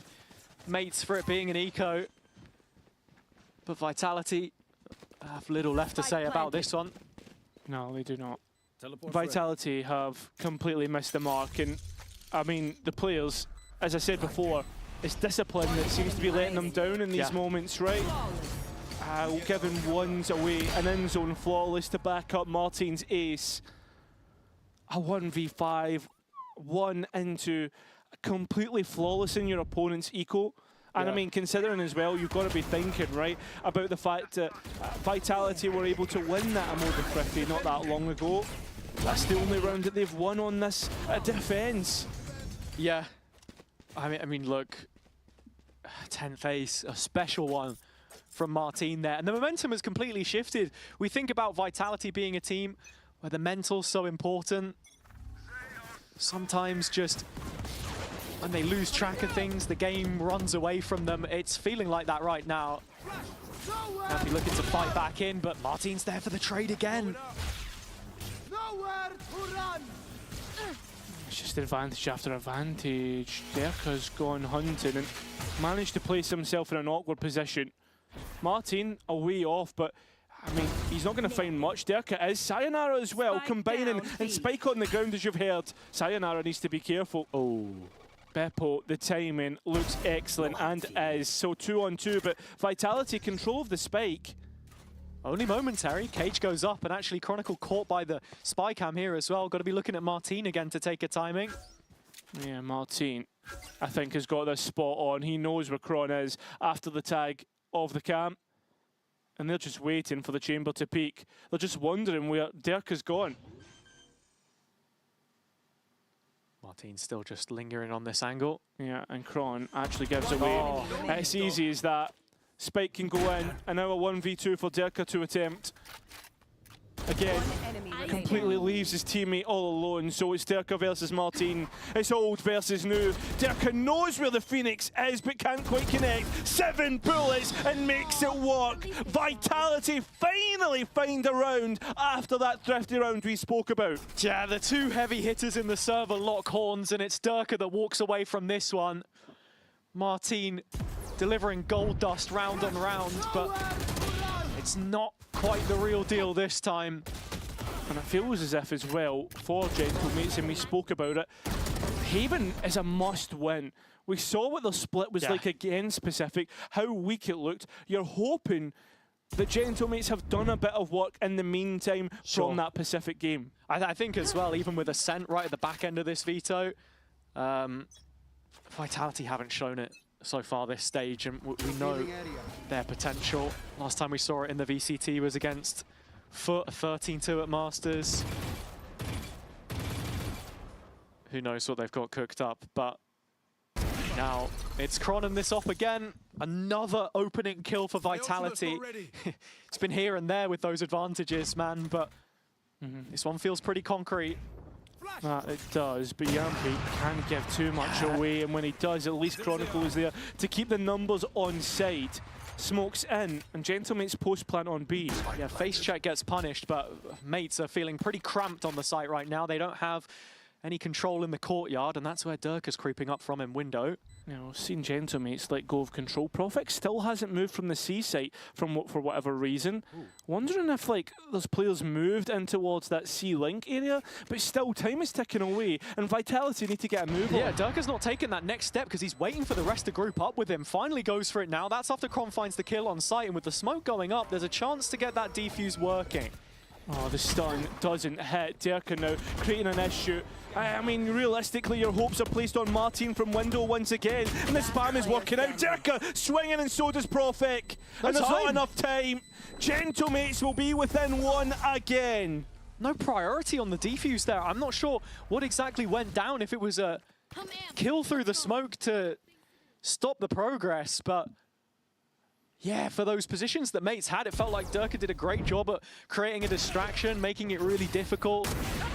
I think that this is, again, one of those situations where you see the difference of having Yampy on the Phoenix. He's trying to face check all the time, collect that information himself because he doesn't have the same kind of tools. Yeah, but I think at the same time, like, it's forgivable, right? I mean, you go back and you see the replay, the flash doesn't quite hit because of the position that Mini's holding. And then Kron's right there for that next kill. Yeah, exactly. So overall, like, it's a lot more forgivable than what we've seen from other players. And you can see what it meant to Starzo and how the pressure has been building in this second half. We are going to be getting the second timeout here from Vitality. The last timeout left in the teams. This has been a game, as you said earlier, decided on some of that macro play. Yeah, and I think as well, I mean, it's been a traditional Haven in a way, in the sense of like it's defender side really struggling, a war of attrition, and you're seeing double timeouts from either side trying to get at least 4 rounds. I think this is also, again, like we said, a watershed moment for both of these teams in the group, and how that sets up the rest of Stage 2. As much as we were talking about, you know, where we want to place this mates team, I think we have to have those same conversations about Vitality. Pansy and Hypok were talking about it in the last match that they played. You know, they lost to Lev and PRX in London. Sure, that feels like an achievement in a way, just because of how well they did to get so deep on that run. But the only teams that they beat, the EMEA teams, DRG, again, you're starting to wonder, are those expectations even higher of them, right? Yeah, I mean, I agree, but like at the same time, Vitality can only beat the teams in front of them, and the only teams they didn't beat were the finalists. So I don't think you can be too harsh, but I do agree that I think Vitality 100% should be aiming for podium finishes, as we've all been saying. And so when it doesn't work domestically, then you feel that feels as if like there could be problems on the horizon. I agree, but at the same time, I feel as if for the most part, EMEA has been leveling up split on split. Sure. Think about the last group stage that Vitality had. Barely got through it. Yeah, that's very true. And look how better it made them. Still, Vitality create problems for their opponents once again. Ask questions of the flank protection of Bippo. Ooh, yeah. And Vitality, I mean, Sayonara's found a little pocket in which to play. You've got Profec flooding in here as well, so intentions to defend the site on spot for Vitality. Now the flank's starting to arrive. This is where the rifle sits in the hands of Durka. Yeah, and he's going to swing out, but not win against Bippo. The rifles are coming to collapse upon the flank. Yampy still able to collect one. gets the reload off, but overall, Gentlemates are in position well and truly to finish things off. So after the eco round, we are all even, and this is when we start to see the effects of the timeout from Vitality. Yeah, this is what we should be seeing, and obviously the mates' response as well. Minnie was talking about it on the desk, the conditioning and how they've got to break away from that with their adaptations. On this attack side especially, just wondering what kind of look we're going to get from them here. Yeah. Because in terms of ults, I mean, Vitality hold all the cards, you feel. Yampi has that run it back, and of course, Prophet just one away from the Cosmic Divide should they get put in a retake. And unfortunately, Chronicle, once again, tries to be aggressive, tries to take that quick peek, but Gentlemates know his tricks, know what he's up to, just spam the smoke, get rid of. And again, defense has moved a little thin right now for Vitality. Yeah, mates moving the needle first. And you can see where Vitality wanted to fight on site before. Here it feels like as soon as that contact's hit, Yampi sending the ult in, and Sayonara trying to tee him up if possible. Neither here nor there, but as you can see, he's drifted in towards Graffiti now. And it's at this stage in the round again where you're expecting him to start taking some peeks. And there you go, Sewer's cleared. Vitality starting to build up a picture of what this round looks like, but the fog of war really sits in middle. Yeah. Such a big gap there for mates to exploit. Same time though, Vitality have been pushing, so Gentlemates ask the question, have they pushed on a timing? Have they caught us out? Don't want to go near it, don't want to chance the luck of walking into a rifle. Prophet has left himself alone on scene, not actually found by the dart, so he's got a chance. One's out against Mini, but it won't be anything more than that. And it's going to still be advantage towards the attack. Yeah, kill on his former teammate makes it a 3 versus 4, but still Vitality trailing in this position. Yampi's ult to fall back on. Looks like they're going to give it a go. Going to give it at least an attempt, but look at this post plan. So deep from long, and you have an Omen ult that actually goes in behind Vitality. It's actually a fake, and the players of Vitality do not care. Top of the spike, looking for a peek. It only gets a flash, and there's plenty of bodies there to be seen. Dirka still has a smoke here, but still not working on the spike. It's the blaze wall first. And it's a first peek out. Halved it, and not bad. It's going to go for the third stick. Nobody's there to deny. Vitality get a Red Bull clutch and map point, but it feels like a thief in the night at the same time. Yeah, it's an absolute joke of a round, but Vitality walking away with it. Fully expecting someone to spam there, Yeah, no, absolutely, and I think there was spam, but it's just, again, that Phoenix wall that catches you off guard. In terms of how the round started, great approach from mates. They've been handling this up of Kron fairly well.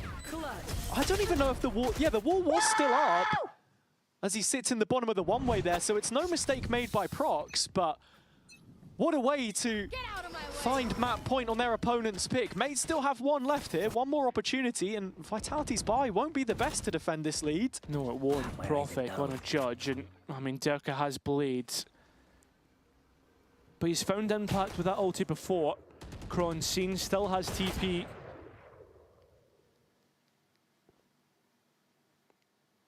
Still orbiting mid, but you can see Mini getting ready to peek window here, maybe just flashing off of the slide there. That's what they go for. Still pulled out at least one flash. And Martin has none left. Sayonara, in the meantime, has actually been able to pick up the ult orb, and Dirka gets inserted. Bricks has a dash to fly his way out, not before leaving some blades behind in Martin. Couple more in Mini, flashback through. Vitality trying to defend this and fortify the A site. Their final stand to win this map. If they can make it there, but it's Mini looking to try and bridge that gap for the time being. Ult goes in, yet another thrown by Vitality. Kron still looking to involve himself, but every single time a kill is picked up, it's another player falling and finally forced to respect this. 30 seconds. Yeah, but Kron has just been cheeky and walked out into Hunter's Fury Bolt. This looks like overtime. Shouldn't be any way that Profec's able to pull things off, even with his own smoke and a couple stars coming up to support. Should be too difficult a challenge to get across here, and he would really like a rifle instead. As good as this will be for the close clear, just about spots the barrel. It's the Guardian that he'll get. Sees Bippo, tries to transfer onto Prox, and will land one body shot at the very least, but an extension of play is required. This one's going all the way. That it is. full regulation required between these two, so the coaches get one more chance to speak to their teams as they are refilled with one timeout point. I mean, this was such a scrappy A fight. It felt like for every kill that Vitality were finding, there's a player going back down. In the meantime, mates keep bodies on the line. But it's, again, it's this discipline issue that we're seeing. Like, I understand that all of those players on Vitality will win their duel on their day. But like, when they have been playing well, when they have been winning rounds, it's when they've been trading off one another. Yeah, I think it's just because Kron has his TP. I think he just feels that no, he can I'm not talking take the about fight Kron. there. I'm talking about Sayonara jumping out of heaven. Okay, fair enough. Point taken. And so with that, we head into the first round of overtime. Mates on the defense, Vitality back on the attack. I mean, for the amount of times they've played this map, you've seen them struggle to put up rounds and still come back into it when they get on this side. It is very much the preferred position to play from. Suits Yumpy's calling on this Phoenix as well. And for Mates, they're getting curious about middle again, but the timing is completely different to what we've seen before. It's usually off barrier rip. Yeah, they've dodged the reclear here. Kron, I mean, he's first up. In fact, no, it's not. The timing. Oh, it's perfect. Just a little bit off, catched by the trip. Now it's Kron looking to try and catch the players retreating, and that's a big kill. That is Martin. Yeah, it's a fantastic off angle, and actually with that drone going in towards A lobby, Mates were thinking about a rotation the opposite way. They've got it right though, foot race towards C, and Mini arrives in time. Yeah, it's the Neon who gets there first as Mini tries to fight through. Oh, it's lovely stuff, and again, Vitality do well when they play off one another. Flying through into backside, Bippo has to try a 1 versus 5. Martin was able to do it before, but he can't even get started. An in-zone flawless in overtime. Yeah, I'm loving this pack play from Vitality and the way that Yumpy's been calling it. When you hear into some of their comms, so micro-heavy on the details, but really working it out well. There's a team flash there on Mini to get things started, but the off angle from Chronicle, so strong in transition, and the flash from Yumpy of his own. Enough to add in the details. I want to see them play as this group on the defender's side, and it actually looks like that's what we're going to get. Vitality posing that mid question. Yeah, and looking to give A for what looks like free. Bippo, his camera has been tapped, but at the same time, it looks as if Vitality have managed to hide the Chamber and the Phoenix. Unfortunately, though, Bippo up to challenge and gets rid of his opposite number. Yeah, with Kron stood under the cam, I thought for a second he might have the timing there, but no, Bippo is aware of it, and Vitality doubling down. Yumpy dies solo, and now it's a 3 versus 5 that they have to play back into. This has been nice from Mates so far. Very patient play. Gentle Mates, well aware of aggression, and Derka going for more. Just walks into the crosshair of Bippo. It's a double stack as well. Sayonara's going to give it a go. Come on. It's like a gladiator round. Send one player in, one at a time. Yeah, Mates, for as slow paced as this is, it doesn't look like they're going to be waiting for any more traffic. They've seen enough. So it's Profect that has to do everything here. It's a free opportunity. Taking 14 first, and he's already picked up the first of those kills. He has. Profect goes round the other side though, makes it work, gets his old teammate, and now caught out by the spam. Sayonara's ready to go for this. 1 versus 3, Bippo well aware, 3 of his own. So all even once again, another round of overtime. Yeah, I mean, Vitality once more showing how aggressive they want to get. And you understand Chronicle, but then it's Yumpy, then it's Derka. And once you're in that position, it becomes a slippery slope, you know? Yeah. You're a player down, you want to restore advantage, you have to take risks, but Gentlemates are just so acutely aware of what's happening. It's like a first challenge in football, right? Not everybody needs to like completely go and smash someone early doors. The international viewers are loving that. Oh yeah, they don't understand a word that I've just said. Smash. And Prox is looking to do that right here as he plays from up high. Oh. And Vitality once again let a first death go without any tradability. It's this Odin as well, just giving so much coverage on the B defense. Not going to have any visual of it, mates, but they've got 4 players who can quickly action on it. Notably Martin, who is still on this super aggressive line in Garage, as he has been for most of this map on the defender-sided rounds. And Gentlemates just collect the numbers. 5 strong on the C side. No plant. Vitality look to retreat, and I wonder if they're heading towards A. If they do, I like this decision making. Yep. Should be theirs for the taking. Mates fully grouped up on C-Link side. And yeah, Mini can arrive at quick notice. Only problem is though, look at the utility that is left on Vitality. And while they move slow, so does Gentlemates. But overall, I mean, it's going to be force meeting force. Yeah, this round is about to turn into an absolute melting pot. And with Gentlemates arriving first, hearing the audio, they're in the best position to take this. I mean, Info Dart used. Mini's Odin has just ripped Vitality apart. There is no response. Prophet does his best, and unfortunately he can't imitate what Martin did in the last half. Gentlemates advantage in overtime. Yeah, I don't know if it's maybe too much details in the calls here. Maybe a bit of hesitation thrown in, but Vitality don't feel decisive enough in these key moments, whereas Gentlemates are moving through the map as a unit. Let's go, playing as a team, and we're not seeing the same level of disconnect.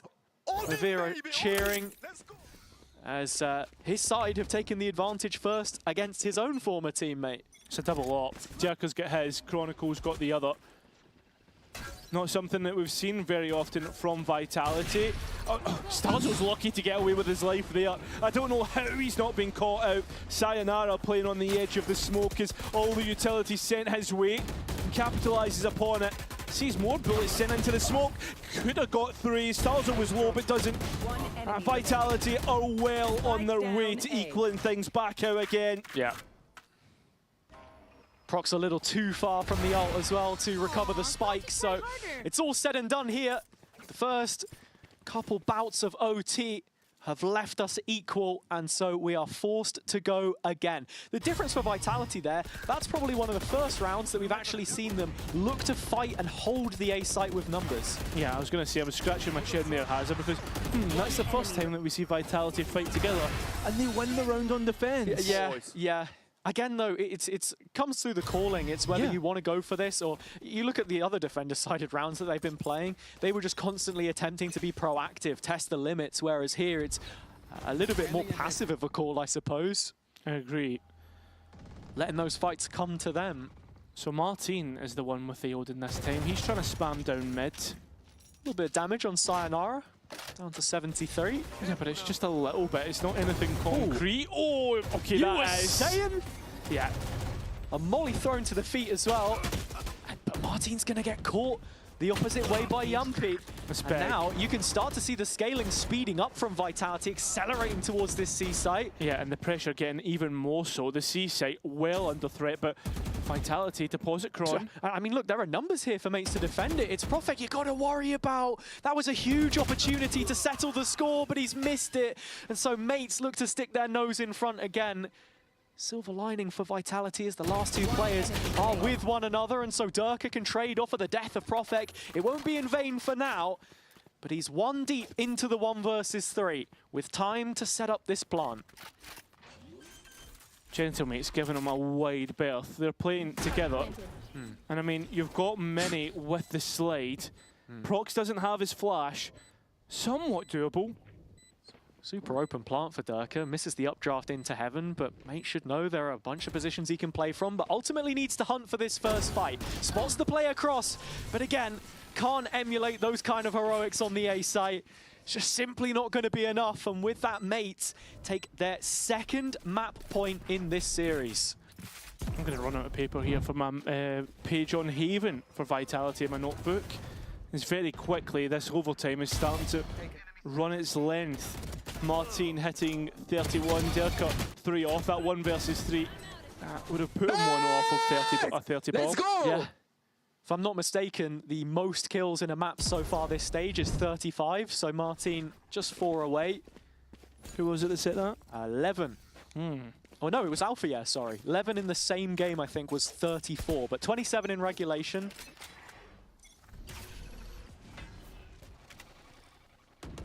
Could very much go further here. Kron, once again, operator. And, oh, he's gone so deep on towards shot. Do Gentlemates even consider it? Prox does.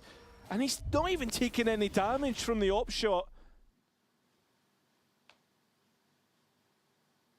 Yeah, he's moved up Yeah. C long here, so at the very least, Vitality have an outlet to base their defensive rotations off of. The difference is this time, it can't be a full A-site overload. They've not fully committed to it. They've got Profek watching the middle of the map to try and tie this together. Question is, do mates want to play into that or not? Oh, starting to head back. Just playing off the cam. It's been great information for them, and I think Profek can just hear this one clicking away. He's the player in the spotlight. Mate's going for a B finish. It's up to Profek, who's been able to at least get 1 or 2 on his site defenses, but still has a smoke in which to work. Not cleared, not routed out, and Gentlemate's happy to give up. They're going to retreat. Ooh. Yeah, Profek still has a smoke here, though, so chance for a defuse. Wall is up. We've seen how this one went before. Yeah, but unfortunately, there's plenty of damage on Yampi already. Heals back up off his own wall. Well, ready to go back in. And there's utility as well to try and bring players off of this. Shocks used, many from in the corner. Profek, he's went cleared. And unfortunately, there's no more smokes for Vitality. Gentlemates on their own map pick have what it takes to finish things out. That's all they need is Bipple to swing, and Gentlemates will take their pick. 16-14, 3 rounds of overtime required, but they get it over the line. And with the lead that Vitality had lost in this map, they will be kicking themselves with the result. Of course, still a couple maps left to play, and as we say, that veto looks to favor them. But again, it is feeling like a missed opportunity. However, we're going to head down to the stage and hear from the man who truly starred in the comeback, someone who has impressed us massively, and that is Martin after the replays.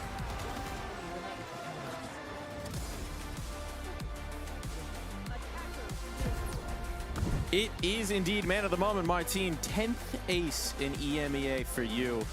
The flu couldn't stop you last week. Can anything stop you? I think it was my 11th, but yeah, I'm feeling much better, even though I'm still a little bit sick. It's much better than last week, and it feels better on the server also. Feels good indeed. You going to be keeping it going for the split? Yes, sir. Yes, sir. And we'll be right back for that split after this. I think there is a...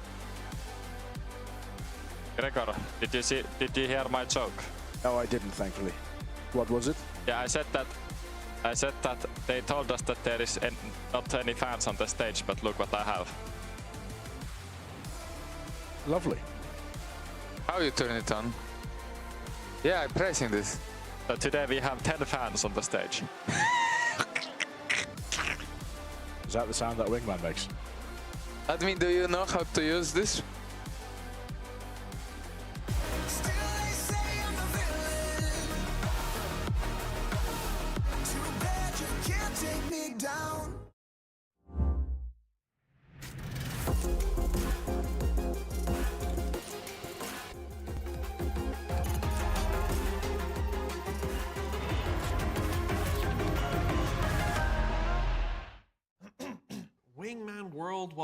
Wingman World while what?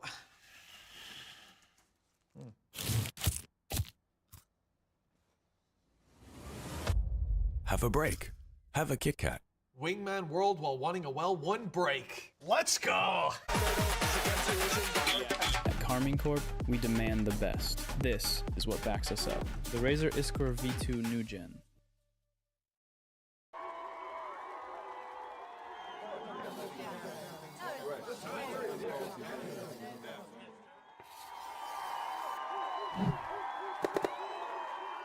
Red Bull gives you wings.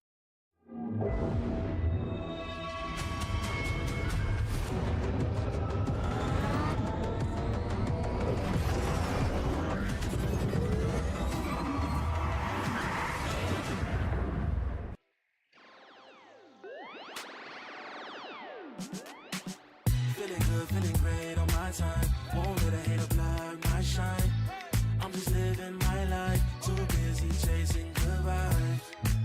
chasing good vibes, chasing good vibes, chasing good vibes. Too busy chasing good vibes. I'm feeling good, feeling great now. A hater can't play with my day now. Get that negativity out of my face now. In my city, I'm the man of my state now.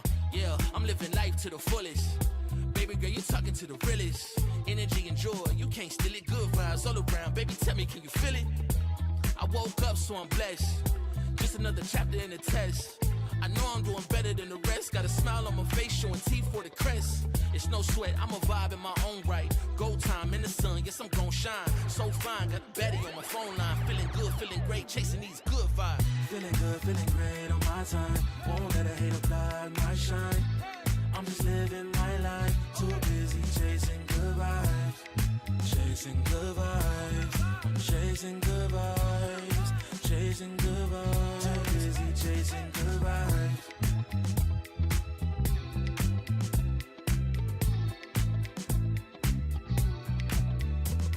Put my soul on that beat, I'm ready to feast. Margaritas with some divas, I'm pouring the drinks. I'm living life to the fullest, the blessings in me. Don't really care what you say, whatever you think. Nah, unequivocal miracles with the lyrical. With the homies tryna pop like the cereal. Lucky Charms got a model on my arm. Go watch on my wrist, garlic parm. No alarm, fireworks, I can feel it in the sky. I got love in my eyes, but there's money on my mind. I see passion and pride, I despise all the lies. I've been around the world, so I'm down for the ride. Good drinks, good people, and good times. Fast cars, pretty women on FaceTime. More money, more fun in my life. I'm just chasing my shots with good vibes. Feeling good, feeling great on my time. Won't let a hater fall.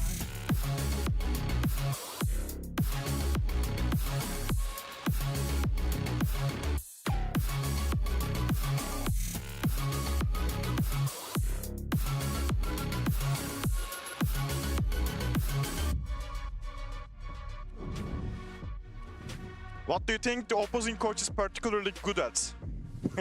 I mean, this is a hard question to answer from the outside. But when I'm prepping against them, I see that there's a clearly system and structure. I think the coaches are responsible for that, of course, with the in-game leader and the team. So, yeah, I think that's why they are also good, because they have the system and structure built on. So I think that's something I can say now from the preparation, that they are good. So, yeah, that's the thing. I think this is what coaching's become, just complimenting each other publicly.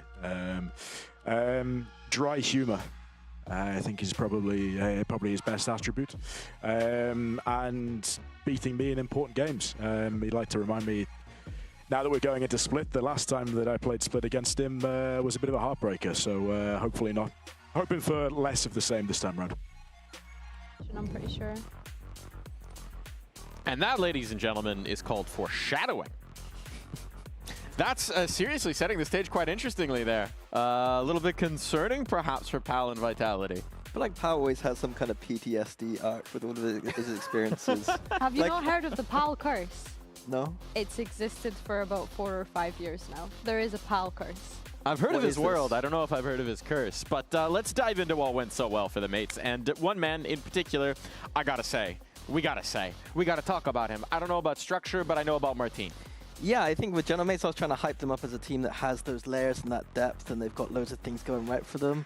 And it's not always just Martin fragging, but today it was just the Martin show. And I mean, when he's fragging like this, getting aces, getting clutches, then what more can we say? He's playing like the best player in the world right now. Asuna, move out the way. This is the best Phoenix in the world right now. Yeah, Martin is incredible, and he's so flashy with it as well. Like, whenever he's making a play, it always looks really cool.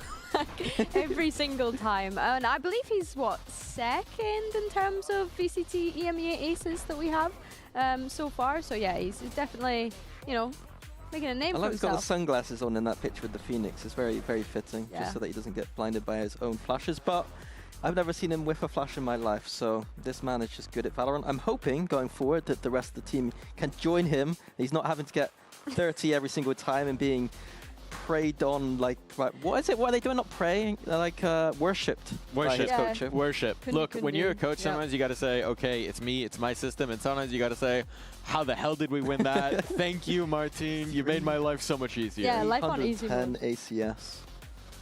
Is disgusting. It is actually disgusting. But hey, the reason why we're sat here being so chill is because that is just light work for a player like Martin.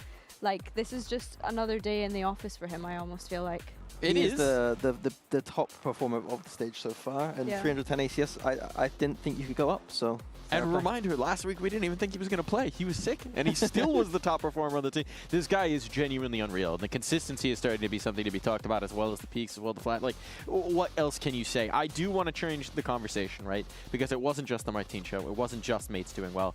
There were also some problems. There were some positives, though, as well for Vitality. Let's start with the positives here, Minnie. Yeah, so we started out looking at Chronicle with the operator, looking at attack side on the chamber, and he started extremely well. Bonus round Telestrator I highlighted. Bonus round for mates looks very bad here because Chronicle just picked Martin off with the op. Early on, it felt like a lot of the times Martin was getting picked off by Chronicle a few times, and that, you know, when he's got 30 kills, you know that's a big win condition. So I quite liked what Chronicle was doing early on this attack side. But you'll see soon that there won't be any defense clips for a reason. He wasn't really doing too much on that defense side, and I know it's a bit harder, but that is where Chamber should be thriving. I like the attack stuff. I liked his entrying, I liked the operator usage, but on defense there wasn't much value. He was getting the first picks a lot of the time, and I was hoping to see, when we went into that agent select, conditioning coming out from who was going to be using the sniper at points, and I didn't really see that so much. I saw him maybe trying it on the defense, but not so much. I felt like Chronicle was just constantly getting ran down whenever he was on the A site. We don't have a clip of it here, but we saw like the Sova lineups with the Shock being able to just take away the trip instantly, Chronicle dying as a Phoenix ult is coming into sight, like just not being able to have any sort of control over that A site whatsoever, which was why on the defense he just was getting punished and punished and punished. We will be heading into the split, which might be bad news for the mates. Last time they played this, they got roundly trounced by Pacific. Yeah, they got absolutely destroyed, and I think Pacific were playing like, for one moment, like the best team in the world on split. So I'm not gonna, you know, you look at that and you're thinking, you know, how to lose Pacific. Genuinely, I came away from that map thinking, my God, Pacific are good at that map. My God, for a moment, they were incredible. That's old news. That's yeah, but old what's what I mean news. is like, do you think that Gentlemates are bad at this map then? No. Okay, there we go. That's the point I'm trying to make. Split is a good map for Pacific, and I think that that's maybe what caught them off guard here. But looking at the composition, we're actually going to see some changes here. Yeah. Mini was on the Waylay last time, so I'm kind of happy to see him pivot over to that Neon instead. I think mates are on the Waylay Raze and switching over to that Neon and the Phoenix. We've seen what Martin can do on that Phoenix. Just put him on the Phoenix again, looks like a good idea. Mirror composition here, both copying that kind of Lev style. I wonder if they've also copied their defense side and attack sides, because if they have, they're in for a good time, because that team's pretty good at this map. Yeah, for sure. I think that it's nice to see Gentlemates kind of switching things up, and I think that a lot of that is, you know, Mini, as we've mentioned time and time again, is new to having to pick up this duelist role. So playing the Waylay was kind of a big ask, but I'm happy to see him onto this Neon now. And then Durka on the Neon is obviously the highlight. We got a look at that one. We thought he was out of jail, but he is not. Split is his prison right now, and hopefully he will be able to escape it at some point. I don't know if that means that I want him to play badly this game, or he just be sending it and just doing his thing and just killing some. Look, I'm just saying, they lost one map. Durka was still top fragging, but they lost one map, and they said, all right, back on the Neon, bud. Yeah. I mean, last time they played Split, it was super close against BBL, right? And Chronicle put up an insane individual performance, so I think that we definitely need to see that coming out from him. I have a pitch for you, Minnie. What's up? It's a content pitch. You know the series that's like actors on actors? No. I think you should, it's a deep interview where actors interview actors. Okay. I want to do Mini on Mini. Just like an hour-long interview, a one-on-one sit-down. Me and Mini. With Mini. We have Not been bad. saying for a while that we need some Mini on Mini content. What? I think if you search that on the internet, you might wind up in some strange places. But let's think about this split. You mentioned the Lev style, right? Yep. That's something that we're looking at based on these comps. What's going to be your tip-off early on that teams are stealing the inspiration from Lev? If they're playing full retake A with the fade in A heaven, that means that they are just copying Lev's playbook.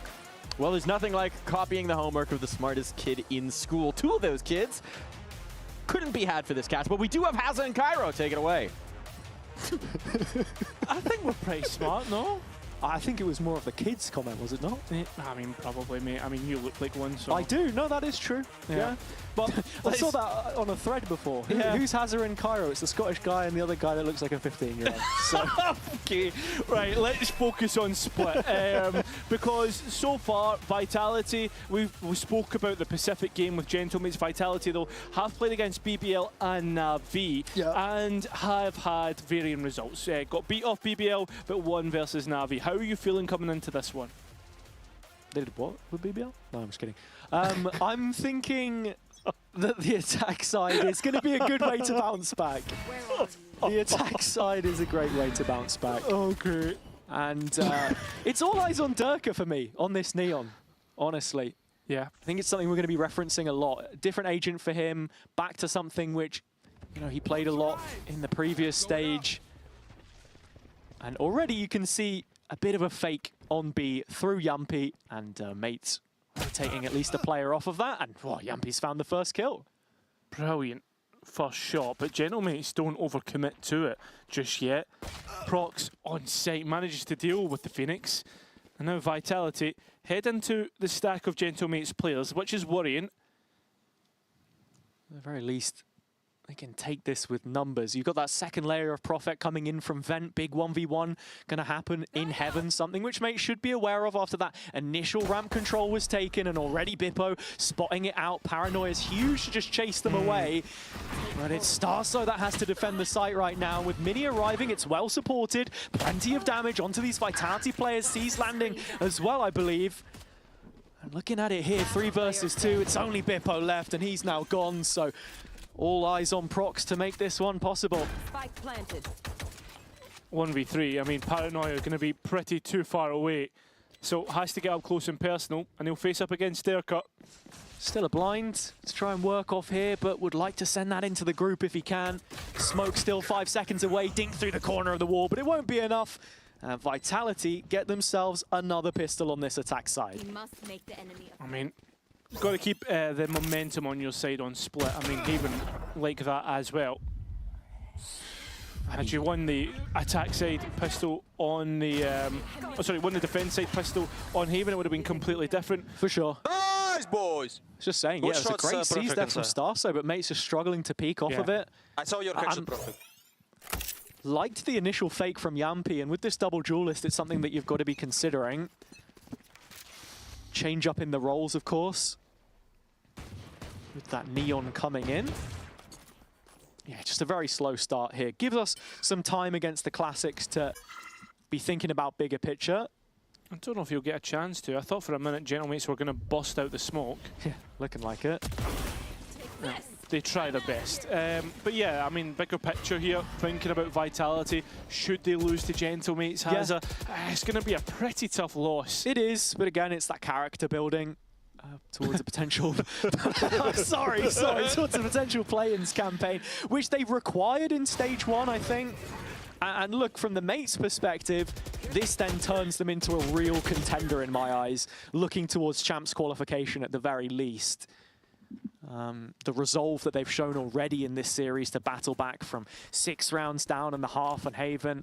But again, that can all change, and I think on Split, this is just the ball in Vitality's court, really, to shift the narrative before we overreact to the situation. And here, it's looking like a pretty comfortable anti-eco right now. It is. I think, like, for the most part, this is winning the best of 3 on hard mode, right? I mean, this is Vitality. This is such a Vitality pick. No, I agree. And Haven as well, to an extent, right? I think that's the thing. If it goes the distance and Vitality win it, then yeah, it's just making life difficult for yourself with how Haven went. But yeah, I mean, but it's still at the same time, it's respectable from Gentlemates to show a performance like that, should it go the distance. Exactly.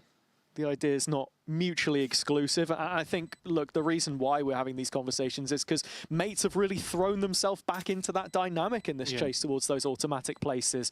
I mean, like, an 8th place finish in Santiago. I think like all our Santiago teams have done that. And this is good damage for the most part. That Spike about to go, but Sayonara's sprayed out.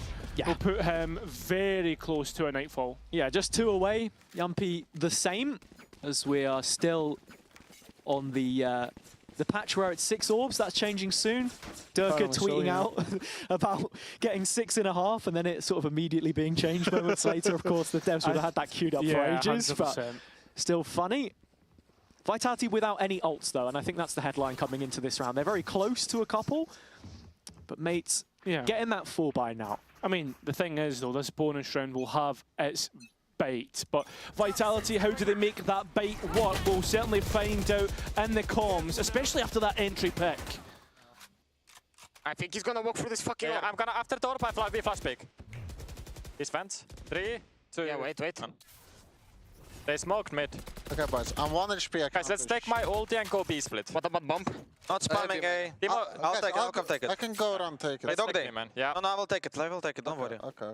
We're gonna finish on B split. I'm gonna wall. You are coming from mid front. Do it. Okay. I'll escort you. Boys, I cannot go B at all. Like, I'm gonna get spammed. Up. You can cross. Can I lurk mid? We're gonna go B split. We're gonna go B split with my ulti. That's good then. I'm coming with you. Do I stay B main and do the set round or? Yeah, we can do that. Yeah. So can't go with them. Give me bump. David, can you paranoia B heaven? Yes. You want smoke vents or no? Yes, I'm gonna go now. 3, I smoke vents. 1. Paranoia. I paranoia. I'm gonna close vents. Fail. Still mail. I smoke CT. I'm gonna come there. I'm gonna fast circle. 3, 2. Go. Pillar, I fucking pillar. I TP to you. But guys, we aiming. Guys, wait, guys, we freezing, guys. Yeah, keep holding. That pillar. One more. Omen is somewhere here. Yeah, chill boys, okay. There is... Backside, 1 HP. Nice. 3 ping a mail. I can help you. Yeah, that's fine. They don't know about Terke. 1 is spawn. I am under. You can plant, Stefan. So, and a 1 versus 3, but it ends up very easily dealt with. Vitality convert the bonus. Yeah, I mean, some pretty chaotic comms there, I think, from Vitality. The plan creation, though, certainly good. Multiple players giving input, Yampi leading things. And coming back to a conversation that we were having in Stage 1 specifically, after the initial kickoff run was, those comms and who it is that's actually... you know, setting them up a lot of the time, because we had such a loose structure on Vitality in the past, and that led to their downfall, really. Yeah, and I think you can sometimes see that creep it back into the game. Little bits, I mean, and Haven, for instance, but other times looked absolutely excellent. And it seems as if this is trying to identify where Chronicle is playing from and continuing to ensue on his position. Encroach, the shotgun good enough, but it's only 1 that they're able to pick up. This is an equal round after all. Vitality should have little to no problems. Just building off what you were saying, it's Yampi with that final decision, and as they set up in this B plant now, it is going to be a little bit more reserved towards Pillar. That's your gun, Sayonara. Yeah, finally chucks the spike down. I mean, Gentlemate's given time to come back in here. Yampi's actually going to get another orb and maybe a plant here. No, unfortunately, it is going to be his death, but brings him closer to that run it back, sure. And Vitality up to 4. I think that's the reason for the mates re-engage in the end. They start hearing the ult orb in B main and they're like, what are you guys doing? Get the spike down already. Let's see if we can interrupt this. But but it's nice ultimate prioritization. For sure. And I think these are the things that you've got to be thinking about. Vitality starting to run away with it a little bit now. Sure, that was the eco, but we're now heading into a gun round where really there's a lot riding on this. If mates can't find it, you're thinking about a timeout. Something has to change, because as it stands, this Vitality B threat has been fantastic. Yeah, I mean, so far, whoever's won the pistol round has went on to convert the bonus. It's the 4th round where things have usually changed, but Vitality getting past the eco round. And again, it's just instant garage control. I think it's only the eco that we saw from Gentlemates round 2 where they look to try and take garage space.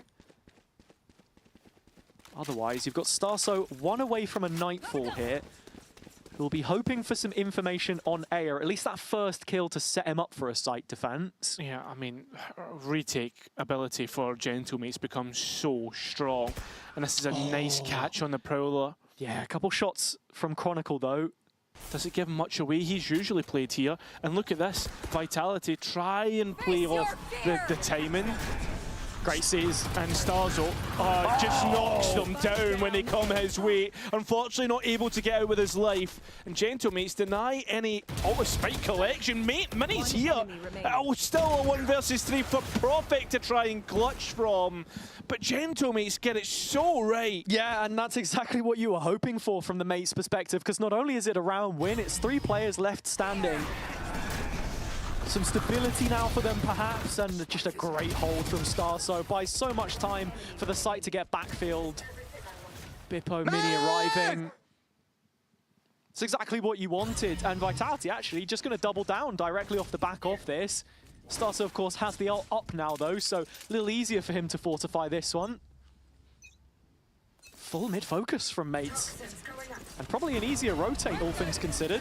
Yeah, but I mean, that's a nice haunt coming out from Starzo, and even going to get the nightfall in. But Vitality are the ones who fill the kill feed, and that's most important. Bippo gets one back on Chronicle, but that spike should go down. Yeah, no delay this time, but Martin's right in. Yeah, run it back, straight back through. Denied that opportunity, but Prox is there. We know he's been hitting his shots, but not this time round. And Gentlemates forced into a retake. Yeah, big 1v1 happening in main though. Bippo is coming late through ramp. Yeah, and big kill. Passes the test. Yampi knows about the CT players, and where's he Vitality beginning to drop like flies. This is not the post plant we expected. And Bippo out through heaven. Seems as if Sayonara did have an idea, but that timing could be off.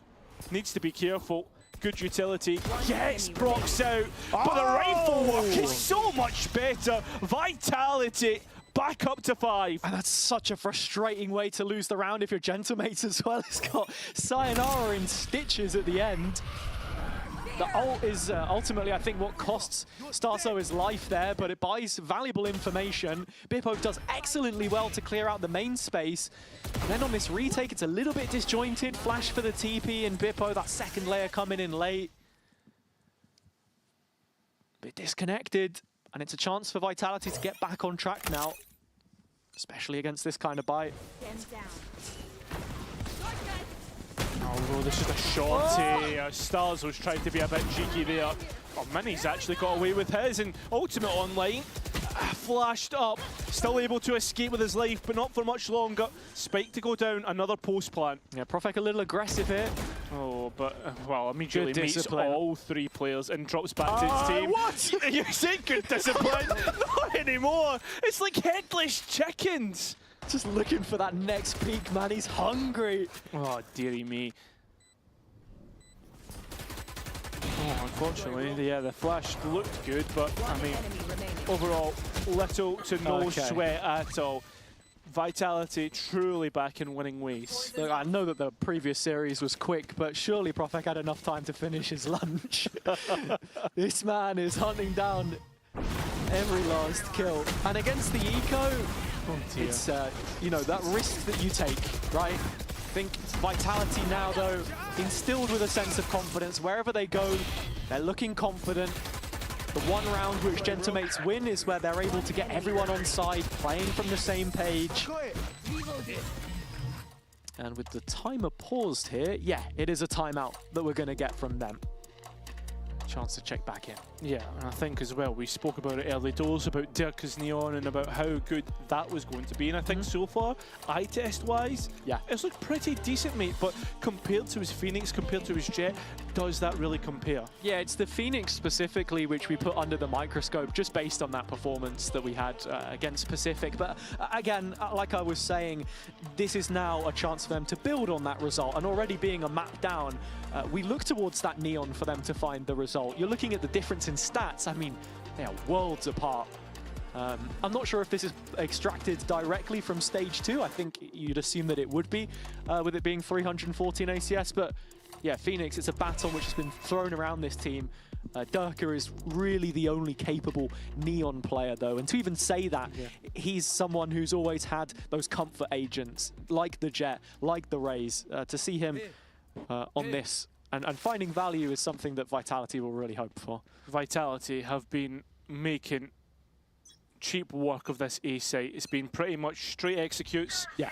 It's surgery for that side of the map. And that Viper's Pit probably going to force players in towards that side of the map. And Dirkus Neon trying to force an issue on B. I mean, this is what they had him doing all of stage 1, judge in hand, running it down. And from the interviews he gave, he hated it. But he's given them a lot of space, and actually it's a distraction, which with mates pushing up in a main other side of the Viper wall allows Vitality to profit from it. This ult's going to expire on Yumpy, but he's done his job. Plant can come in from Profek. Well, I was going to say one away from a full house of ults. Oh, no. Oh, this is just horrible. This is, I mean, you're anxious watching this. Oh! But unfortunately, Dirka doesn't win out. Not used to a judge, prefers a rifle in hand, or perhaps a marshal. Absolutely. Vitality still with precious map material, though. It's that main control that they're banking on right now for this open plant. Yeah, and once again, it's the same three who are trying to come back into sight, and that utility is starting to thin away. Time as well.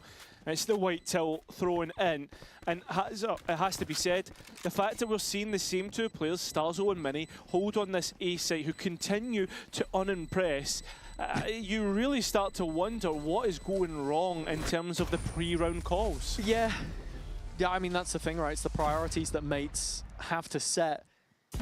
Got the toxic screen up, of course, to try and aid things, but something like a molly would be nice, I guess. And when you're playing on the other side of it here, Yumpy immediately brings the ult online and doesn't hesitate to use it. 10-5, Sayonara 10-1. Was talking about how Sayo's been so consistent, and it's in those bigger games where he was falling away at the start of his career on Vitality, but now it's just really in his element. I think the fact that they've managed to cement what feels like good roles, concrete roles, and once again Martin is traded out by Yumpy, so good stuff. Yeah. Split on the B side. And I think that's the difference. Martin isn't performing anywhere near to the level that he was in the previous map. Of course, it was an incredibly high bar, but 2 and 7 doesn't cut the mustard. Yeah, but at the same time though, right, it feels as if Vitality are suffocating the opportunities for him to perform. A 7-1 lead, and again, the stakes reiterated. This one to push either team one step closer towards playoffs, a 3-1 record for whoever takes it. And Vitality now trying their luck on B for the first time in a while. Met with a paranoia. Prox to try and slow them at the gates, but Bippo even jumping up finds a kill. It's not enough though. Vitality answer back with a couple of their own. It's good trades, but the most important thing is Kron's ultimate. He cannot go down. Oh, and he won't. Holds the line, Mini drops into his crosshair, but Chronicle gives himself away in the process. Sees Sayonara's ankles down to 1. Fade on fade, but the timing taken by Sayonara. As Starso had his hands in his pockets. It's a casual closer. And Vitality dismantle that buy again. Yeah, Starzo just fumbling about in the dark. They're trying to find something to work with and doesn't realise where Sayonara was repositioned. I mean, the fight, the exit, a little bit clumsy.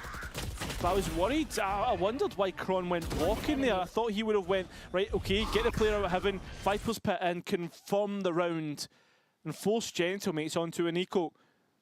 And you can see Sayonara is giving it. Old enemies in Challengers France, I suppose. Starso on job life. Many time winning the league there. Sayonara on Vitality's youth team, and not the same, I say youth team, he was the youngest one on the team. Everyone else just on the team, I guess. I don't know. Yeah, the academy Their team. second team. It wasn't really an academy, you get the point. Yeah, I get the idea. And it seems a Vitality. Have left Dirka maybe a little bit alone here. Bit of a mid-trap. Yeah. Unfortunately, nobody wants to take this fight, and Dirka is so ready for it. Next flash doesn't turn it, decides to spam, and it's a wild one that he tries to control. Starzo, though, deep in the A site from corner, doesn't get trapped by any of the mollies. Profit once again up on heaven. It's Starzo trying to defend this site, and he cannot do it. Vitality so awake, so aware. All over mates like a rash right now. Layers to their game. But it's been pretty direct, quite straightforward, at least on the surface, in terms of how they're approaching these rounds. just the rifle in the hands of Prox to get you excited into this retake, and it's a split up set from screen. Nothing really connected. Prox has just sent it in towards site. I mean, it's a wild spam, but overall, it's as you expect. Vitality hit number 9, and we're starting to head in towards a territory that feels like if you win the pistol round, you've won the map. Yeah, look, we had a reversal of 9-3 on the previous map, but it's the context that's most important in these rounds. Vitality on Split looking worlds apart from the one that we saw on Haven. And that's exactly what we wanted to see from them. Again, evaluating this team in terms of strength, they've got to be stepping up and putting in results like this a little more consistently, you feel, but it's that kick up the backside that has put them in this position. And Mate's now just hanging on by a thread. Trying to see if they can find anything in which they can have a lifeline, but Vitality once again, as it seems like every single time, fill the kill feed. Martin gets one back. The operator of Mini does not hit, does not connect, and it's chances like this that go amiss. It's Derka and Kron against Martin. He's between a rock and a hard place. Not had the best map, and will continue to miss out. Vitality, double digits in the first half. Yeah, Vitality looking absolutely dominant right now. Gentlemates were able to get numbers on the site. Kills through spam. Edge of the wall here from Derka as well. Mini really should have hit that shot. This has not been his day. Bro, I just put in a shift on that spam backside. And, that's the best way to put it from Sayonara. Vitality are putting in the hard graft right now as they've got a 9-round lead and they're looking to make it 10 as we head into the second half.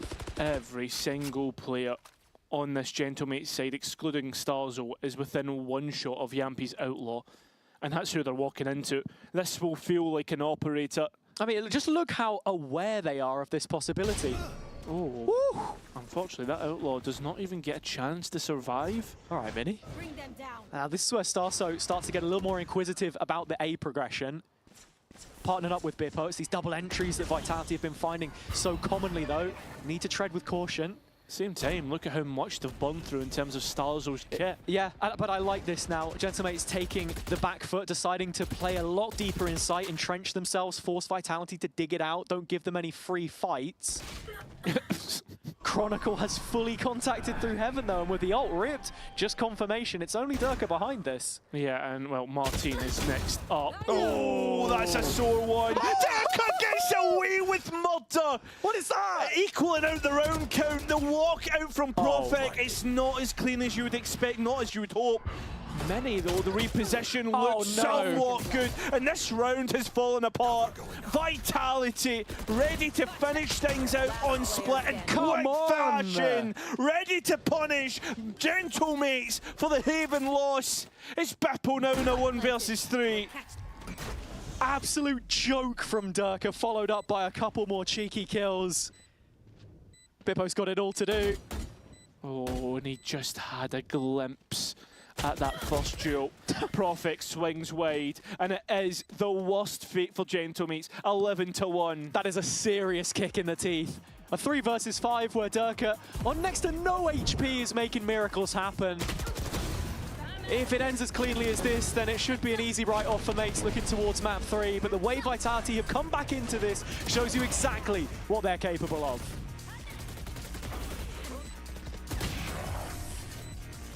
Thing on A, I got a bit lucky.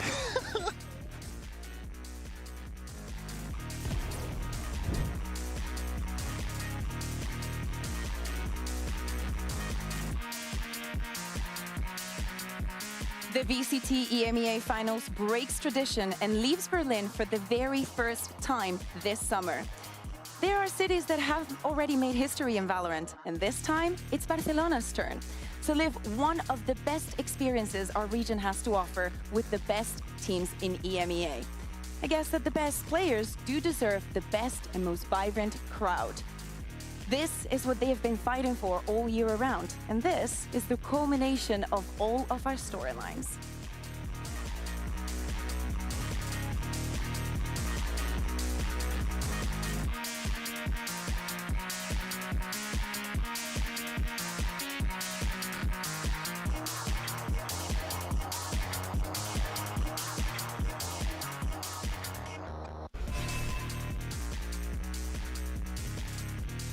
Yeah, and well, coming back in towards this second half has it. Vitality 11-1. This is probably clear cut. Yeah, I mean, neither of these teams should have their flights booked for Barcelona yet, but we're getting closer to that time Closer now. and You know, closer. Cairo, that doesn't get you excited. That little hype trailer from Kakuka. And I don't know what will. I'm looking forward to it. And as always, the QR will be available in just a moment. Oh my god, You've been done so dirty. Production had me hanging on for dear life there, I swear. But yeah, what else is there to say coming out of this first half? It's an 11-1 lead for Vitality. They're onto the defender's side, and I think we've got to keep that on the back of our mind if we're really thinking that mates might have a chance, because this is where they've looked a little more struggled. Yeah, I mean, Mini has just sent it forward. Trying to find an icebreaker, trying to find a kill. Doesn't come through. It's 5 alive on either side. Yeah, and Chronicle just posing some questions about mid here. Maybe looking for a late flank in through Garage, a second layer. Otherwise, Vitality going 3-2, the strong side coming out CT. Yeah, the question is, though, is Bippo versus Kron on that flank, as you said. As the players start to get back in, there is bodies low, it's Yampi and Sayonara, but Dicko's already got his, and Martin once again lights up and sets Vitality on fire! An unbelievable pistol! The black and yellow scent smouldering from the B site, and it's Martin again. Magic Martin. I mean, this guy always has a highlight in him. And look, it's not been the best from him so far on Split, but there is that possibility always. I did actually like the Vitality retake. That Phoenix wall cut across the reveal to clear close, but it's the second swing which catches him. Shots, Martin. You know what? Very humble of you, pal. Very prim and proper, isn't he? Yeah, he is. Very nice shots, Martin. You know what, Martin? I tip my head to you. Well done. He won't mind that. No, he won't. I've done that impression so many times. It's the first time we've got it on VCT. I think it might actually be the first time it's come on VCT. Yeah. We've waited too long. We have. Long have we awaited. Long have we debated. The PAL impression activated. Yeah. Well, lads, I think we should just wait for this bike to blow up. Oh, actually, Yampi just rushes him. There we go.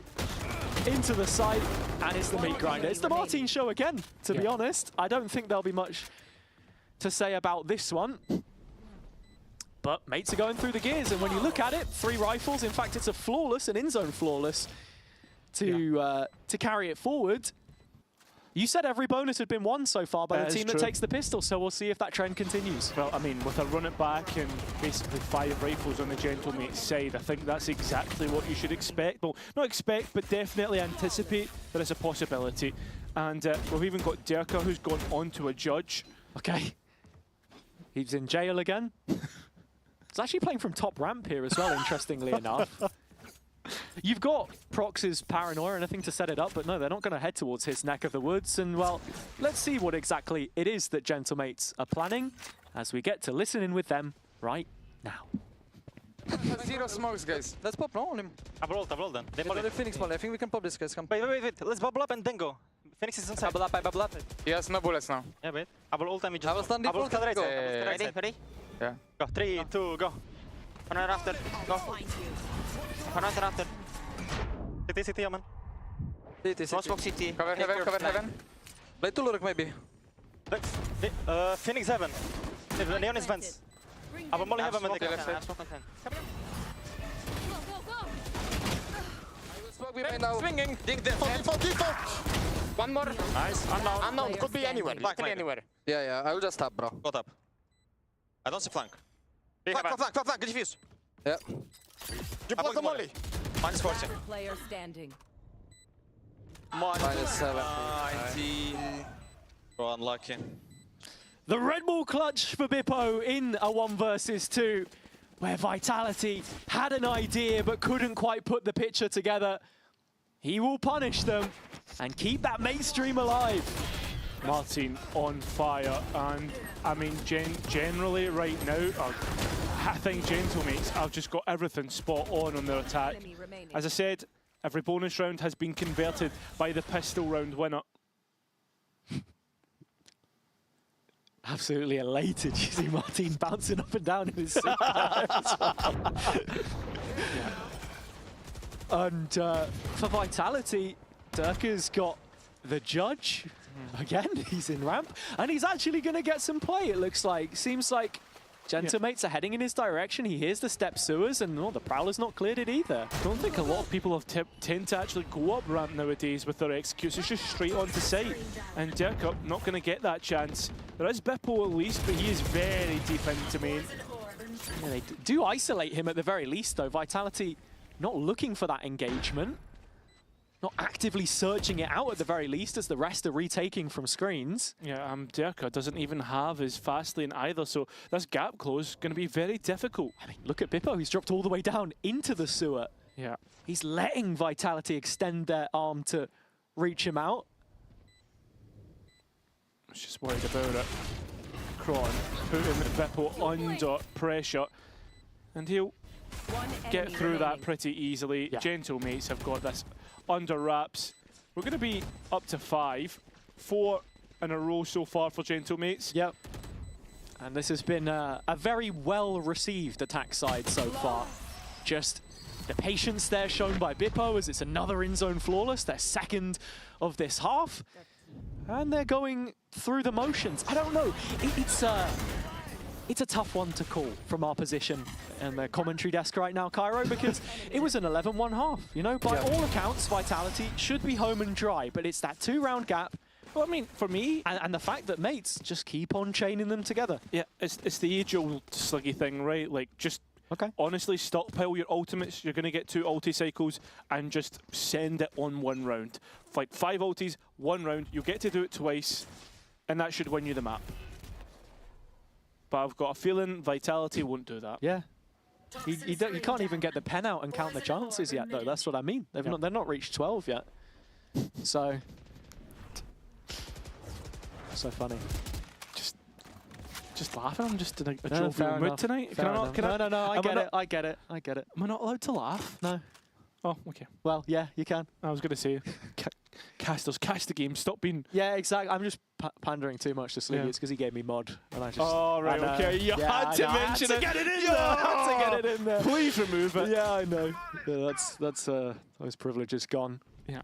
As mid privileges have been revoked from Vitality here. Gentlemates getting an insert into vents. Durka just stepping back a little bit. They've taken garage control here. They've got Profek pushed up on the limit, so at the very least, something to work off of here. Yeah, and they're doing really well. At the same time, you've got to be looking at Bippo, right? He's the lone, I was going to say the lone anchor towards it. He's giving this up. This is a B play. They're heading towards Profek.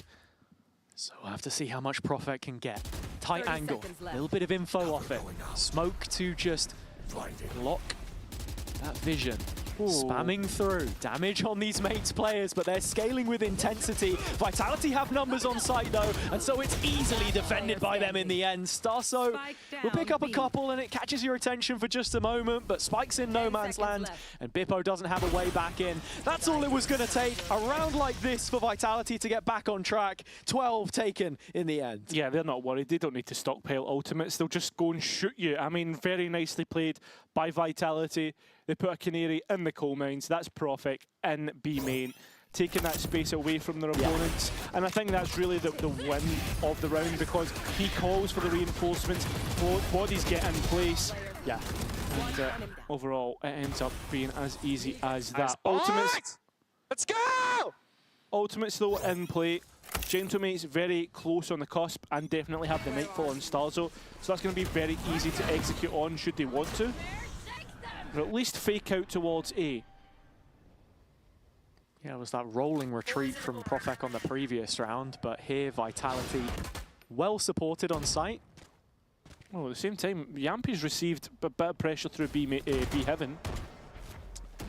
Durka left a little isolated on the site here, actually. It's Mini that's going to dig him out, sorry, finds his man. We're juggling players on the ropes right now, and mates make the better of it.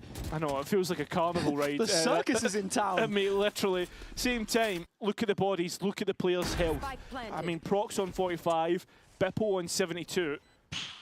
I mean, Vitality wouldn't, not in this round, surely. I mean, have a flash on Yampi. Yeah, blind with Profek as well. A couple ways to make this interesting. Starso detached back in main.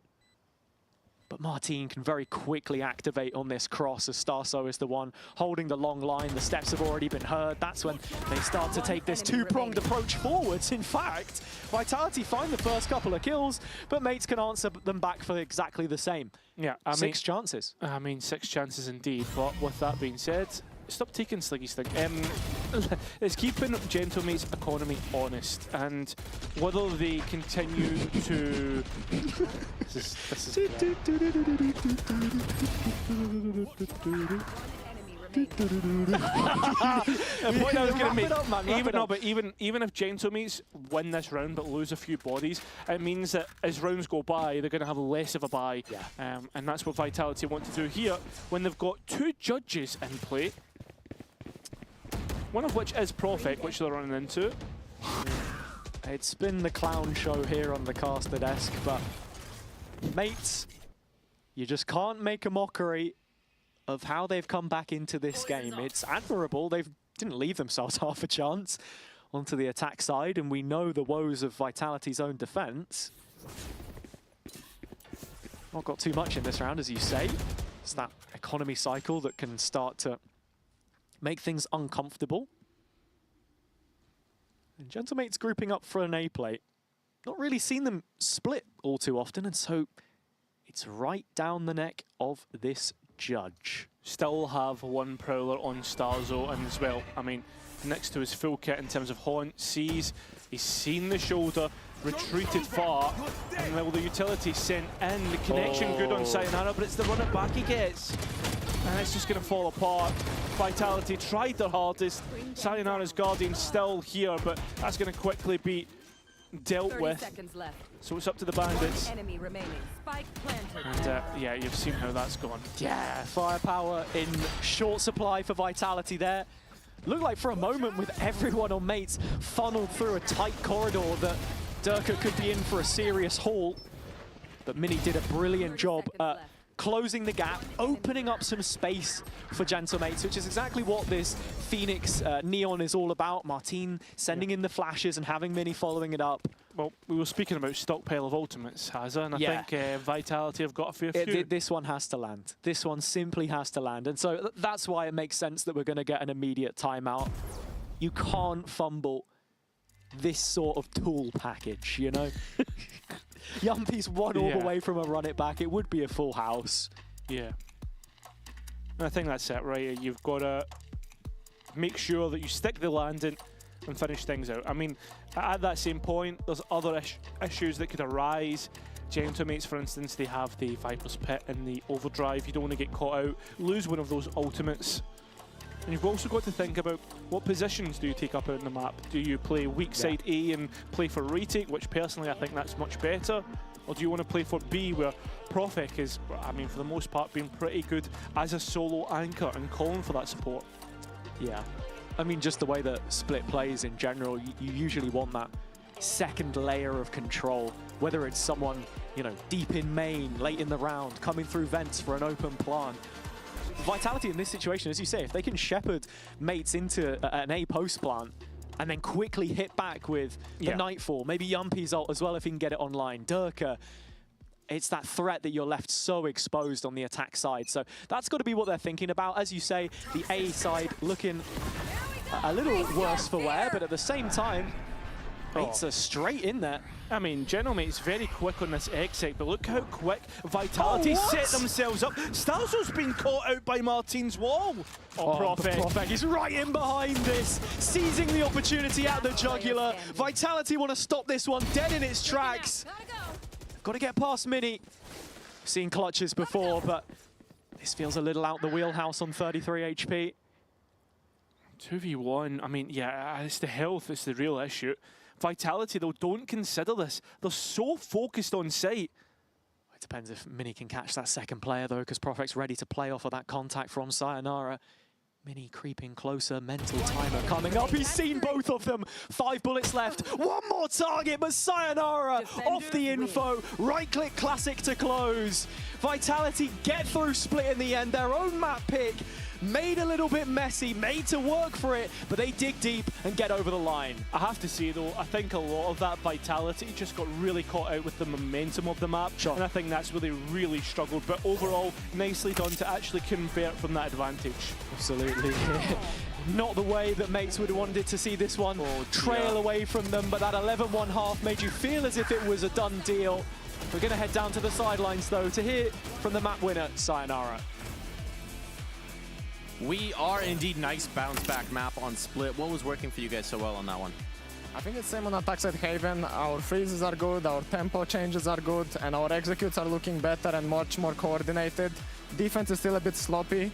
We need to be a bit more proactive, play a bit more together and have a set plan and have the same vision. Not too many ideas, not too many chaos. So I think attack is the same, we just need to focus on our defense more. In this game, our attack was incredible and obviously I had to only get 2 rounds, so 2 rounds was not that hard to get on defense. 2 rounds enough. Well, thank you so much for the chat. Good luck in the decider, and we'll be right back after this break.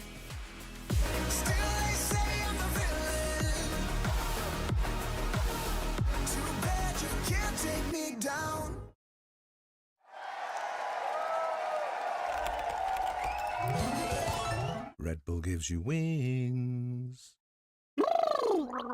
Women will want.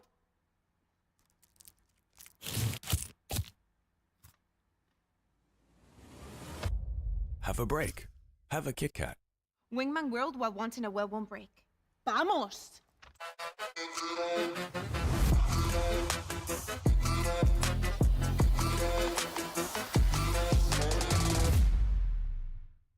Want to find your fastest server every time? Express like a pro and optimize your connection in one tap. Express in game without ISP throttling. Express and shield yourself from DDoS attacks. Express and choose the VPN trusted by gamers everywhere. Express VPN. Experience gaming the Express way. Fast, stable, competitive.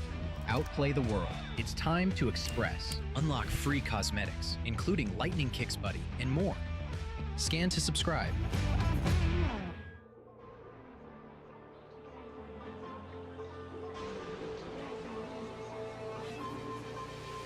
Anytime you crack a butterfly, I flip a switch, keep a secret, let you come inside. When I run the gamut, but I could never plan it. I keep on breathing when I land it. When I run the gamut, but I could never plan it. I keep on breathing when I land it. If you give me a piece of your heart, you keep easy when we are a part of 2 worlds. It could be nothing, maybe it's something. Keep your eyes on me. Keep your eyes on me. Keep your eyes on me. Me. Keep your eyes on me. Keep your eyes on me.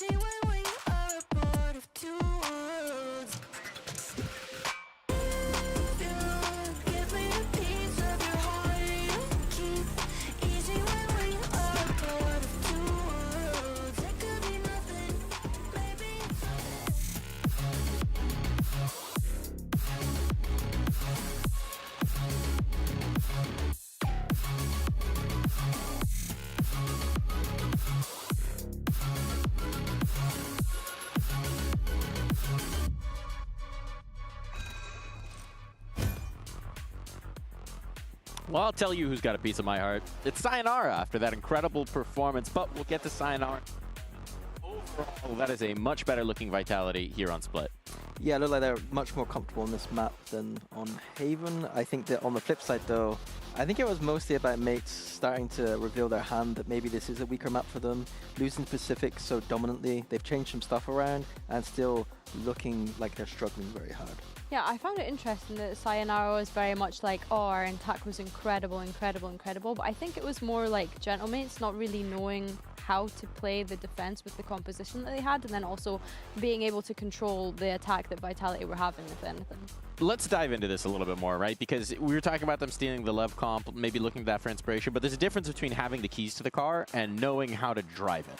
Yeah, so something I highlighted was that you know a team has copied Lev if they're playing the retake on A and going to let the team come in a little bit, and Blow is going to be spamming you, and then they got the most beautiful retake protocols in the world, but that wasn't what we saw from Gentlemates at all.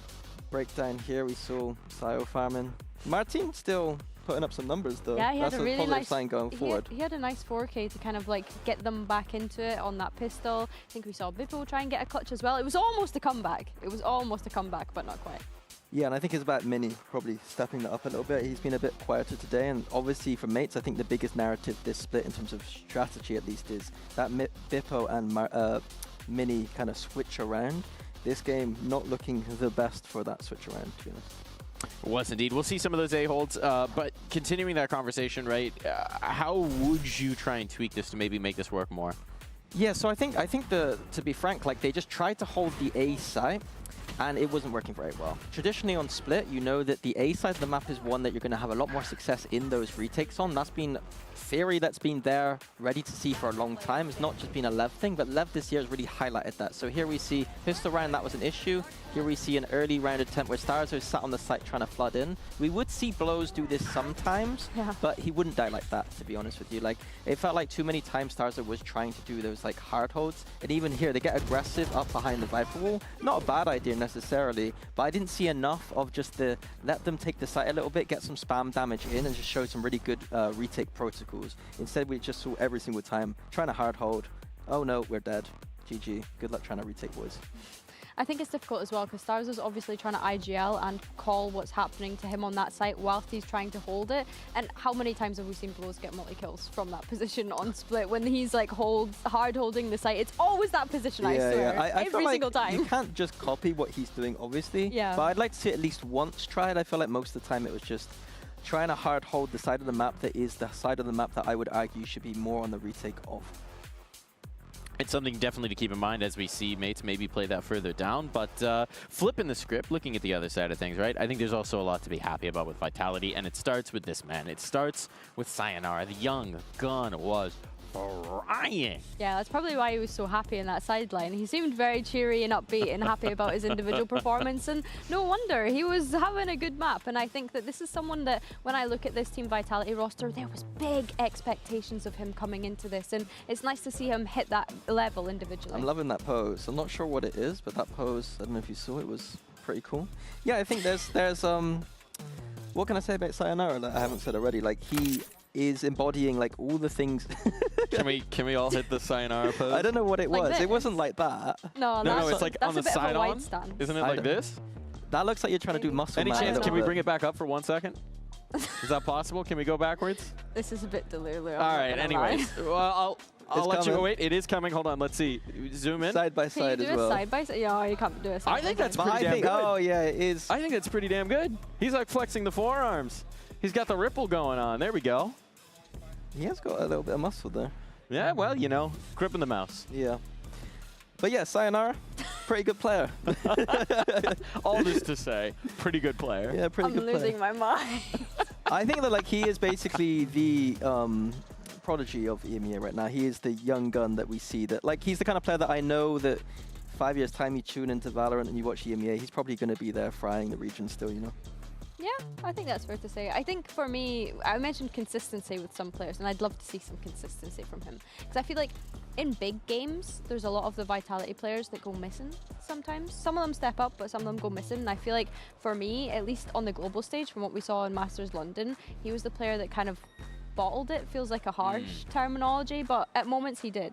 No, I think I agree. I think that the only thing that he has left to build on is he has the skill, he has the mechanical ability, he has all that stuff. We were talking about Trex earlier. I think Sayo is that new kind of level of player, but I think it is just about those little details of just the experience that you will gain playing more and more. You know, he's a very young player. For how young he is, what he can bring to the server is incredible. He's what, 18 at this point, Just right? turned 18, yeah. Many Very more fresh. international events ahead of him, one would assume. Looking towards Ascent, we know we have at least one more map ahead of us, because really, beyond today, we can't guarantee anything. But we can guarantee an Ascent.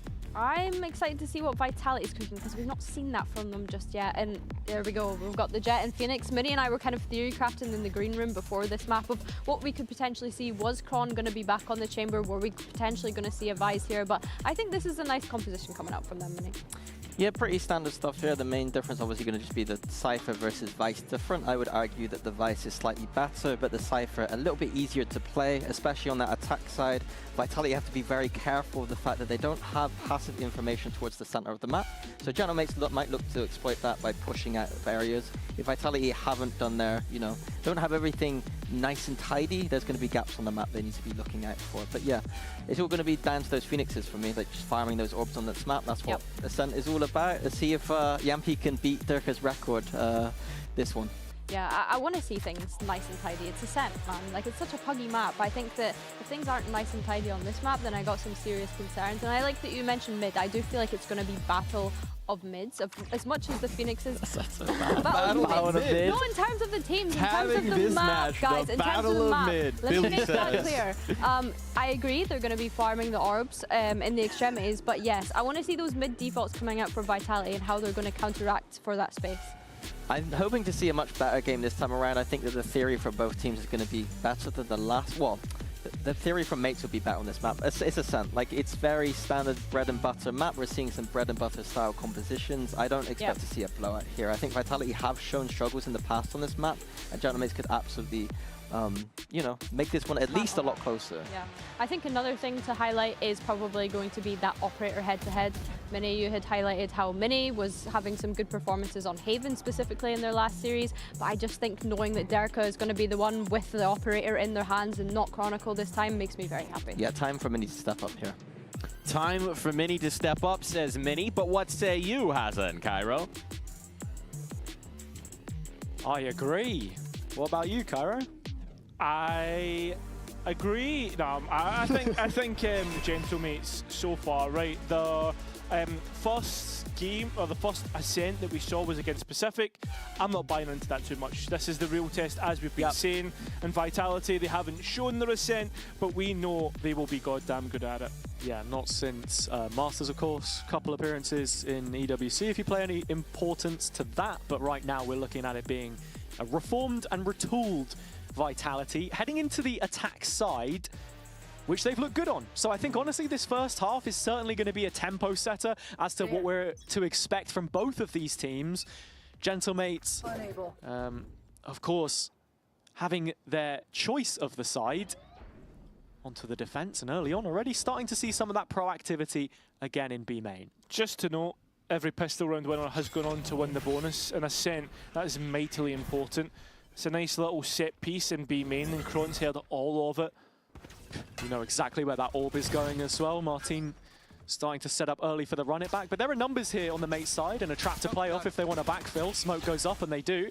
Yeah, well, those smokes being used against them. As you can see, Vitality looking to bust out of it.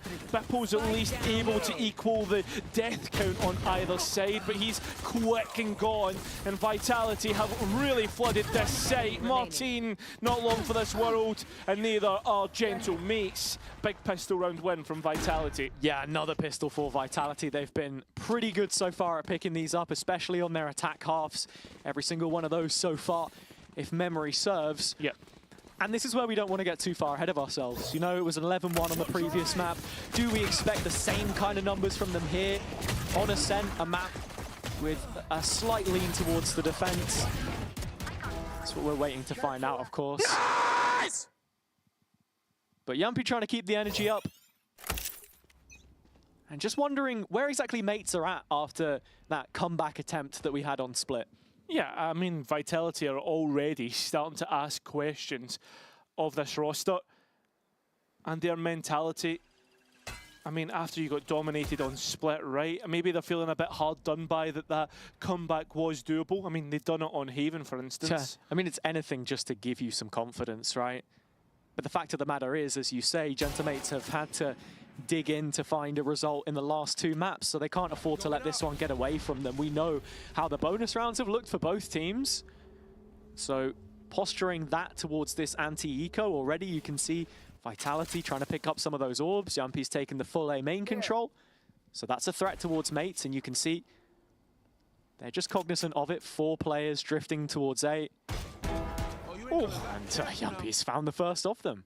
Great bandit usage. The rest of Vitality are ready to scale out on B. Yampi has seen everybody on A, and well, that's the go button to hit the B site, get the spike down, and pretty easy overall. Martin denied an orb through spike plant. That's a big one too, because just as we're talking about Yampi getting closer and closer towards his own run it back, which he should have a window for in the bonus. Building that one up, Martin can't follow in his footsteps. So Vitality looking really diligent in this round. And now, again, just all eyes on that bonus really to see if they can pile on the pain here. Yeah, I mean, Derka is 5-0 right now. Just keep a track of that one. Back on the Jet. Oh, it's actually a tough one. Yeah, you're frustrated by that. But as you said, Martin, 2 off of his run it back. Sorry, 1 off of his run it back. He's like, oh no, sorry, I'm looking at the wrong play. I'm looking at Yampi for God's sake. Gliding across there with his hand out like Jamiroquai. Futures made of. Wait, it's not yeah, we're gonna get the demonetized soon. Nah, you're not that good. Certainly not. Yeah, I'll tell you who is that good though. Yeah, it's Vitality. Absolutely. The only JK is going to be mates if they lose this round. So bad. Pushing now towards the B site. Double boathouse setup, so very deep here for mates. Kill trips towards the switch. Yeah, I mean, I think you're pushing your luck, because I think Yampi is as well. Somehow still alive. And even at that, Vitality clear out backside with no retort. I mean, Gentlemates really need to pull themselves together here. 2 players down, and Hazza at this point in time, you're thinking about saving the last couple rifles. I think just because it is the B site, maybe looking for some exits here, as Vitality have got to make their way out of some tight choke points, but no, Prox goes searching for it. Prophet takes him down, and that is the bonus. The trend continues. It does not stop, and right now Vitality are looking to repeat the feats of the last map, convert the 4th and continue on strong. And at this point in time, an equal round. Jump check. What did he say? Jump check. He said jam check for a second there. That's me in the morning. Yeah. Well, the longer this goes, the hungrier we get. That's the problem. But so you can see, mates are starving. Not around to their name yet. Yampi again, just 1 away from the ult. Takes the orb, has to run it back for the more important round, which is the follow-up, of course. As you can see here, mates have already identified that threat in tiles, but it's Derka creeping up through mid that's going to catch them off. Yeah, it feels as if he's in his comfort zone now. The fact he's on Ascent, the fact he's on Jet. They know exactly what they need to do, and I mean, Derka's even. Oh, what a shot from Mini. I was going to say, Derka's even starting to push towards CT, or at least challenge that space. Instead, in through Market, and out onto the Execute. Yeah. Vitality should have no issues confirming the post plant here. Should.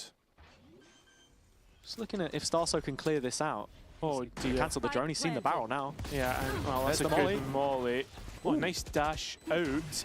I mean, Derka still with a chance to escape, and he's still alive. Nobody's there to deny Yampi, just collecting orbs, and Vitality collecting rounds. We are 4 in a row on Ascent, and it feels as if, for the most part, Hazza, Gentlemates haven't even shown us much of a resistance. No, Durka has just been leading the line for them here too. I've been super impressed with his Jet. We were talking about this head-to-head between the duelists. The desk mentioned it. That step up that they were looking for. And I mean, from Durka's perspective, right, this is an agent which he has so much comfort on. Okay. He can rely on those reps. Whereas for Mini, it's a little bit different, of course. That's poor. And so we are going to be heading into a mate's timeout here, and that gives us an opportunity to talk about it a little bit more. Yeah, I think this is a much-needed timeout, has it? I think so far, the duelists has been a massive talking point on this map. And again, we just wanted to focus in on Mini a little bit here in terms of his performance so far. It's been pretty good, right? This is the game where you're then expecting against a higher caliber opponent for him to be leveling up and showing exactly what he's capable of. Yeah, I mean, that's the thing, right? We wanted to see it, but so far, as it was said on the desk, he genuinely hasn't shown us like how good he can be, right? And I mean, this Sunset, for instance, spells, right? So good, and as you say, it is spells. I mean, his stats don't look terrible, but in this map, in this series, it has been. Sure, I mean, his stats are great, but it's mostly the neon that we've been seeing from him, and I guess as good as his Jet performance was against Pacific, it's a different type of team, and that's what we keep coming back to here. Also, just the way that Vitality plays is very different. I think you saw a lot of those attack rounds from Pacific be quite passive, a slow roller, whereas here they're getting up in your face, they're making it difficult for you, and already that's what Yampi's trying to do here on B. Well, Mini is ready to get up, and I was going to say Vitality's base, good utility, cleared out, an entry picked. Just can't handle the heat. It's a little too swift there, and Durka's brought his own op to this one as well. Bippo yet to check the cam. He's spotted him now on the mid progression into Pizza. Forced to forfeit a little bit of that room. 100% well, denies the Owl Drone getting any further forwards. As the Vitality start to shape up their attack for the A side. See the Durka. Again, just slow, waiting for that push to come in. Mate should identify this, as Starso is tucked in the corner. Prox is playing for him, but now smoked out. Yeah, I mean, it's playing anti, and it's the run it back. Starso's only going to see. Tries to get on the line, but look at the bodies for Vitality. They're so ready for this, and, well, the run it back denied by Sayonara. And now Durka gets that insert. He catches Prox in rotation, dropping back towards the A site with that knowledge in mind. Vitality thinking about this B scale with only Bippo there. Well, remember, those kill trips still there, and well, I think Vitality are going to get by it. Oh, Yampi trying to play for the spam post-flash, and Gentlemate's back in. The scan's good. Durka's operator better. Here comes the blade, but he can't quite connect, can't finish it off. The right click of the classic will do it, but Bippo might have done enough. 8 seconds. Looks to try and deny any spike plant, and Durka, top of the spike, pulls out Bippo, a chance to clutch, but it's Vitality to get 5 in a row. It's right down to the wire, but Vitality keep their heads above the waterline. 5 rounds in a row, and this looked like a decent opportunity for Mates. It didn't start how they wanted it to, but Bippo certainly brings it within touching distance. That wasn't necessary now, was it? I felt as if Durka, though, hits the crosshairs on most of the Phoenix there. I gotta say, it comes back to what we were talking about, though. If Mates just can't get their head in the game here, this one very quickly runs away from them with those sides that we were talking about. Vitality's preferred attack. And if we're talking of any map that you want to defend on, I think Ascent has to be good for them. 100%. Vitality are waiting for the re-clear, but unfortunately they're waiting for their own doom, and Sayonara misses his chance to trade out. Yeah, and this is one of the first times we're seeing Gentlemates play as that group with the Jet and Phoenix, flashing into angles and taking fights together. And right now, they go and take A main, so the map getting smaller for the attack. Especially with that mid-duel as well on the back of their minds here. Vitality continuing to move through, but they should understand with the conditioning that Mates have been on these deep holds. Ooh. And actually, Prox does decide to join up. Full sticks the TP. As the rotation's being made, there are 2 players top mid. They've already advanced on A. Vitality could very quickly find themselves in hot water here. Well, they could. I mean, Martin is hearing the steps coming through from Kron. And as the swing comes out, I mean, this is a player you do not want to swing into. Martin, 3 already.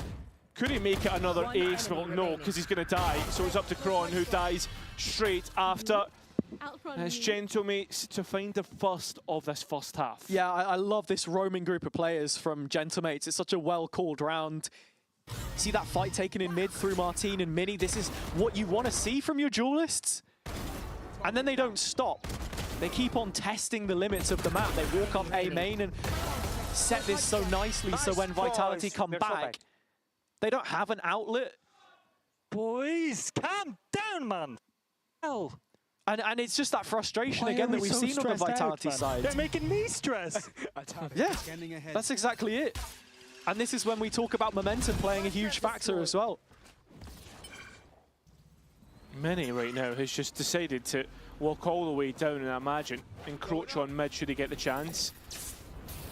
But Vitality ready to keep it simple and, well, execute in. And he's even going to get the Steel Garden as well. Vitality ready to fight when the bodies hits are sent their way. Running back already used. Beppo though, good on the marksman. Still 4 on 4, and now the rest of the bodies are here for Gentlemates. He's killed him with a wall again! Another one! 2 on 3. And, well, it's all up to the clutch of Prophet. Spike lost, and I don't think Prox knows the barrel's seen. Prophet knows that this Omen is low.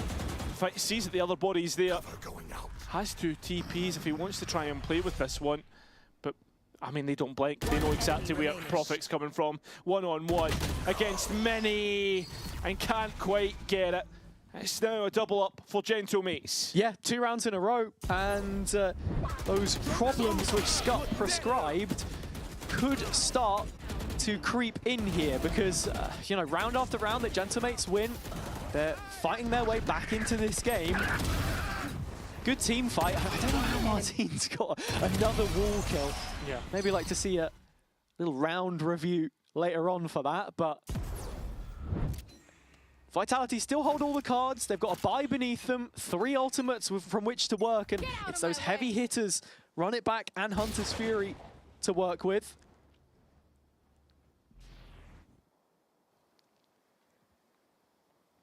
Still, though, nobody is giving anything away. It seems as if Vitality are the first ones to be the protagonists as they start to move in towards mid. Feels as if Mini is ready for it on the other side. Yeah. Gentlemates have set up this little bit of a trap in a short, which I like. And that's exactly what you wanted, really, from the neutral perspective as well, for them to show up to this decider, for it not just to end up being dead weight for how far we've come in this series. I mean, that's the thing, though. I feel as if Ascent really ebbs and flows. There's a dash there for Mini, and, well, the blades are good enough. I mean, flying AC-130 can't connect, so Martin is having to heal himself up and retreat. Mid lost, but for both teams, it seems like. I mean, it's a kill that comes at a crucial stage in the round because you're starting to reach the 30-second mark now, and Vitality have a call to make. It's another B-site finish that they're going to look for. But it's into this Cypher setup, and Bippo has just about found pass marks in terms of getting that rotation in to support him. It's a late one here. Oh, and the Hunter's Fury is a perfect reaction to the push coming through. As Sayonara is caught out, Yampi's running back, used to clear the Cypher utility. Spam backside, but Bippo hasn't been identified. They're just cancelling. Yeah, and the time so low. Gentlemate's ready to flood back in. Yampi's even picking up orbs. Chronicle needs to try and survive here. He doesn't even sweat. 2 seconds, somehow still gets out with his rifle and his life. But that's now 3 rounds in a row that Gentlemates have won, and I think now that's timeout territory. Yeah, you're starting to get to that point because, again, from the coach's perspective, they can see what we can't, they can hear what we can't in terms of the comms, and look, if Scott is thinking that 5-0, 5-1 up, that there are problems, then we need to see those addressed because it doesn't feel like a tactical thing, perhaps. It's more just that panic starting to then bleed into everything else, and sort of step by step it becomes an issue. It's like going back to London. Everybody, this is the calm minute. Let's take a minute to be calm. That old chestnut. In through the nose, out through the mouth. Oh, sorry. Oh, you meant them, right? Okay. No, okay. Sure. But yeah, Vitality really need to calm things down, and I think we saw that from the comms round that we got on Split. Yeah, very chaotic. I mean, even when they were up so many rounds, so that's something that will be addressed here. On the Gentamate side, just Kundi checking back in and saying to the rest of his players, yeah, you've done exactly what I was asking for from their own timeout.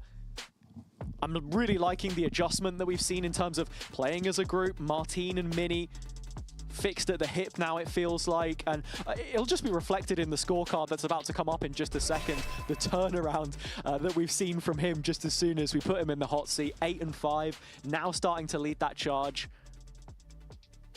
And for Vitality, they've got to be thinking, how can we action off of Durka, because he was the point man a lot before, finding gaps.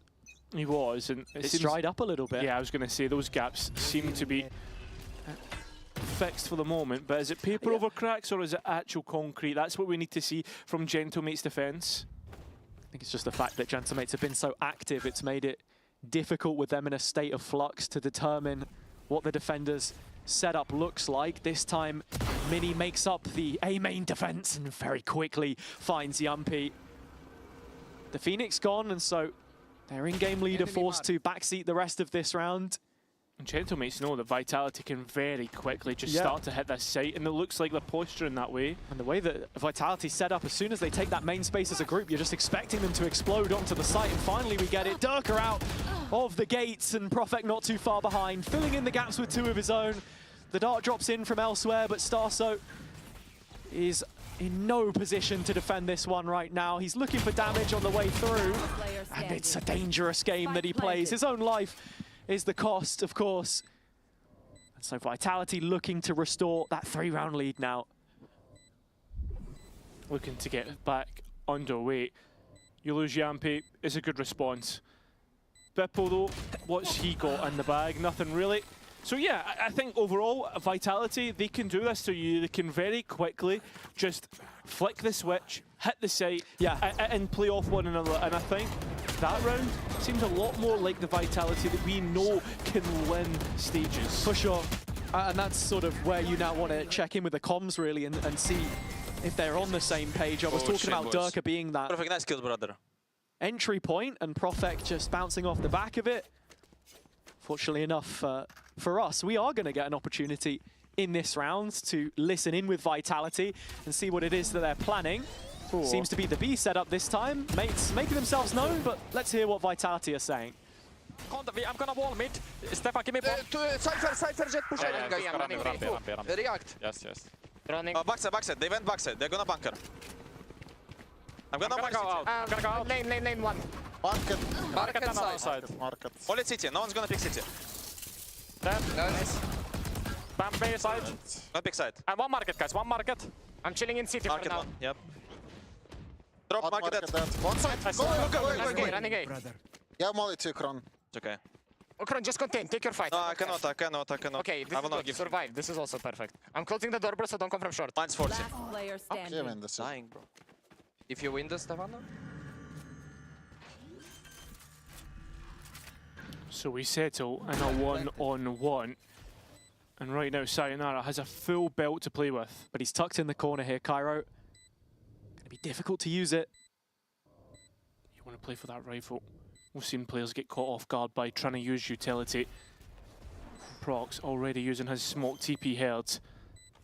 Sayonara knows that he has the dart to play with, and unfortunately peaks too early. Prox winning out and bringing it back within 2. Yeah, Mates with that fire lit underneath them, just keep things going. Looking back at the comms in that round, as it's a Red Bull clutch for Prox here. Yeah, you can still see in those moments of stress, there is still some panic about it. Sayonara has proved he's fantastic in these mid-rounds at providing ideas. They understood immediately exactly what the setup looked like from Mates. They knew that they're going to be playing for that bunker, for backside control, and that there's an outlet for them late to move off. But Chronicle hangs around in the 2 versus 1 and offers an isolation, which ultimately cost them, I think. Yeah, 100%. But it's these final 2 rounds that we look at. And as I was about to say, it's the ultimate game to finish things out. The Gentlemates don't have a whole bunch, but I mean, Vitality do. Many being aggressive. He is isolated and unfortunately untradeable. Yeah, no way back in there. It's kind of like the old KO jet that we used to see, where you put down the smoke and then flash out of it, right? Yeah. But Martin not offered the opportunity there behind the wall, and so Vitality given some space. Now as the round is allowed to breathe, to reset. Full group up, looking towards A. Into Bippo's setup again. But Sayonara has both shocks here and the ult, so does Yampi. Beppo's cam gives him the information. Oh, and the Hunter's Fury's managed to dodge. At this point in time, nobody's even identified him. Out into backside, able to keep himself alive. Prophet, does he know? I mean, Beppo still escapes elusive as ever and gets his second. Brilliantly done. And Gentlemates collapse on the Vitality execute. Only one player able to get a kill. Haza, we're back within one. Yeah, and it's rounds like that which show you what Bippo is capable of on this Cypher. Been playing it consistently. It's much his preferred Sentinel.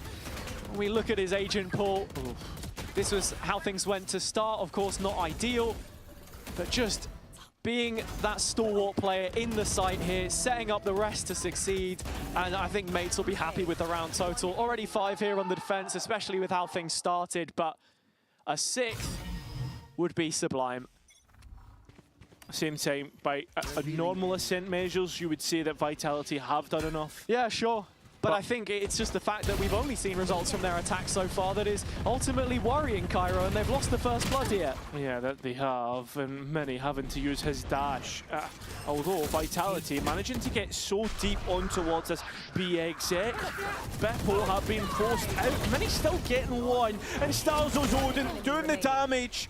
It's all left up to Sayonara. Mercurial, as ever, but just with a Guardian. Yeah, and he's just going to get flashed off the line immediately. Mates know where he stands, and that's it.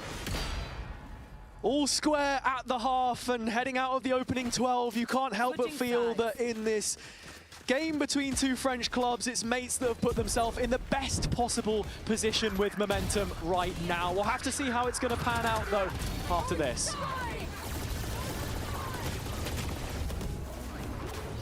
One enemy remaining.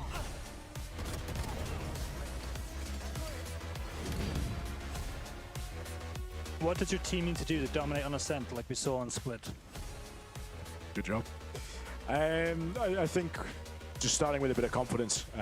We know that they're going to be quite aggressive. We know that they're going to play with a bit of intention on their defense. A lot of traps, a lot of, certainly Martin's playing well so far, so he's probably going to try and get in our face. So just as we start on our attack side, making sure that we don't find ourselves paralyzed, but short of conviction in the middle of the rounds. If we just go together once we've worked a bit of the map, then yeah, then we'll be fine. Our conviction beats theirs. With this being such an important match for reaching to the playoffs, do you think the result on Split could affect their performance on Ascent? I mean, losing map, of course, I think it affects, but I think we are very, very good at resetting. It's not the first time we are in this scenario. So yeah, it's now only about how we can reset from this the loss. And I think that's also like why we're a strong team. We have the resilience in this moment. We know what to do. We know how to reset mentally. And you will see better Gentlemates in the Ascent than in Split.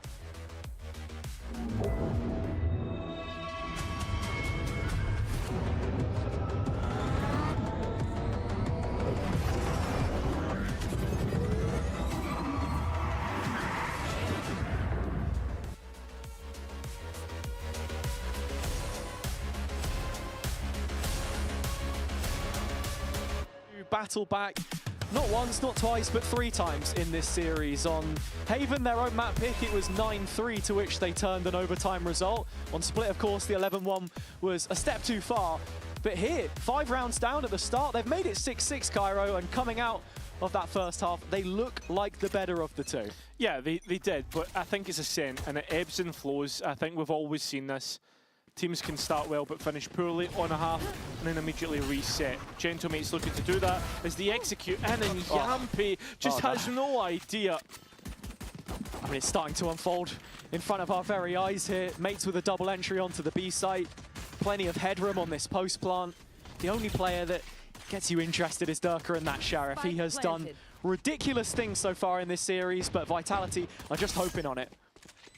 Martin looking to play on the front foot, but could he be the one to let Vitality back in? Absolutely not. Does not miss a beat, and neither do Gentle Mates.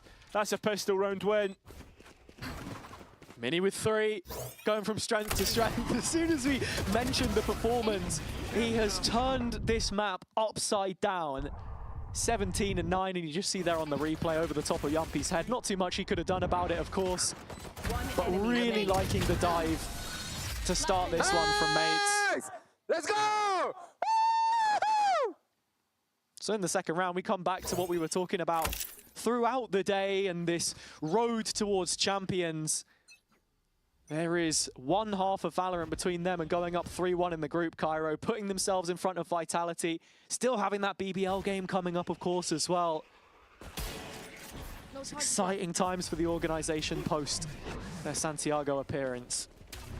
100%. Ooh, this is a little cagey. Yeah, that it is. And very cagey. Vitality have done so well. It's reminiscent of Haven, and they've got the spike as well. Managing to course correct, it seems. I was getting ready to speak about Gentle Mates versus BBL, but apparently not. Brought back to Vitality Mates. So yeah, Vitality looking forward towards that 3-1 scoreline. Yeah, now we would never get ahead of ourselves. No, not Certainly not when BBL are mentioned. Would we? Shout out TMV. Shout out TMV. So Namoda Thrifty here. And while he might be putting you on blast, Vitality and Yumpy, you already know what it is. Eco! Was it Eco? Every time it's the same. This is an unbelievable recon. Yeah. So well played. And Vitality create the trap that Gentle Mates walk into. Right now, it's the same. Hey! Artico! Let's go blindly! Let's go blindly! Hey! Martin! Woo! Blindly! I love this guy, honestly. Yeah, he's excellent. And this is an equal round. That's to note. There is a couple of rifles in the mix, and Martin has announced his. Don't forget Mini on... Oh, I was going to say on his Vandal, but the Molly's done damage. That looks like a decent shot. And they've just walked into the meat grinder, still trying to get out. Vitality Martin! Might be missing the mark. Still has spike. And he's got just enough room to play into here. Yumpy called him out, but Martin has certainly got his shooting glasses on here. Remember, run it back, so 2 attempts at this fight. I mean, what, do you just drop Boathouse and search out a duel here? I mean, wouldn't be the worst decision in the world, right? But might put yourself under threat. And Martin, for the second time in this best of 3, will have an ace. And not only is it an ace, it might just be a series-defining one, as the previous was. A 1 versus 4. This time it's 4 kills to start things, and a 5th to close it. He joked in the interview and said he'd already found 11. Maybe that was a little bit of future-proofing. Bark, come on! Stats guy saying it's 11. Yeah, and it certainly will be now. Cage triggered. 11 or 12, it doesn't matter. It's all the same for Martin. He'll get it eventually, let's be honest. It's not rocked back Vitality fully, but still their hopes riding on this one. When you look at the money for both teams, I mean, it's a bit of a swing round here. Yeah, true. At least 3 on either side below 1,000 credits, but enough for Durka to posture up this operator in mid, which hasn't seen anything so far. And in terms of extremity control, well, it is just Profek here on A for the time being in main. But it's with a judge. Could get cheeky. Martin still has a flash. Oh, here's the run it back. Good paranoia. I'm not able to deny any value from the ultimate. Mini still scaling. Good info dart. And Gentle Mates just enforcing this site. Durka keeping things still within reach and still great information. But overall, still a player to the good of the attack. Yeah, next couple seconds, Vitality need a kill or this is a cancel, Cairo. Very quickly could be. I mean, Durka onto the rifle, and maybe he can step up to the mark. Step up and show us what he's got. Roll back the years. I mean, a player in hell, a player in main, it's hard to dice up. Chronicle trying to break through the door. Dirk has an idea about this. Yeah, he does. But it's on the spike, it's on the hell player that you really have to worry. Dirk making things all even. It's just sensational. We're going round for round here. And it's anybody's best guess how this one ends, but Vitality showing up in the decider. The Des discussed it. Those big game players, who'd you look at? It's Dirk and Chronicle. The former, the only player to go positive in that Paper X series. Hey! Who were standing up, boys? Who were standing up, bro? Sit down! And just not giving up the ghost there when it felt like the round was dead and buried. It looked like a 2v4, I think, but Dirk so quick to respond, and well, now you feel the full effects. We were talking about the finance and mates with just the one rifle here. It feels as if, though, Gentlemates win conditions of the individuals with Vitality starting to play off one another. I mean, you're saying that that wasn't an individual round from Dirk as well, though. Yeah, that's a fair point. That is a fair point. I think right now it's just whoever can get you over the line, and with Martin having this Phantom, it's actually Mini's Blades that have got things started. Well, Mini has managed to get all the way up through heaven, not even hit by the paranoia. Flash good by Yampin, Dirk operator. Oh, Vitality, a lovely hold. Sure, players are on Sheriffs, but there was problems created, and Vitality had the answer. And so the question now begs, can Vitality build on this advantage, or are we locked in a one-round game? Mates are gonna have answers, but they are without ultimates, unfortunately. Happy birthday, Prophet! Was that not last week? Yeah, it was a week ago. So, just hoping that he already sent him a card or a gift. Happy belated birthday, Prophet. Yeah. Cover going out. Still out here for Dirk, but identified early. You can see this partnership now forged by the side. Yumpy playing there. And Kron with plenty of delay. Still an extra thorn here if he chooses to use it.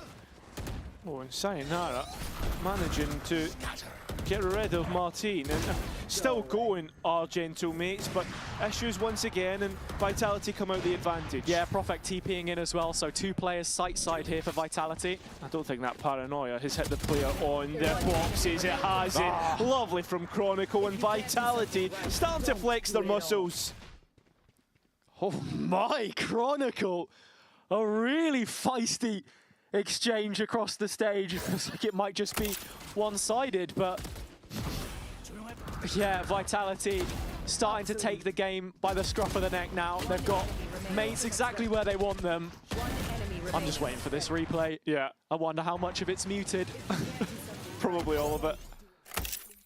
Yeah, in fact, we're not gonna be entertained to that one, unfortunately, but it's a final timeouts for mates, and yeah, from this position now, you've got to be thinking about them taking the opportunity while it's still looming. 100%. And I mean, you can see it here. One against Pacific, lost to Foot, and one against Na'Vi. And the question is, really, who are our front runners in this group now, right? It feels like Vitality, BBL, and Gentlemates are the contenders for that second spot. Yeah, and that's exactly why we bring this up, because if mates could get that win against Vitality, it just pushes them into the upper echelon. Whereas they lose, and then, well, they're about exactly where you'd expect, to be honest. They were a midfield team in the previous stage. Yeah. I feel as if 2 losses for any team is enough to resign you to play-ins. The roles have reversed, really, between these two when you consider the fact that Vitality finished second in the previous stage, and that's roundabouts where mates were coming through the middle final in kickoff. But I mean, we're talking about Gentlemates' strength of schedule. You've got to be thinking about Vitality's as well. Win this, and it's Foot later in the week. Yeah. So really, everything to play for right now. Just a couple of rounds in it. Dirk's got this op out again. The ults have started to come up on the Vitality side. A couple of strong sight holds from Chronicle has given him the Steel Garden. Sayonara's got the Hunter's Fury, and of course Yampy is always creeping towards the next run it back. If you're coming into this round for Gentlemates, you've just got to be thinking about what little wins you can take, and one of them, of course, would be Starso with his own.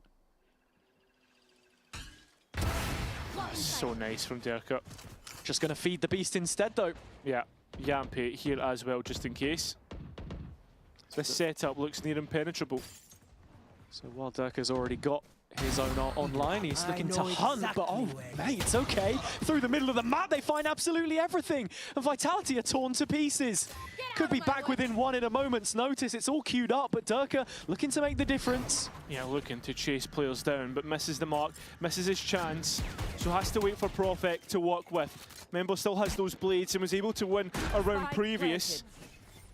So Vitality's talisman, seeing if he can get them back on side here. Op in his back pocket, but it's the blades that you look towards to make the difference. Profek, of course, with the paranoia, but it's this second layer of Starso in main, which is the biggest of issues for them right now.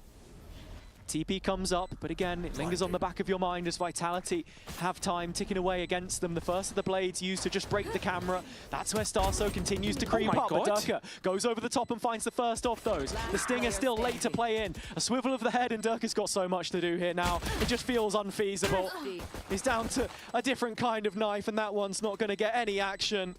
And a mode of Thrifty for Gentlemates. And while the end of the tunnel was in sight for Vitality, it's gotten a little bit darker on that path. Yeah, I think they need to pull themselves back. Everybody getting heated up in the server, but also out of it. And I think it's what Scott was saying when we saw the coach reacts. It is all about calm. You on top, you on top, you on top, you on top, you on top. Don't do this against Eco. Guys.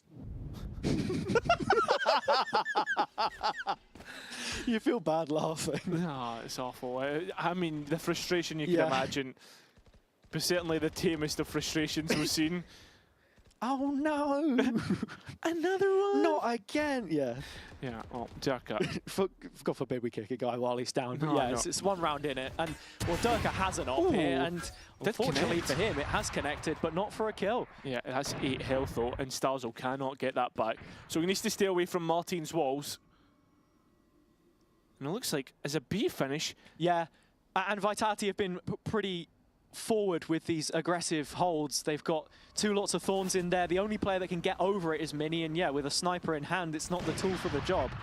Well, the operator announced they know it's on the B site, and they should know that the Vise is here as well. It's that wall again. Continuing to delay.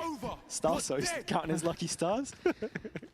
But Yampi's done some brilliant work here in clearing out all of A. And honestly, with mates not hearing that ultimate anyway, they should understand that it's completely compromised. Now is the time to go if you want to hit B. Well, they're going to try it. And I mean, the utility, the ultimate timing's unbelievable. It's 25 seconds, 20 actually now, as Martin doesn't get anywhere near the site. A rush towards A, the door already closed. And oh, Yampi's ready for this. A reposition that looks good. He could deny it all. He can win the round here and now, but denies. Doesn't get a chance, and now does. It's just one more to find, really. Prox scanned up.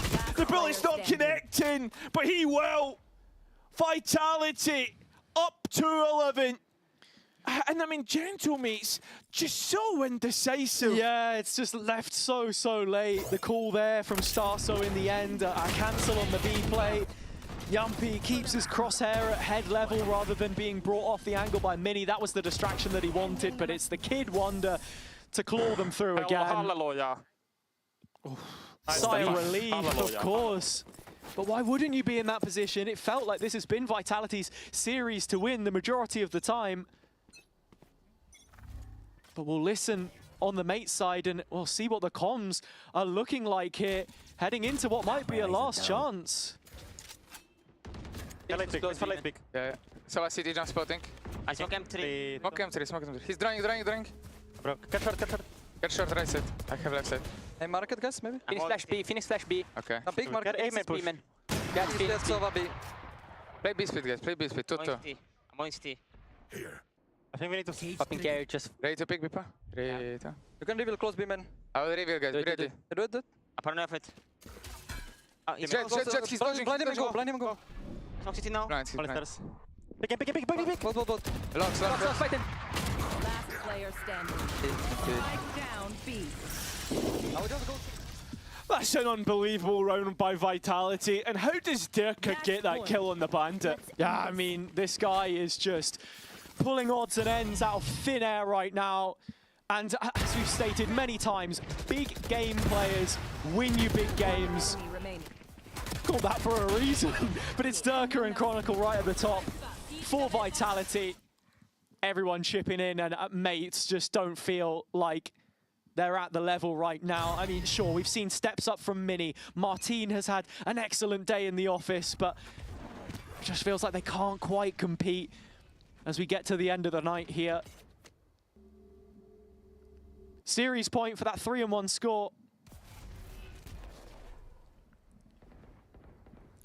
Just team up to stand and be counted. Good flash from Yamping, good information. This looks like an A split with the Omen still in A main, holding on to that space. Oh, fantastic reveal from Sayonara as well. The setup perfect, and so mates put on the chopping block. A minute, or their stage starts to unravel. Vitality starting to feel like the Galacticos at this point in time. Yampi, lovely stuff. I mean, Durka as well. Vitality ready to finish it here and now and push it to a finale at the end of the week. Vitality versus Foot. Put it in your calendar, because that's one to watch. Yeah, they've taken strides forward here in this series with a lot of soul searching, honestly. Mates with a team that never knew when they were beaten. 3 maps worth of being on the back foot, but ever present in competition. I tip my hat to them. Credit to be made, of course. They'll be looking towards what is most likely play-ins now, with a sense of confidence, with the role swaps and everything in mind, of course. But what a series, and what a way for it to conclude. Yeah, I don't think there's anything else that needs to be said. A frustrating one. One that individuals showed up on Gentlemate's side, the likes of Martin, the aces that he's found. I mean, Mini even on there, he upped his game 21 and 18. But I don't know what it is with this Gentlemate side when it comes to, as you said, the big games, when you need to stand up and be counted. They just don't do it. And you look at this Vitality side and they do show up. They do show up when they need to. Deep runs in London, deep runs in internationals, that's what this roster was built for, and they prove it, and prove that they can contest those qualification spots. Yeah, I mean, look, there are still going to be concerns attached to this. The result is one thing, but the way that it panned out, another. The map pool looking to strengthen itself, of course, as you say, if you want to go deep in those events, but that's a long way away for now. We're looking towards a potential playoff spot, and no better to take you through that and what we can expect with Pal and Yampi in the post-plant. We can indeed. Welcome to the post-plant. We've got these two fine gentlemen joining us. I want to start off with your final words there. Was that best team in France? Yeah, I guess we are as a French org. Not too much French players in our team, but merci. Thanks to the Vitality fans for believing us. Thank you. It's nice to beat. We beat KC, right? And we beat Gentlemate, so best it's nice to beat all the French orgs. I think your new passport is coming in the mail, if I'm not mistaken. Yes. Merci. You don't need it. I do. Oh yeah, sorry. I mean, it's been a long-standing rivalry for you as well, Pal. When we think of the coach head-to-head, I gave a little lore drop when we were getting into the game about you and Kundi going way back in the DAC League. So how does it feel to finally beat him after all this time? Yeah, thanks for rubbing that in. No, I thought he was maybe going to bring out the deadlock on Split again to counter our comp with our comp change. But no, it's great. He's a very good guy. Always a pleasure to play against him, and also Mavera as well, who I used to work with. So no, it's nice. Nice to be able to get one up on them. Will you be chatting a little smack about this to both of them for a while now? No, I don't think so. I think we've got enough to focus on this weekend, to be honest. Yes. We need to beat Foot next, right? Let's talk about that, right? Because if you beat Foot, you're in. You're very likely the one seed. We are in and not in play-in. Not in play-in, play-off in play-off. Anyways, you're in. You don't have to worry about that, so it's all about that match, right? And it all comes down to that. Do you like controlling your destiny like this? Yes, of course. Better than last group stage. Yeah, literally, that is true. Last group stage, destiny was not in our hands, and we got lucky. So, yeah, hopefully this time we can go cleanly. And what do you think about KC? I know you haven't done your prep, obviously. You got a little bit of time for that. KC, they're playing Foot. Sorry, Foot. You said KC earlier. Foot, what do you think about Foot? How do you feel about feet? Yeah, I mean, they are a good team, you know. We have beat them now 3 times in a row, so they for sure want to beat us and get revenge. But yeah, it was nice versus Gentlemen. You know, they are being a loud team. They are yelling a lot. I know, like in the studio, there is no big noise, so you hear the trash talk and stuff very clearly. And I think Foot is also one of those teams that they're gonna get loud. And last year when I was in BBL, I said that if I don't have voice, or if I have voice still left after the Foot game, I did something wrong. So it's gonna be similar next week. It's kind of crazy because like the last 2 times you would have played Foot would have been in London and you eliminated them from London. So how do you think that the kind of development is going to be from you guys' side, but then also from their side since then? I think for us, because we've been pretty busy, they're definitely in a better position better position than us, especially with this week as well, having 2 games. They've been able to sit back, watch us play tonight, watch everything and prep. So I think, look, the last 3 times we played them, only one of them has actually been particularly clean. The last 2 games definitely could have gone either way, so I'm expecting an absolute mud fest on Saturday, to be honest. We're tired. They're going to be super up for it, and I think with the way that they play into us, it's going to be absolute carnage.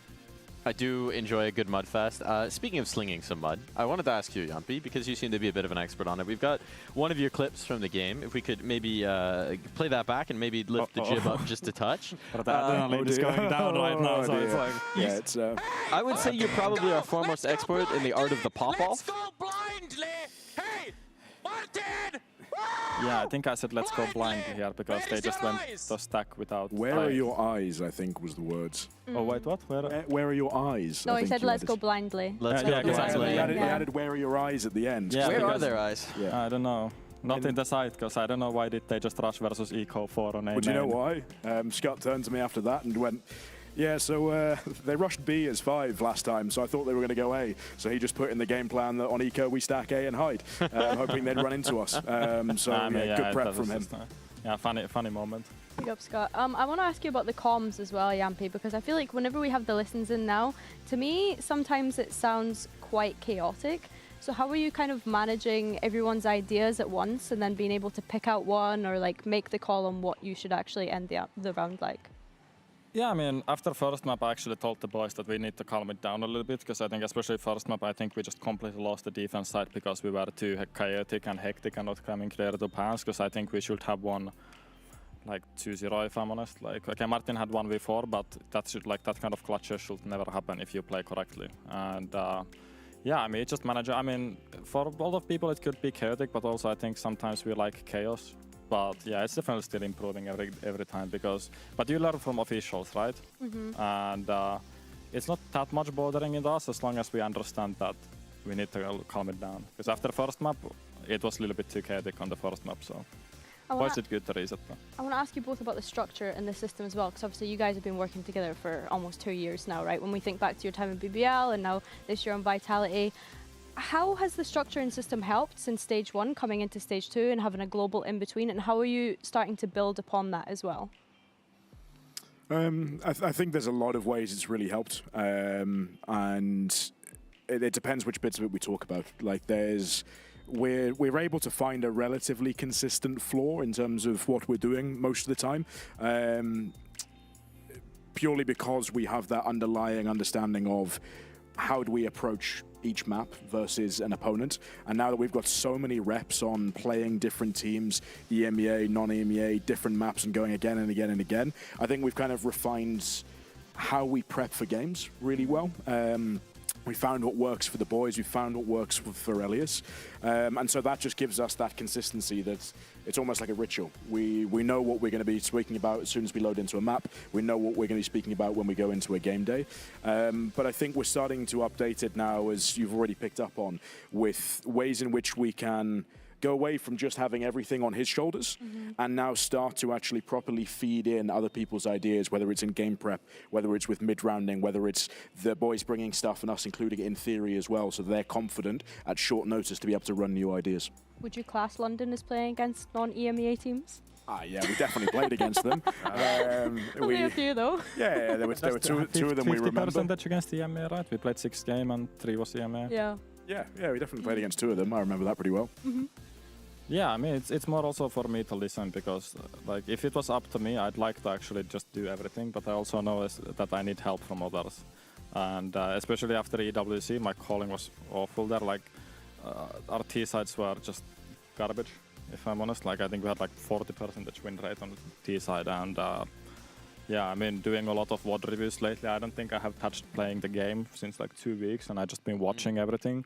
And yeah, I feel much more comfortable. I think it also comes from practice. Like I think our practice have been going much better also, as Gregor said, just for input from everyone. So it just comes from practice. What does that input look like? Who's sort of picking up the voices, and whose ideas are you integrating the most? I mean, it's a lot like when people are giving information. I mean, I don't know, like it's hard to pick because I think we have vocal players in general. It's more for me to pick up the right information, and like it's not like I call everything. It's like when I try to listen to them more, I would say, than I did before, and then I just give like sometimes I like say Sayonara is a good because he's also playing initiator, so he understands what I see, example, and then let's say Chronicle sees something when he's playing the Sentinels if he's lurking or something, and I just try to listen and make a call around that. I think we had a listen in as well earlier. I want to say it was back on the split where we were hearing Sayonara do a lot of the calling into a retake. Yeah. It seems like, again, I think we had this in a previous game too. He's very young and really clear comms for that. It's quite impressive. Yeah, he's good. Like as I said, like he's not like a normal youngster. Like he's more calculating, and he's more passive player. Like he loves playing initiators and be more like not being on the first entry duels and stuff. And he has, of course, more time to think when he's doing like that. And he's a smart player. Yeah, so we just take the time to think away from Elias, to be honest, which might explain a lot of his decision making on Phoenix. But at least he's having fun. At least the others can pick up for him. Tactical map Vita, I play on Phoenix. Yeah, he just puts himself in those positions. Well, at least now you've leaked our vetoes for the rest of the Phoenix every game. But no, I think when you're looking at Sayo coming that much, like that's when he's at his best. We had a game against NRG recently. He was fantastic, and that really set the standard. And we've been trying to hold him to that standard, seeing that come out more consistently. And as we're starting to hear now, he's really growing into that a lot more. On the topic of Sayonara then, how do you guys kind of help nurture such a young talent so that thinking of like this team and beyond and the future teammates that he's going to have, how do you continue to nurture a player like that that's come into the league so young? I think it's about recognizing his strengths to begin with, and trying to make the most of that. Like and if we're talking about what sort of input are we getting, him and Elias really took a lot of the lead when we were going into, when we made that Sunset comp switch of really looking at our defensive reactions. And they sat down, they did a VOD review together for about half an hour, and because he really had ideas that he wanted to get in, and then Elias then brought it into VOD review the next day, Sayo then added onto it. So it's about trying to recognize where he can add his input best and really give out a lot of those ideas, because he does have a lot of experience, and then also just help him really understand what it's like to work in this environment and what's expected, because ultimately anyone coming into any team in VCT, but also especially with the standards and the culture that we want to have, making sure that all 5 of the players are coming in, buying in, and understand how they can actually have an input, how they can be essentially a 1/5 of the puzzle. Yes. It's a good puzzle. Good answer. You know, that's a supportive teammate right there. I think we are going to start to look towards tomorrow. We appreciate all this insight that we've gotten here. We do have our standings for the check. You guys already know the situation. Win and you're in. Yeah. Lose and you got to think about tiebreakers. We have 13 points. That's a nice even number. I like that. It's a good one. Yeah. Yampy, not this again, please. Don't. You have no idea how bad it gets. 3-1 and 1-3. It's even, so it's same. Sure. Because we are 3-1 and 1-3. Didn't you have this with the 11 last time as well? Was it not 1-1 and then you had? Yeah. Okay, we're doing this again. Well, Finnish is a strange language. Let's see if we can get. He's just a strange bloke, to be honest. Let's see if we can get ourselves up to 14 instead of foot. Yeah. That'd be nice. So it's a nice odd number then. On that note then, what kind of is the goal for you guys? I presume to make Barcelona, to make champs, but win like the trophy. To win the trophy, that's the goal? Easily, like I think it was good that versus Heretics we didn't win the trophy because we got some more international time to play the groups and we got more games in there, but now it's like that stage 2 is the main one, right? It's like what everybody wants to win. It's like the main stage of the season. It ends your year in terms of EMEA there. It also, if you win it, you automatically qualify to champions if you win it. So yeah, that's it. And also, I've never been to Spain. So, muchos gracias also. I'd like to be in the Stage 2 Grand Final because last year we missed out on that. So I think that'd be nice. Just give ourselves that opportunity to really go out and make amends, not only for us personally, but also for the whole boys. Showed how much we've learned throughout this year, and yeah, avenge ourselves from that Stage 1 final, like Elias said. I was having to explain Mini the PAL curse earlier. Ah, yes. Could you give your summation of the PAL curse? So this is a long-standing thing. Okay. Keep it short, please. Okay, yeah, so everyone else, you can go home now. TLDR. No, I started in my career 5 years ago in a tournament where I got knocked out in every single stage of the tournament and still lost in the final. I lost 3 times, got knocked out 3 times, and that started a curse where I seem to love just finishing like 3rd or 4th in every tournament possible. Thankfully, I've now got some guys that are a little bit luckier and a little bit more successful than I am. Scott finished 2nd every time, so we said, well, we either finish 5th or we finish 1st. We started kickoff finishing 5th. Let's see if we can finish the year ending 1st.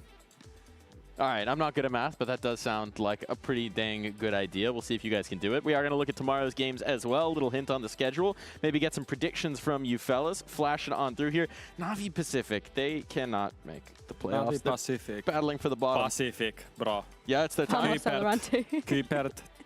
Yampi guarantee? Yes, Pacific is taking it tomorrow. Pacific finally getting a win. You heard it here first. It's happening, and then we've got Eternal Fire Fnatic. Wow, that could be a banger because Eternal Fire back up against the wall, really nothing to lose. And Fnatic hasn't they've been got all the looking talent in the that good world. either, so. Fnatic should close that one out they pretty should win it, comfortably. but they haven't been looking good either, so. Yeah, I think they've got the resilience, they've got the experience. I think they shut them down early. Yeah. 2-0. Okay, there we go. We've got a Pacific win guaranteed, courtesy of Yampi. We've got the 2-0 coming in from Fnatic, courtesy of PAL. We'll see who's correct, but now it's time for us to wrap up. Thank you so much for joining us for another day of VCT EMEA action. And now, enjoy these Razor end-of-day highlights. I'm gonna go get Magnum ice cream.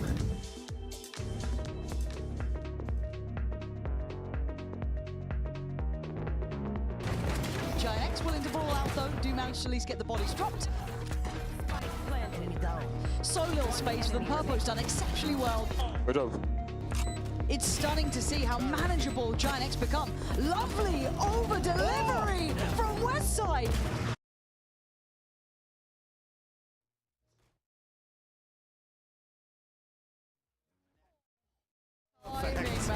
Perfect to bail him out.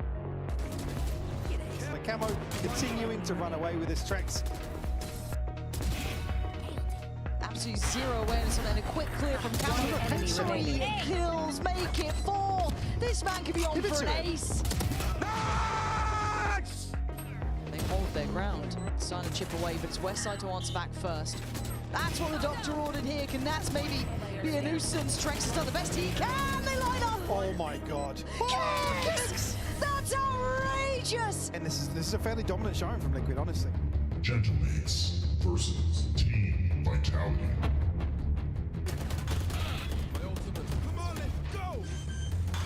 Vitality finally clears Starzo through Yampi. The run it back used. Derka now swinging back sight.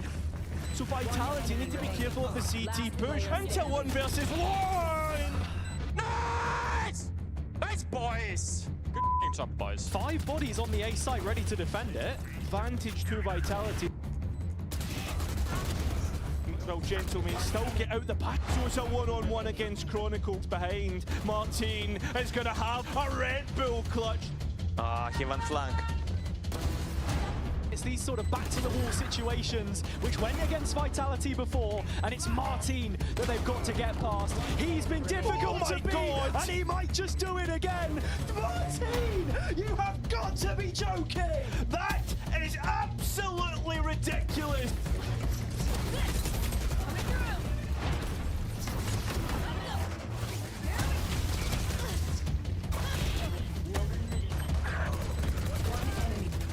Overall, little to no sweat at all. Martin once again lights up and sets Vitality on fire. And Gentlemate's back in. The scan's good. Can't finish it off. The right click of the classic will do it, but it's Vitality to get 5 in a row. Beppo still escapes elusive as ever. Nice, boys, come on! and they've just walked into the meat grinder, still trying to get out Vitality. And Martin, for the second time, Vitality ready to finish it here and now and push it to a finale at the end of the week. Vitality versus Foot. Put it in your calendar.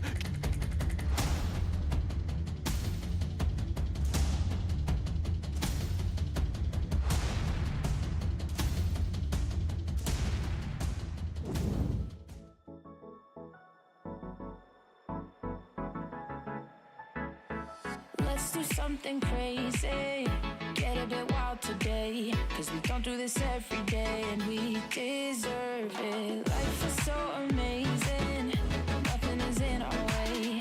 Baby, let's fly away. Do you feel it? Is your heart rushing the way my heart's rushing when you take it all in? Baby, this is when we come alive. Do you feel it? Take the world by storm, 'cause you and I can't believe it took so long to realize what makes us come alive. Oh, what makes us come alive? Let's break some rules. No, we don't always have to be good. Don't always have to do things that we should. We'll feed the fire.